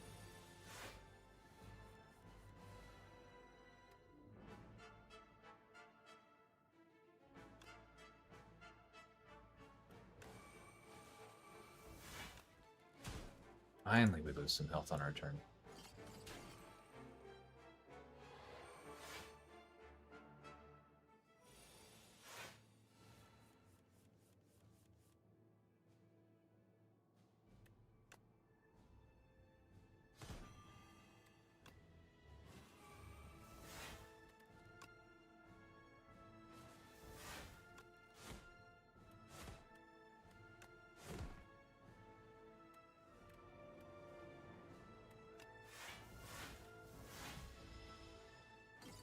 Yeah, I'll go back to towers, at least for a little bit.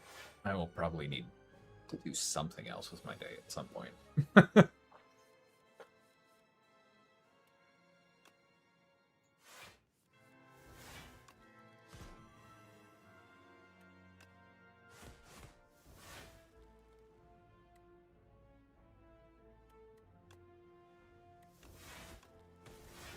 All right, now we can start working on her.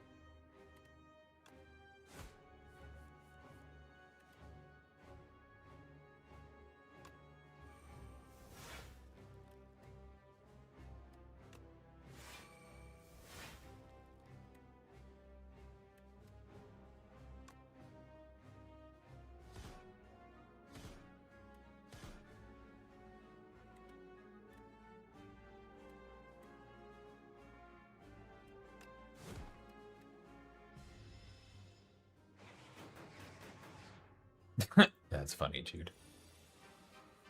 I was thinking like dinner, maybe.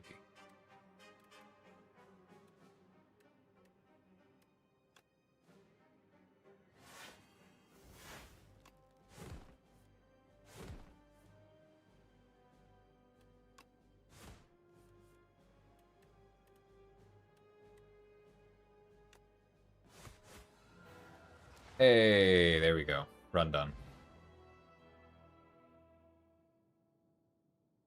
That was a good one.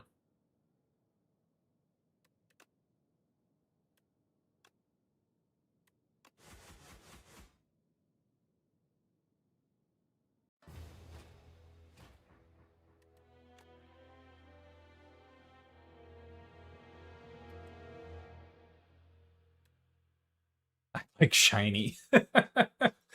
It was a lot of icons. You weren't wrong. That was a good one. All right. Quit.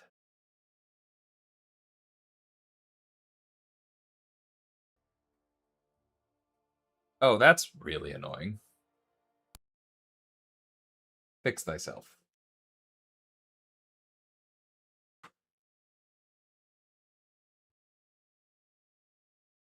Okay. All right, changing Twitch back over.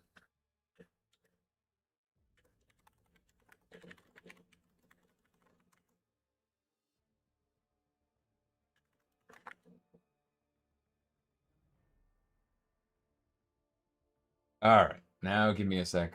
I will be right back.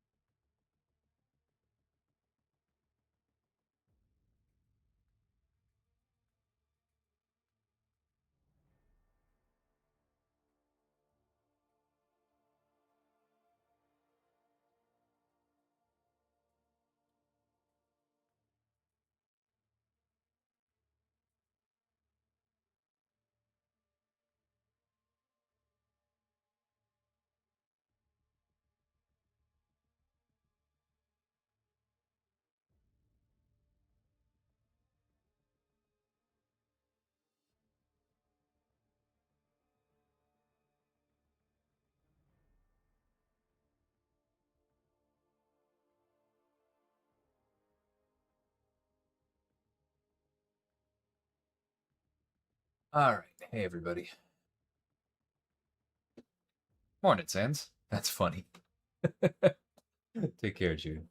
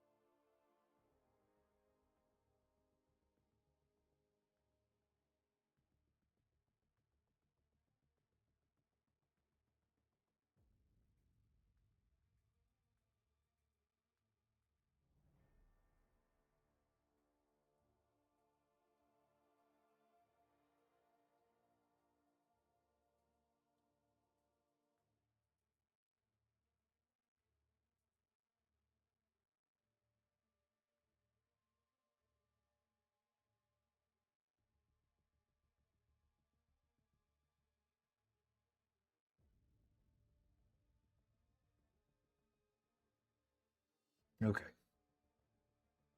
All right. Let's do a little bit of towers. Oh, I lost a key for it. That stinks.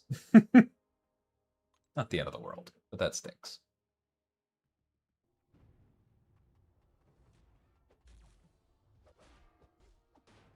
That's what I get for trying to adjust My overlay in the middle of a fight. Don't do that. I just now realized my OBS is pretty borked.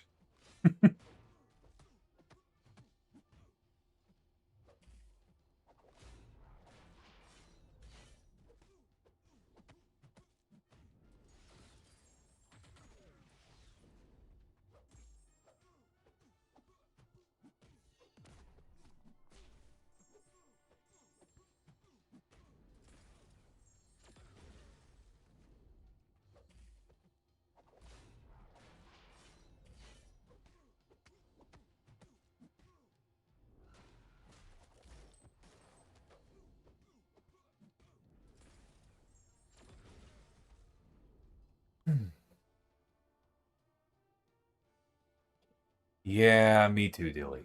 Me too. I just sent a message internally starting that conversation.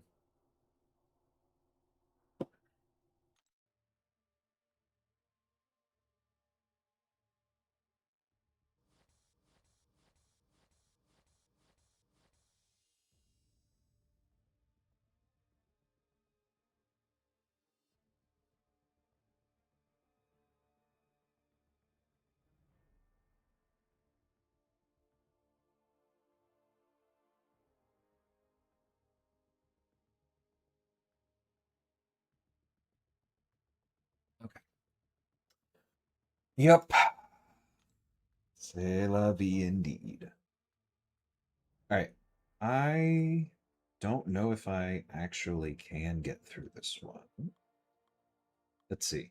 There's 30 total. 1, 2, 3, 4, 5, 6. I can. So I am not going to play these 30 fights. I'm going to restart the game. And we are going to skip them.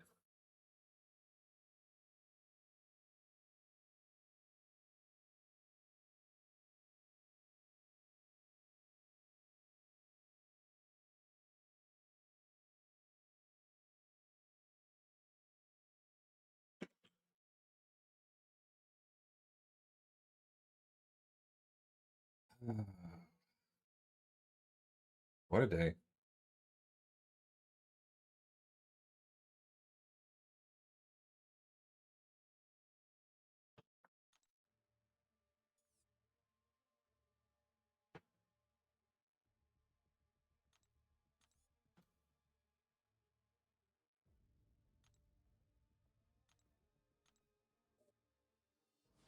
It is so worth the restart.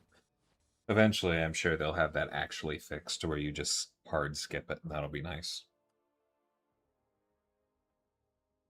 Oof, that's big. All right.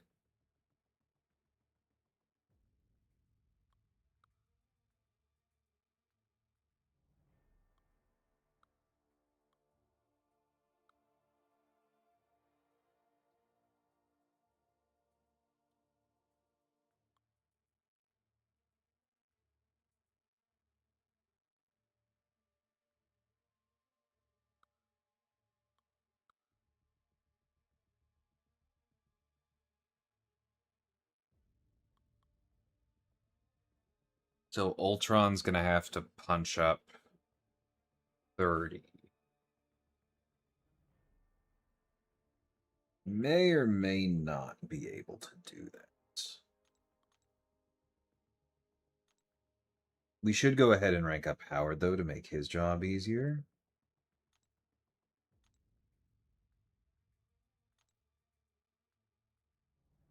I also may just pause here for a second. Because I should be able...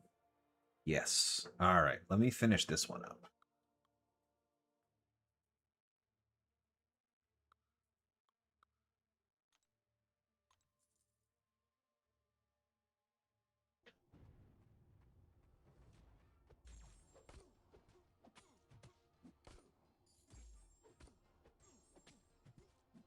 Yeah.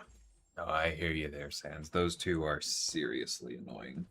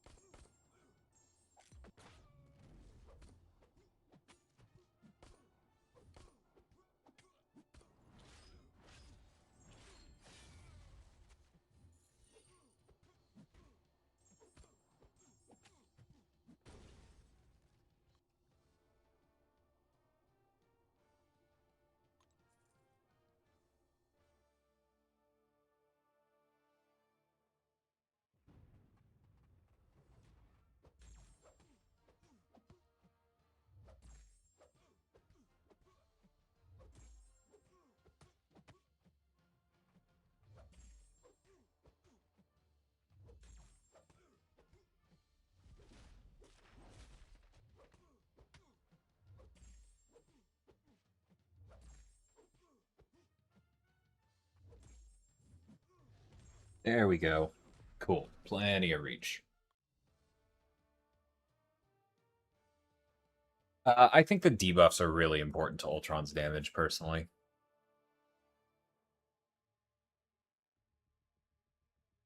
I do think that's worth it.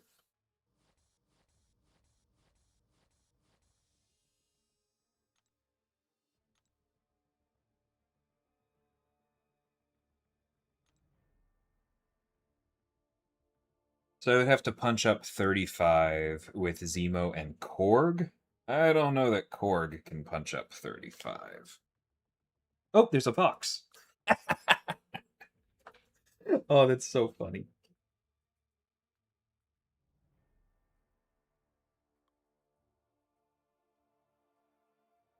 I don't know that Zemo can either, but that makes life easier.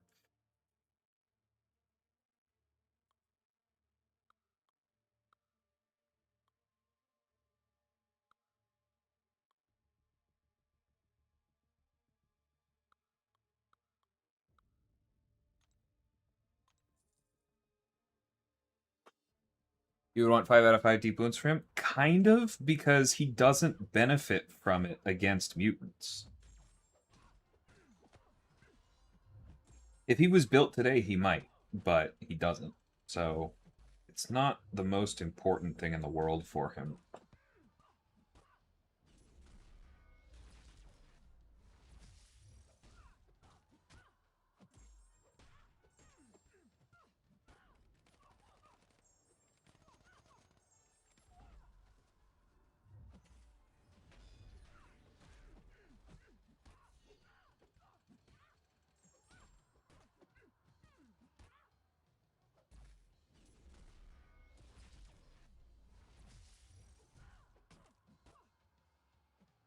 Come here.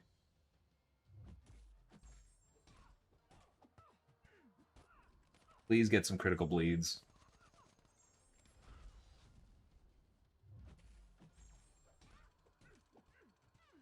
I need you to die. Thank you. Yeah, exactly. Degens for mutants. Thanks for the follow.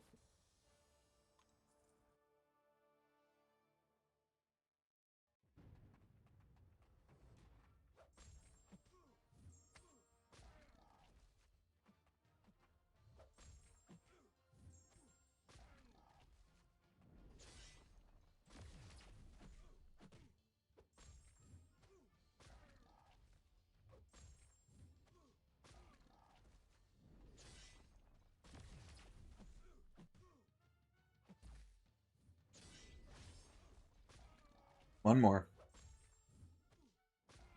Okay, that's fine. 2 more.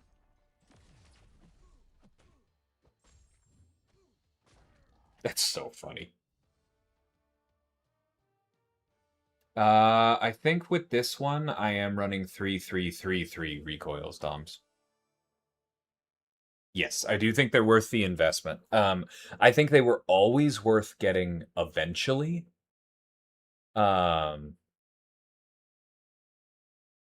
But I think especially now that towers is a thing, you need to work on them. I guess you haven't seen this earlier, Dilly. So Vox's corrupted buffs have a lore-based drawback. In that they have extra ability accuracy, and they're indefinite, and they're really powerful, but also when one of them is nullified, he takes a burst of damage based on their max health. Not based on the opponent's attack, based on their max health. And so because the max health in towers is so large, right?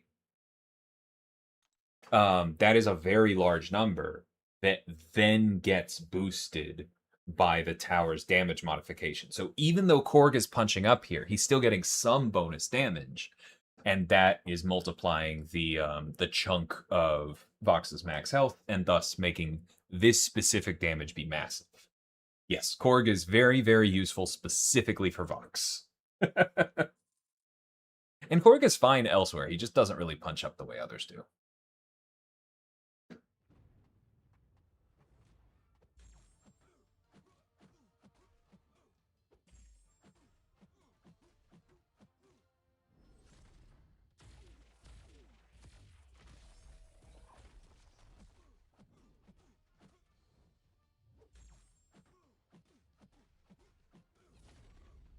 I don't know that this was fast enough for him.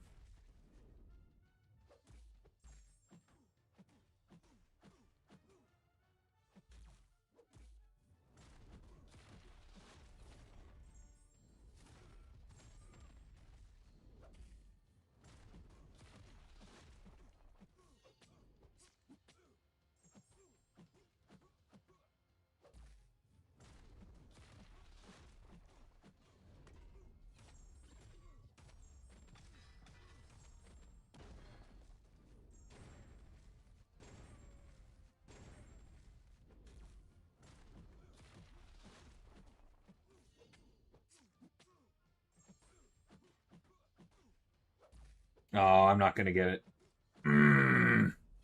I don't think it would have mattered either, even if I got the full payoff here. No, because actually I have enough reverbs. I think I can do that. I need to not bait any specials from him. Hey, Dread, how's it going, dude? I think I can do this one.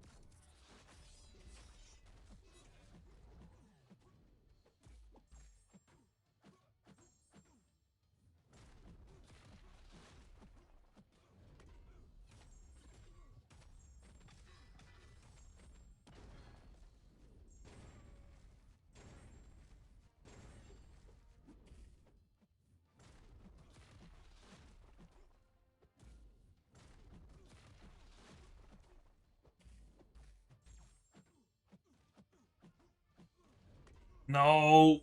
Ah.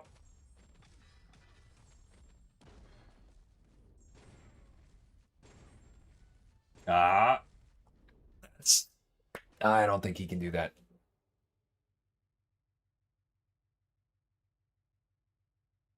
No, I don't think so. I think entries are the way they are pretty intentionally.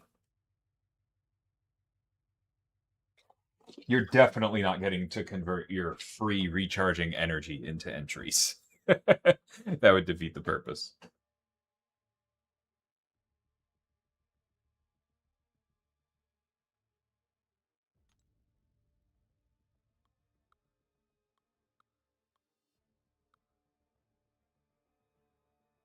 All right. Well, I'll put up some more points, but I think I can tell this is my current ceiling for skill.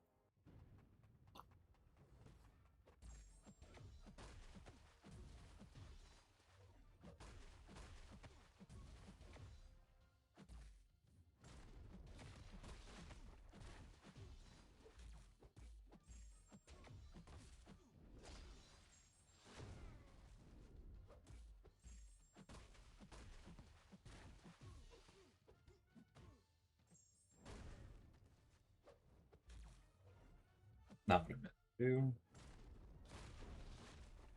I'm really glad that heavy counter worked because I wasn't sure.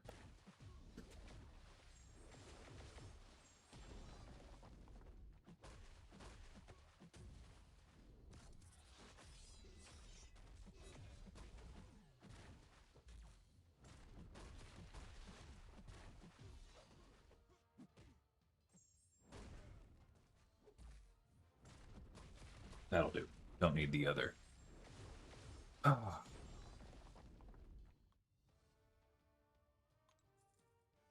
All right, so I guess if I rank 5 Bong, maybe I can get through this, but then I still have that last one where I'm not sure Zemo's going to be able to purify enough. Or to make Night Thrasher purify enough.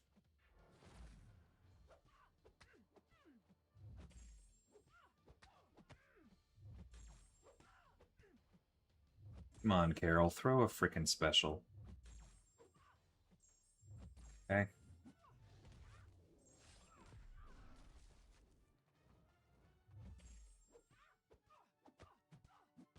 I guess that was enough.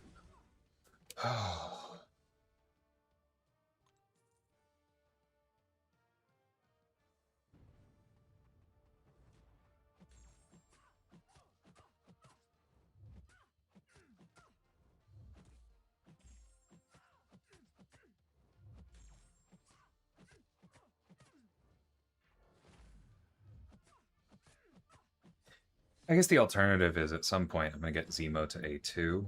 So Zemo at A2 and Bong at rank 5 probably gets me there.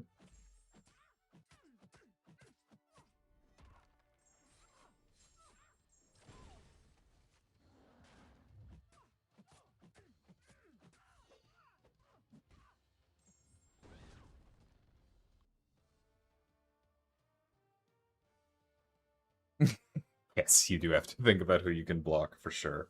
Especially if you've taken stuff out of your masteries.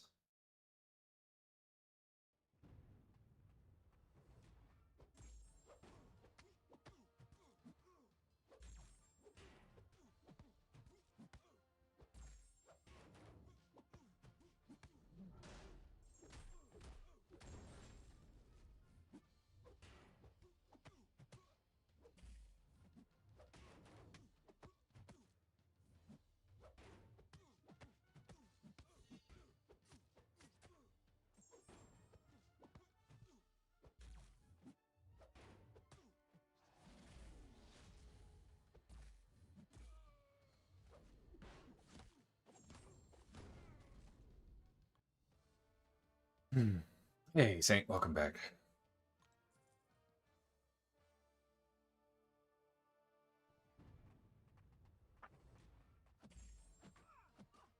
I didn't mean to try this one, because I don't think Bong's going to be any more successful.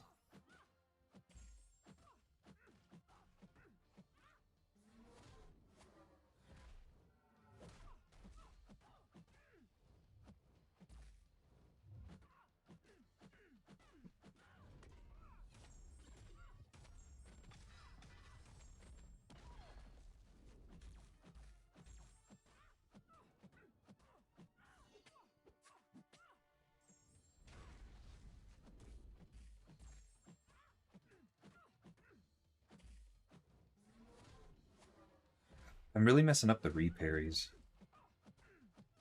This is probably more possible. But you have to play better than I am right now.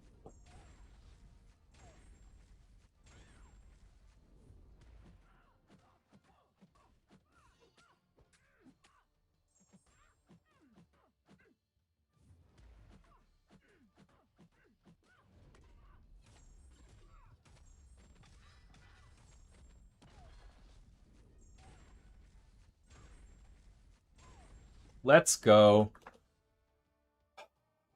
Should I bother trying the Zemo one? I will.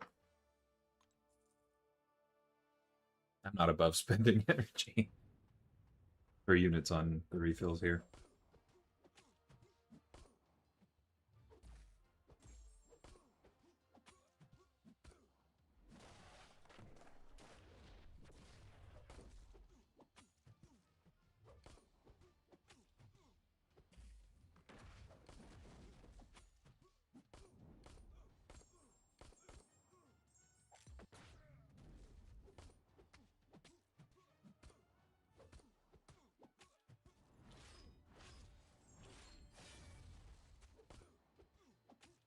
Oh, I didn't use the relic there. Okay. No, this isn't going to work.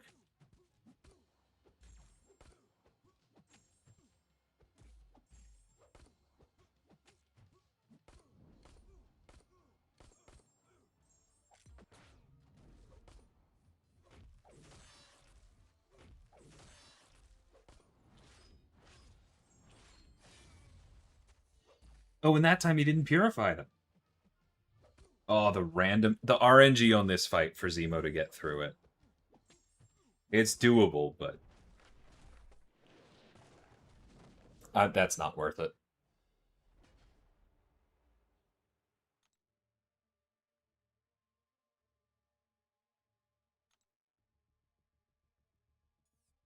It's incredible I'm already back up to top 200 with barely having done any Cosmic, so that's cool.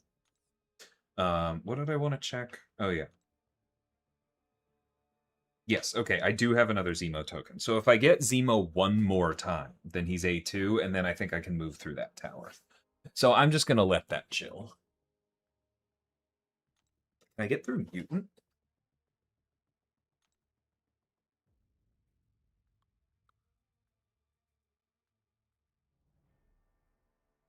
No, I don't think I can. Not yet.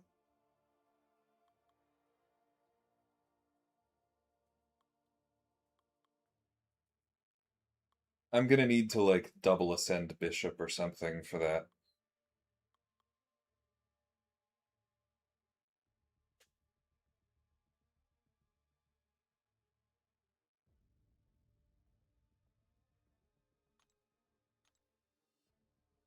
I think there's a decent chance that Archangel can actually punch up 40 CR. But Deadpool cannot punch up 35. So we'll leave this one for now.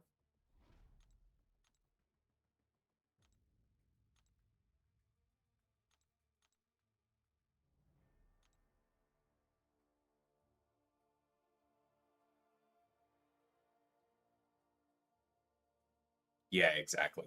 That's what I mean by the RNG jack. I think like if that goes perfectly, if he purifies, well, you don't get 15 Furies, you get 10. Because they have a max stack. But I think if you play that perfectly, you get like a couple relics that basically all crit with 10 Furies. Then a rank 4A1 Zemo can do that fight. But holy heck.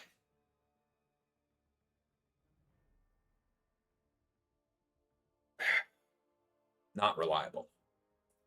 Any downside to stopping in the middle of the block? No. If you come back later, depending on what your rank ups are and how they line up, you might have to reuse some keys to move some things around. But odds are that over time, the keys are going to be a little bit less precious because you end up slowing down. And like Sand said, every floor is a point. So for now, getting all of the floor or all of the points you can matters.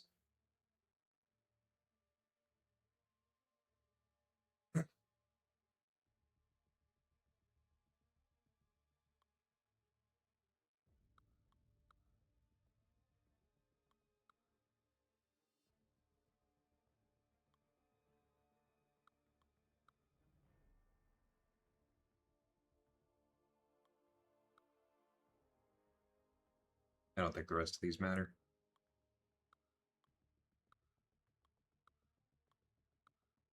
Except that one.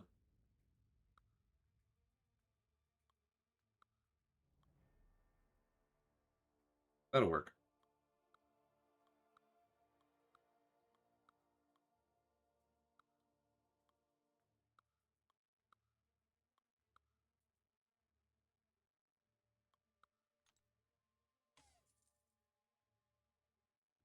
I had 15 Furies. I thought they had a max stacks of 10.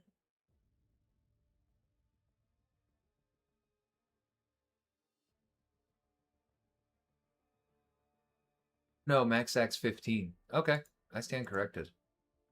God, we should...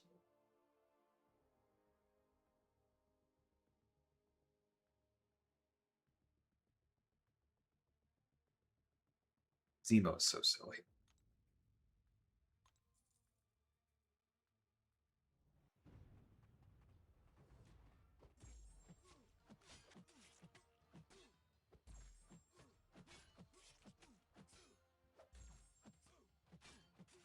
That'll be roughly the goal, Jess.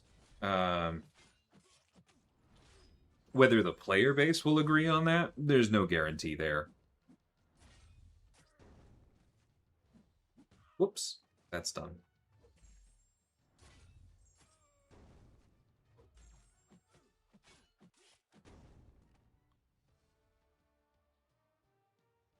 What will happen next month if you're in the middle of the block? The same thing that happens tomorrow if you're in the middle of the block. Nothing in particular.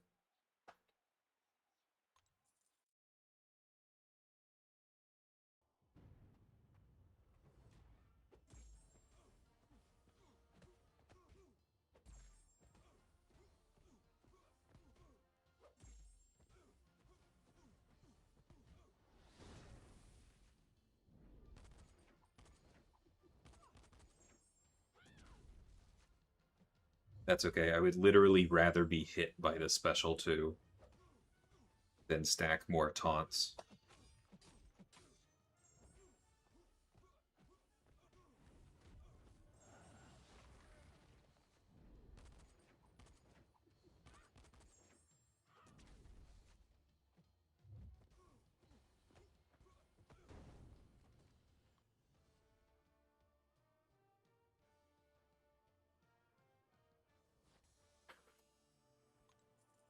I'm not going to be more specific, Jess.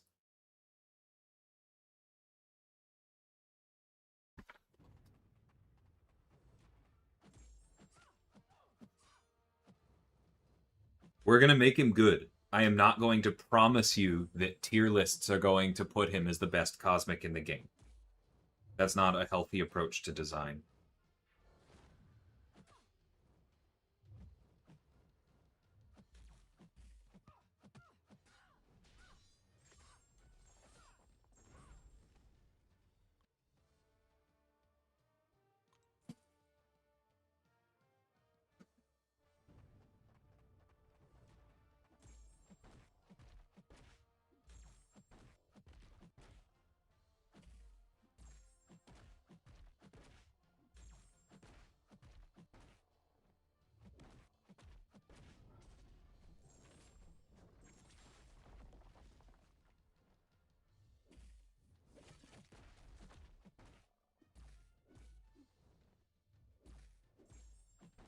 No, that's not what I meant, French.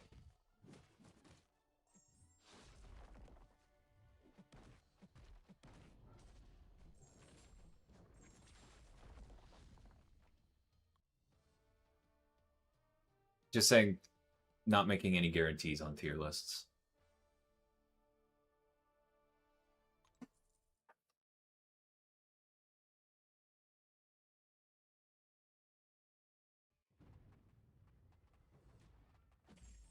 No. I understand why you asked. I definitely should have phrased that differently because it did kind of sound like that. But no, that's not what I was trying to say.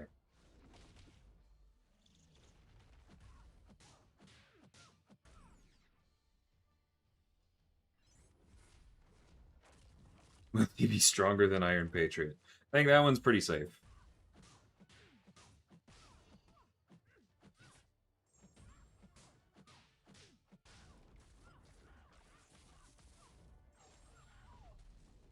Yeah, that's what I was going for, Apple.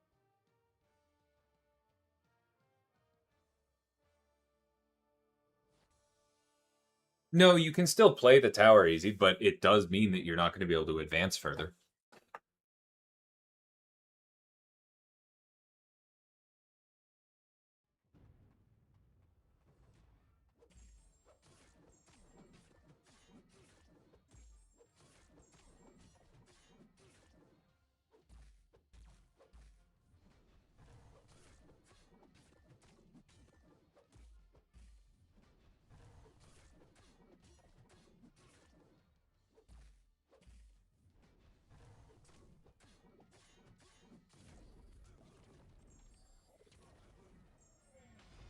When will Deathless Thanos be ascendable? I definitely am looking forward to the inevitable, like, Deathless, Idol, Stellar Forged, Ascension events we do. It'll be cool.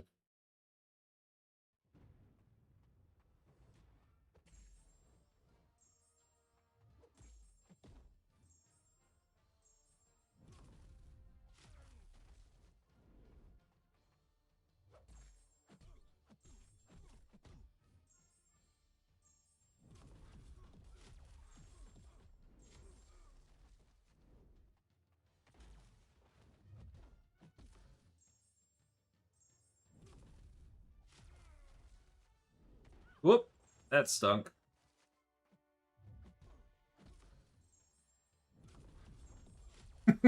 Glad I caught him there. Inevitable? No, not a reference, just statement.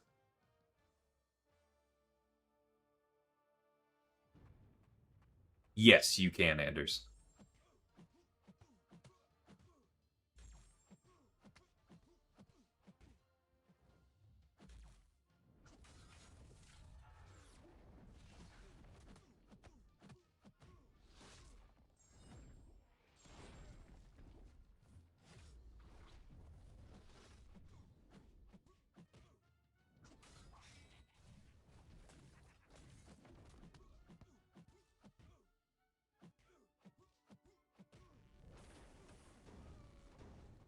Okay, Scrolls got reach. I mean, obviously we were punching down, but it was nice to get Nova Fists up and see 33 seconds left.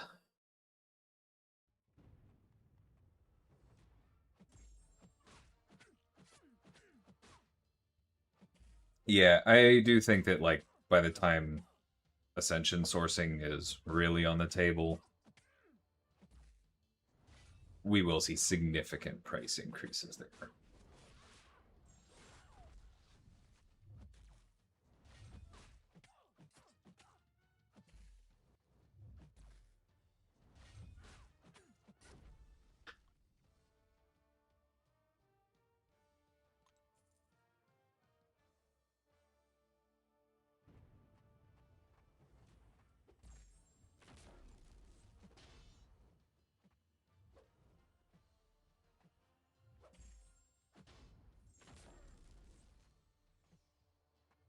There we go.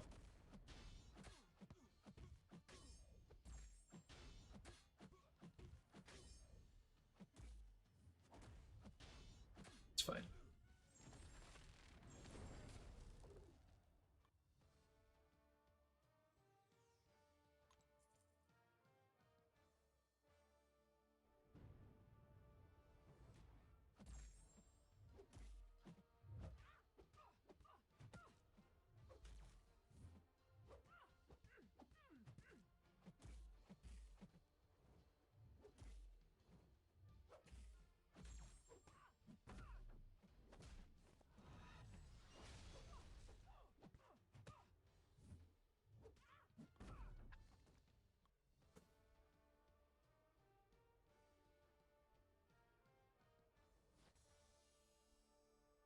Y'all, let's not ask about unannounced things, shall we? This is not a news channel.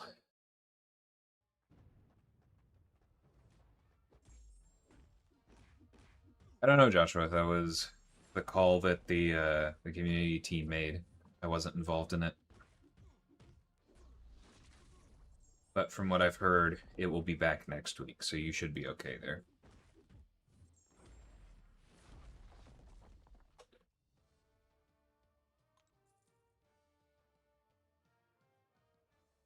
Yeah, I'm becoming fond of the borders.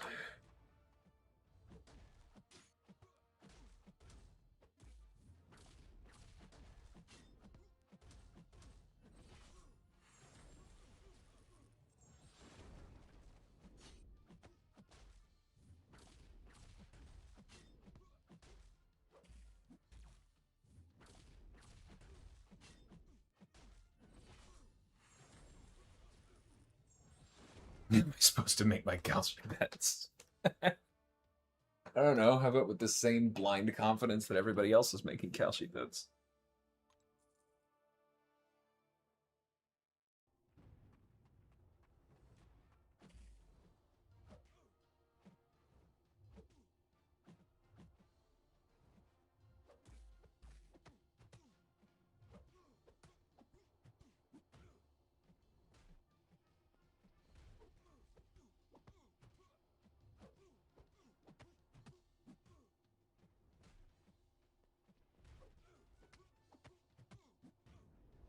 So glad I got Adam Ascended.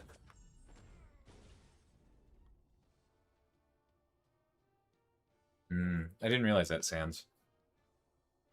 I do think... I mean, I don't know. I trust Kat, because Kat said it was coming back. She tends to pay more attention to those kinds of things than I do.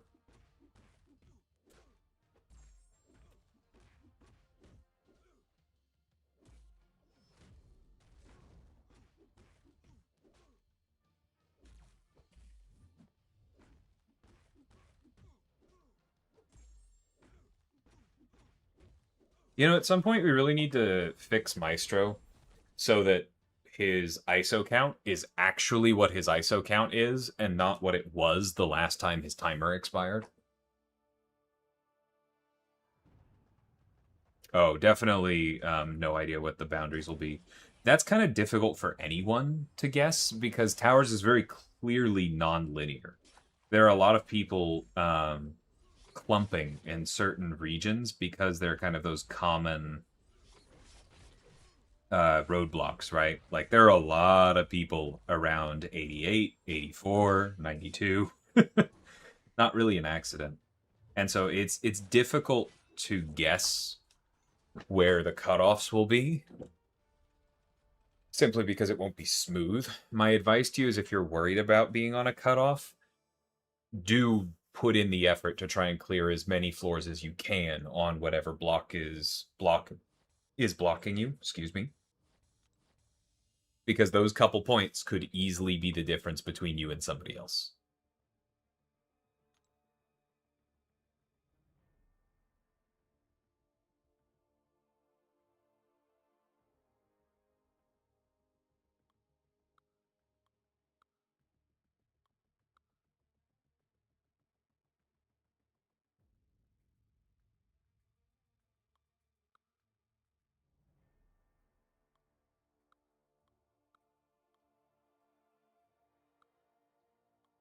Not making that mistake.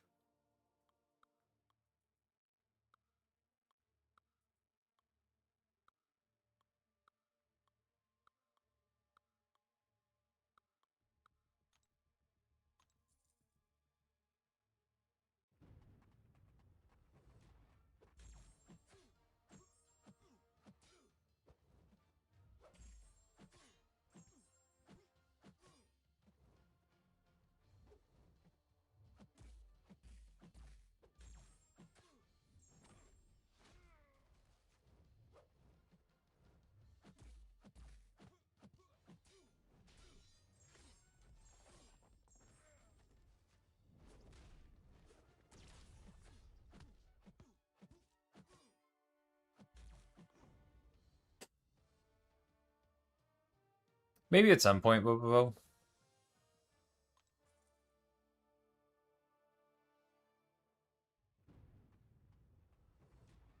It's kind of a weird one because we obviously weren't able to get it in for launch. And that means that the soonest it could be in game would probably be August at this point. And by that point, how much are you really going to need it?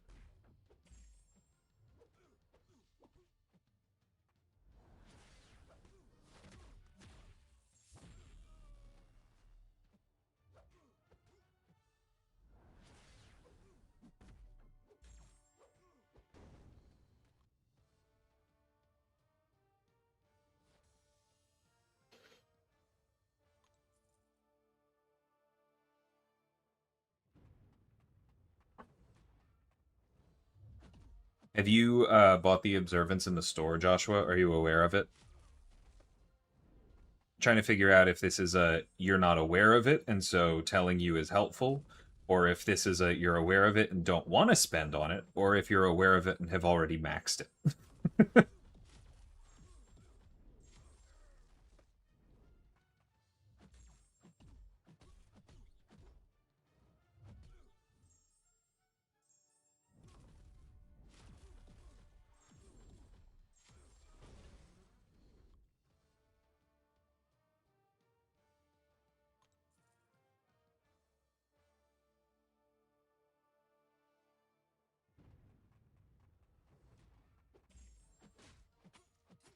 It's not money, it's 400 units an observance. If you spend time on the game, you have 400 units. Especially within the next 10 days, right?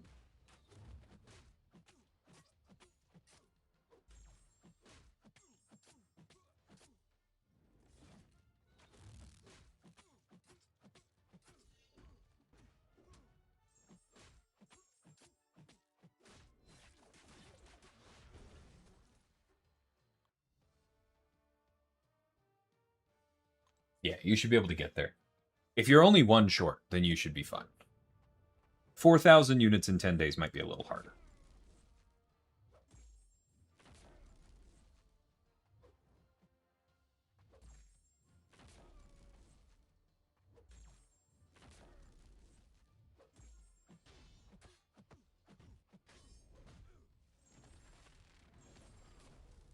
Well, first off, 30 CR and 40 CR are very different deficits.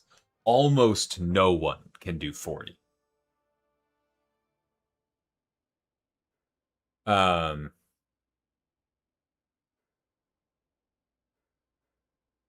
no, it's only 4,000 units if you're 10 short, Josh.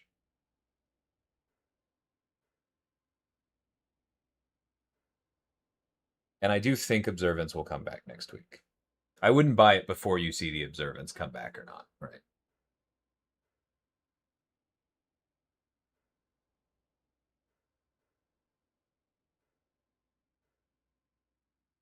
Can't even do 30 deficit. So first question, are you running the recoil masteries? Because if you're not, then even 30 deficit is very, very difficult.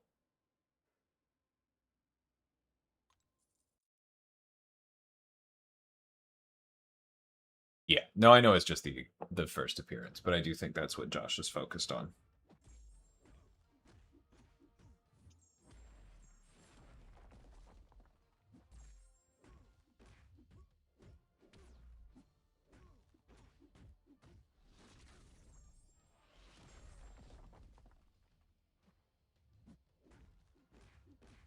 Okay. Checking on like the usual things. Are you aware that they don't have special 3? Like, are you pushing them to max power and stopping your combos short and immediately blocking to try and keep them from throwing specials to keep your tempo up?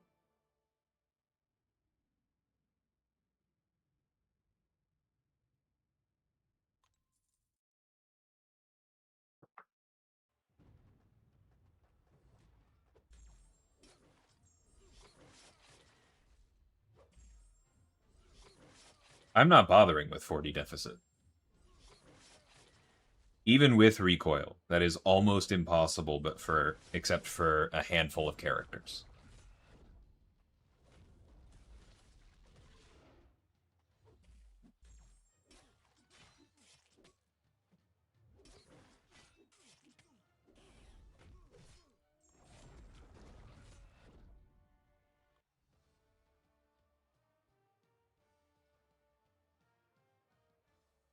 I mean, as a reminder, Jonathan, you have, what, 3 loadouts for free? And you can get a 4th for 1,000, 1,500, I forget, whatever the cost is. So you don't have to mess with your mainline masteries. Like, for similar reasons, I left, whoops, that's done. This is what happens when I don't pay attention. I left my mainline recoil build intact because it's a lot more healthy and sustainable, right? I'm running 3 points in willpower there. It also has Mystic Dispersion. Or it has Collar Tech? I don't remember. I think it might just have Collar Tech and not Mystic Dispersion. But I wanted a more aggressive version for towers.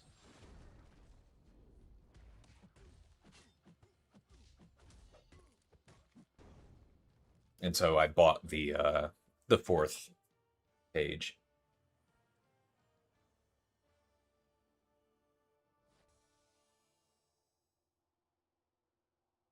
Yeah, I generally agree with Easy there. Like, most characters can do 30, right? It's not really about listing who can do 30, it's more like listing who can't, right? J. Jonah Jameson is going to have trouble punching up 30 except for in specific spots, right? Serpent is fine punching up 30. Thanos will be totally fine punching up 30. Like, most people can punch up 30 if you are good with the character and are playing them for the best possible 1-minute rotation. Yeah, I agree. 35 is very strong damage dealers who get their damage online almost immediately, like Venom, like Okoye. I think Archangel could do it, right? Although I haven't tested it yet. 40 is for, like, the very strong characters like Venom or Okoye with the insane mastery builds and good RNG. But yeah, 35 is just very rare. 30 is pretty doable, if that makes sense.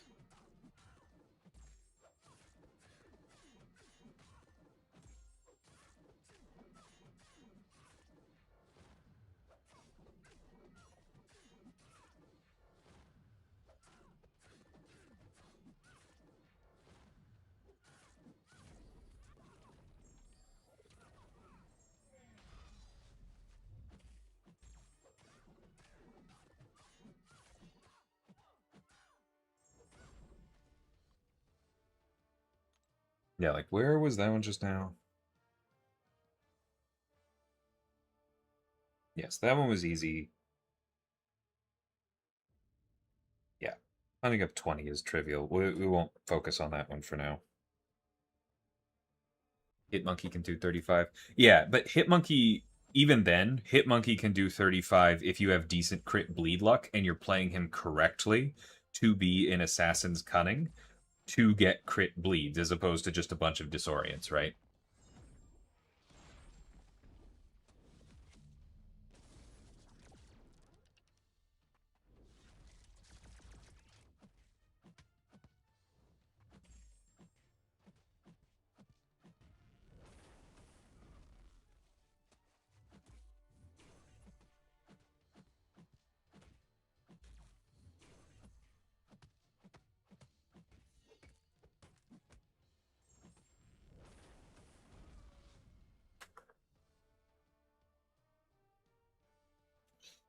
Yeah, I mean that is the rub, Jack, and I did the same. But once you've done that, you don't really have to touch masteries again.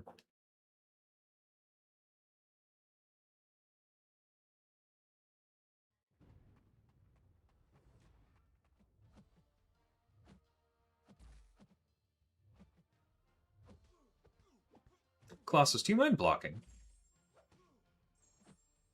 Thank you.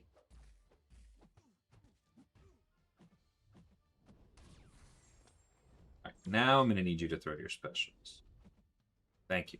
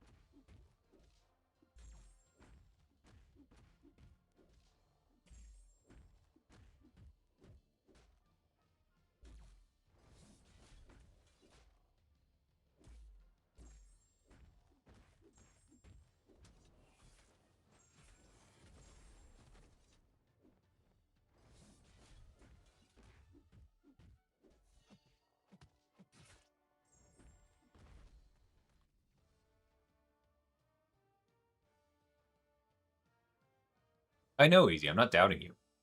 I did 35 with Hitmonkey like 15 minutes ago, right? But it was close. I'm just saying you have to do it right. Hey, Maya. You missed the Slate Aspire 2 stream.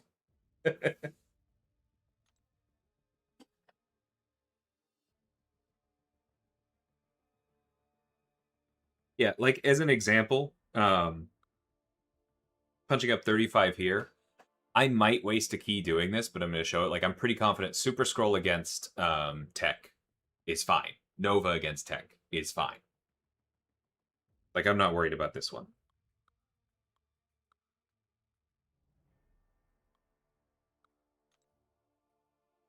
It was a pretty good Ironclad run, too. You can watch it back later if you want.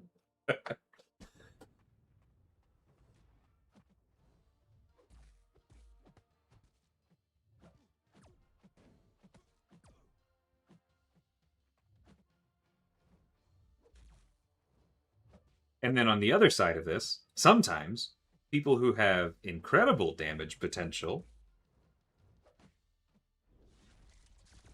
still fall short.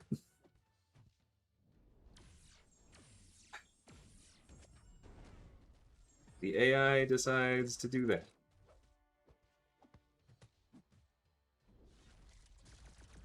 All right, let's see what Adam can do with this much time left.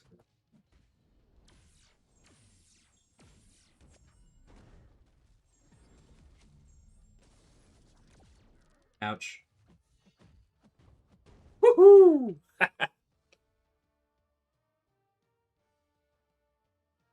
All right, that one wasn't pretty. But I think Adam can definitely punch up 35 CR. That was only 20, but... Or 30? I don't know. I wasn't paying attention.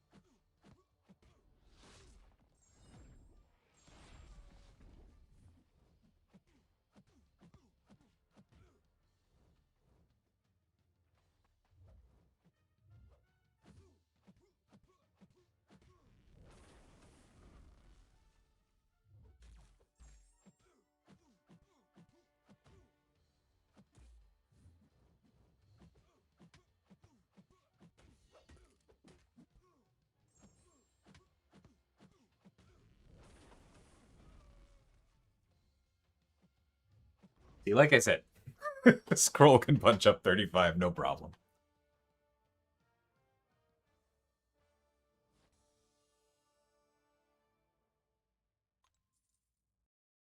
But that's specifically against Tech, which helps. Because it lets him use the Nova Flames, and Rocket has a tiny health pool, right? One of the things about towers is like understanding, okay, I have one person who is going to have to punch up. Where should I be putting them?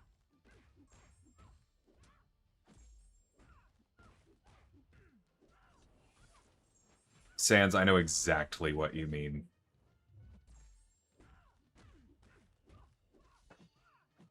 I have burned more keys than I'm proud of that way.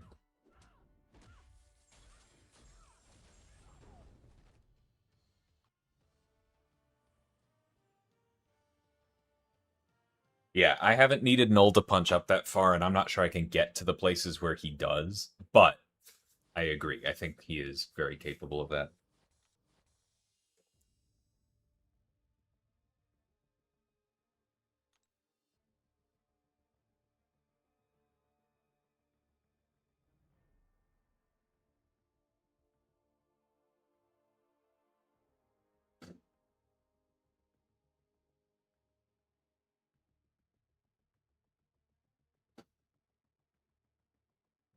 There are no robots in here, right? Yeah, that's fine. And we will put you there.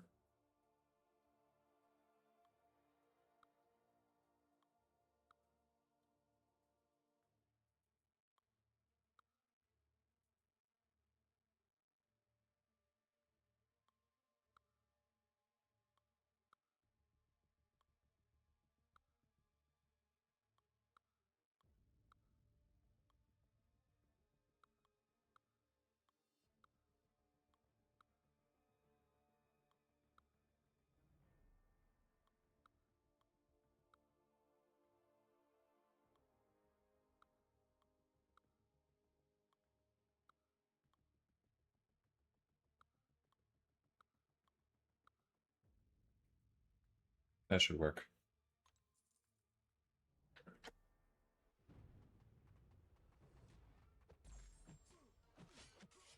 Yeah, 35 CR is also going to depend on just how gung-ho you've gone into your masteries. And another important thing to understand that I haven't gone into yet is that it's important to understand that if you are relying on the recoil masteries, they are adding attack rating, right? They are not adding damage.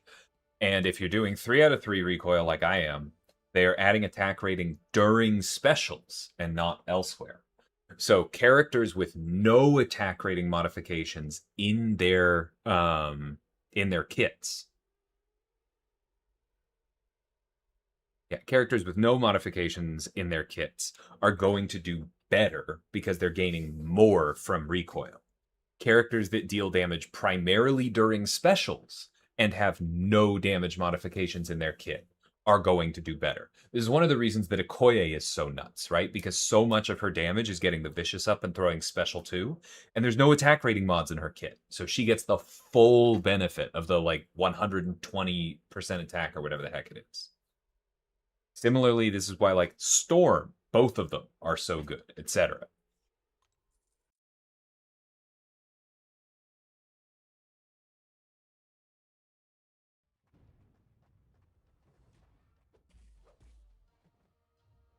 Joaquin regens I think it's 50% of all damage taken during specials.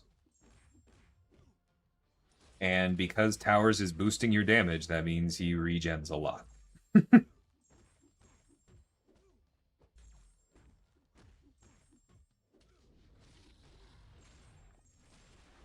But he's vulnerable to despair.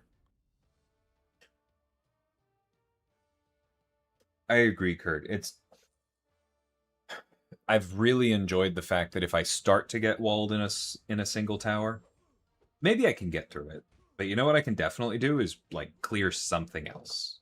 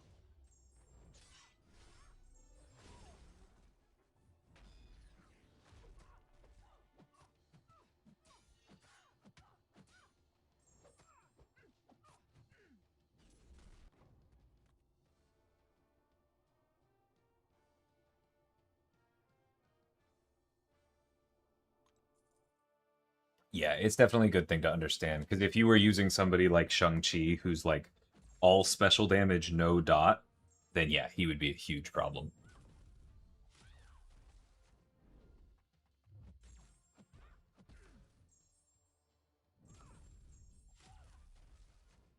Whoa, it actually spawned behind us. That doesn't normally happen.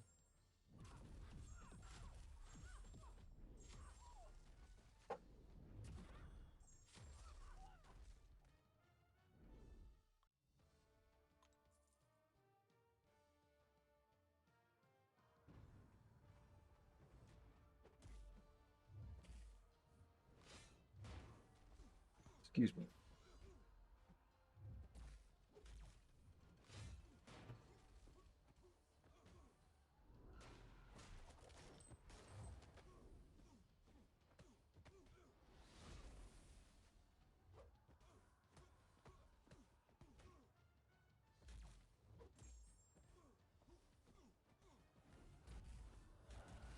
That's not what I meant to do.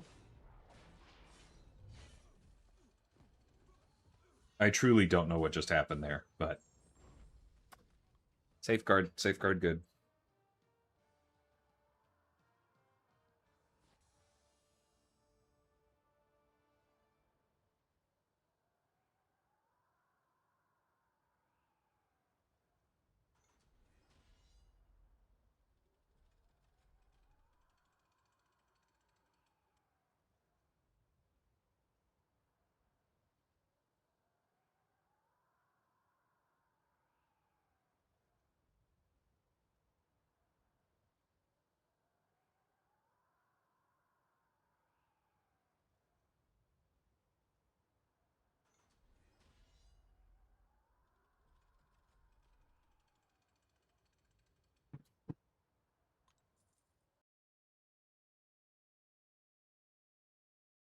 Yeah, the Mystic ones will be interesting, especially since they're generally not very good with recoil.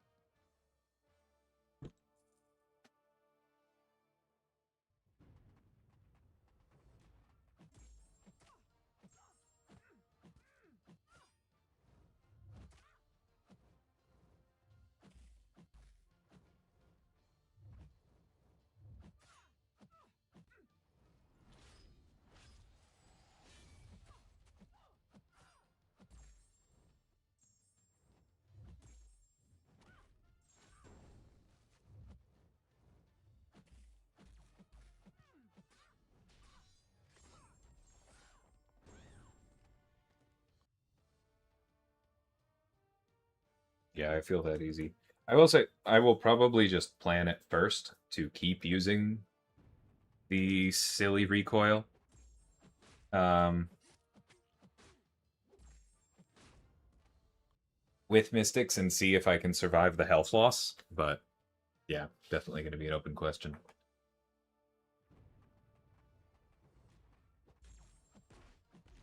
You can be on my stream daily without me having to add you on Discord. So I don't fully follow that. I'm glad you've been enjoying it. Hey, Crackles. Welcome. Whoop.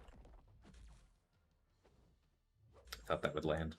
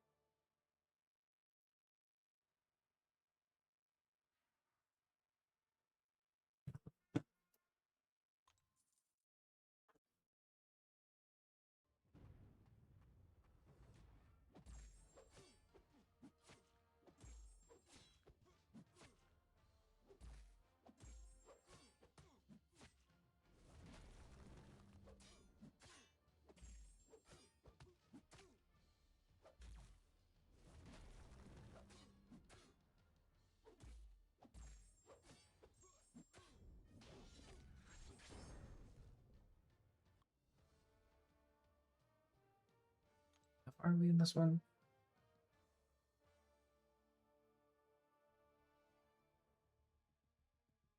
Okay, this is definitely going to have to be my last one.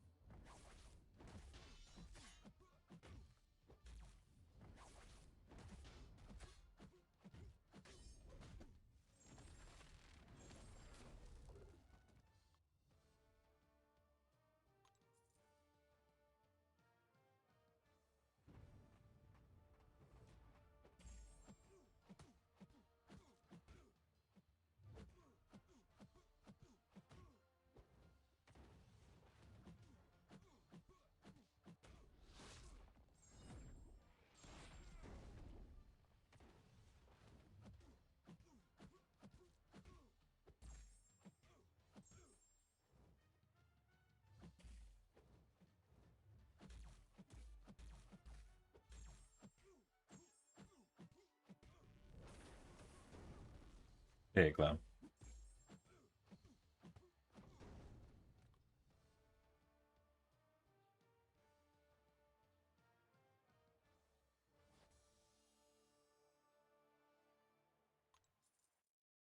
That's very cool, Maya.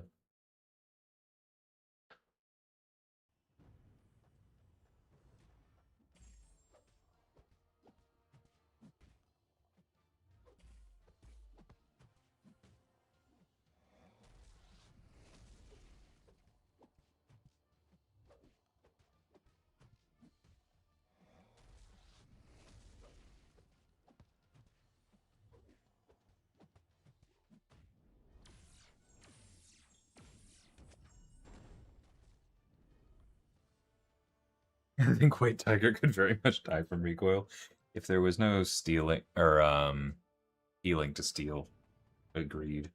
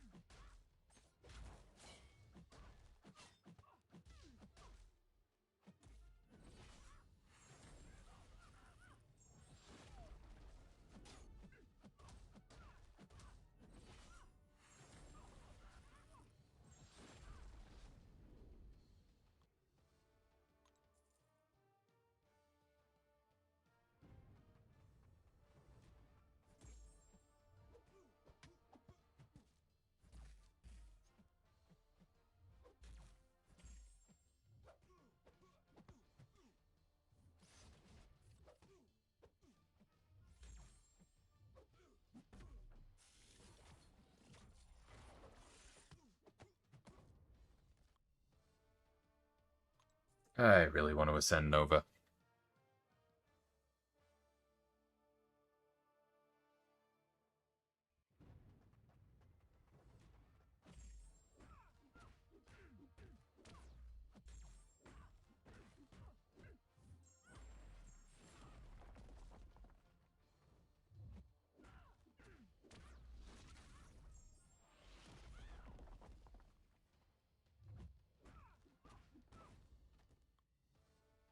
Yeah, as another quick discussion on like the punching up topic, you also have to understand how your character's kits change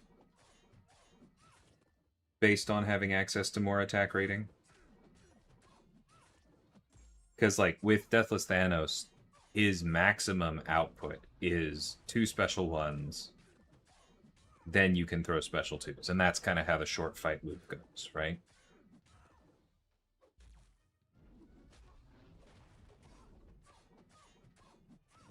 But in here, with recoil, with so much, you're almost certainly better off throwing a single special 1 and then throwing a bunch of special 2s.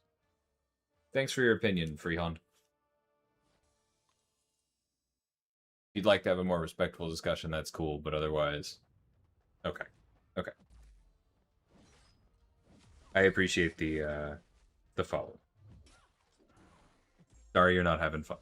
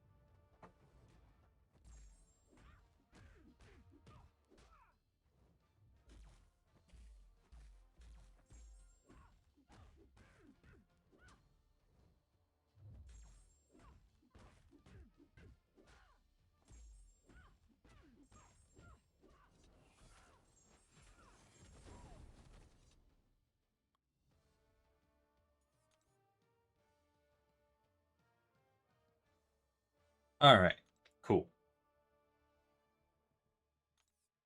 That's coming along. Definitely have to go now.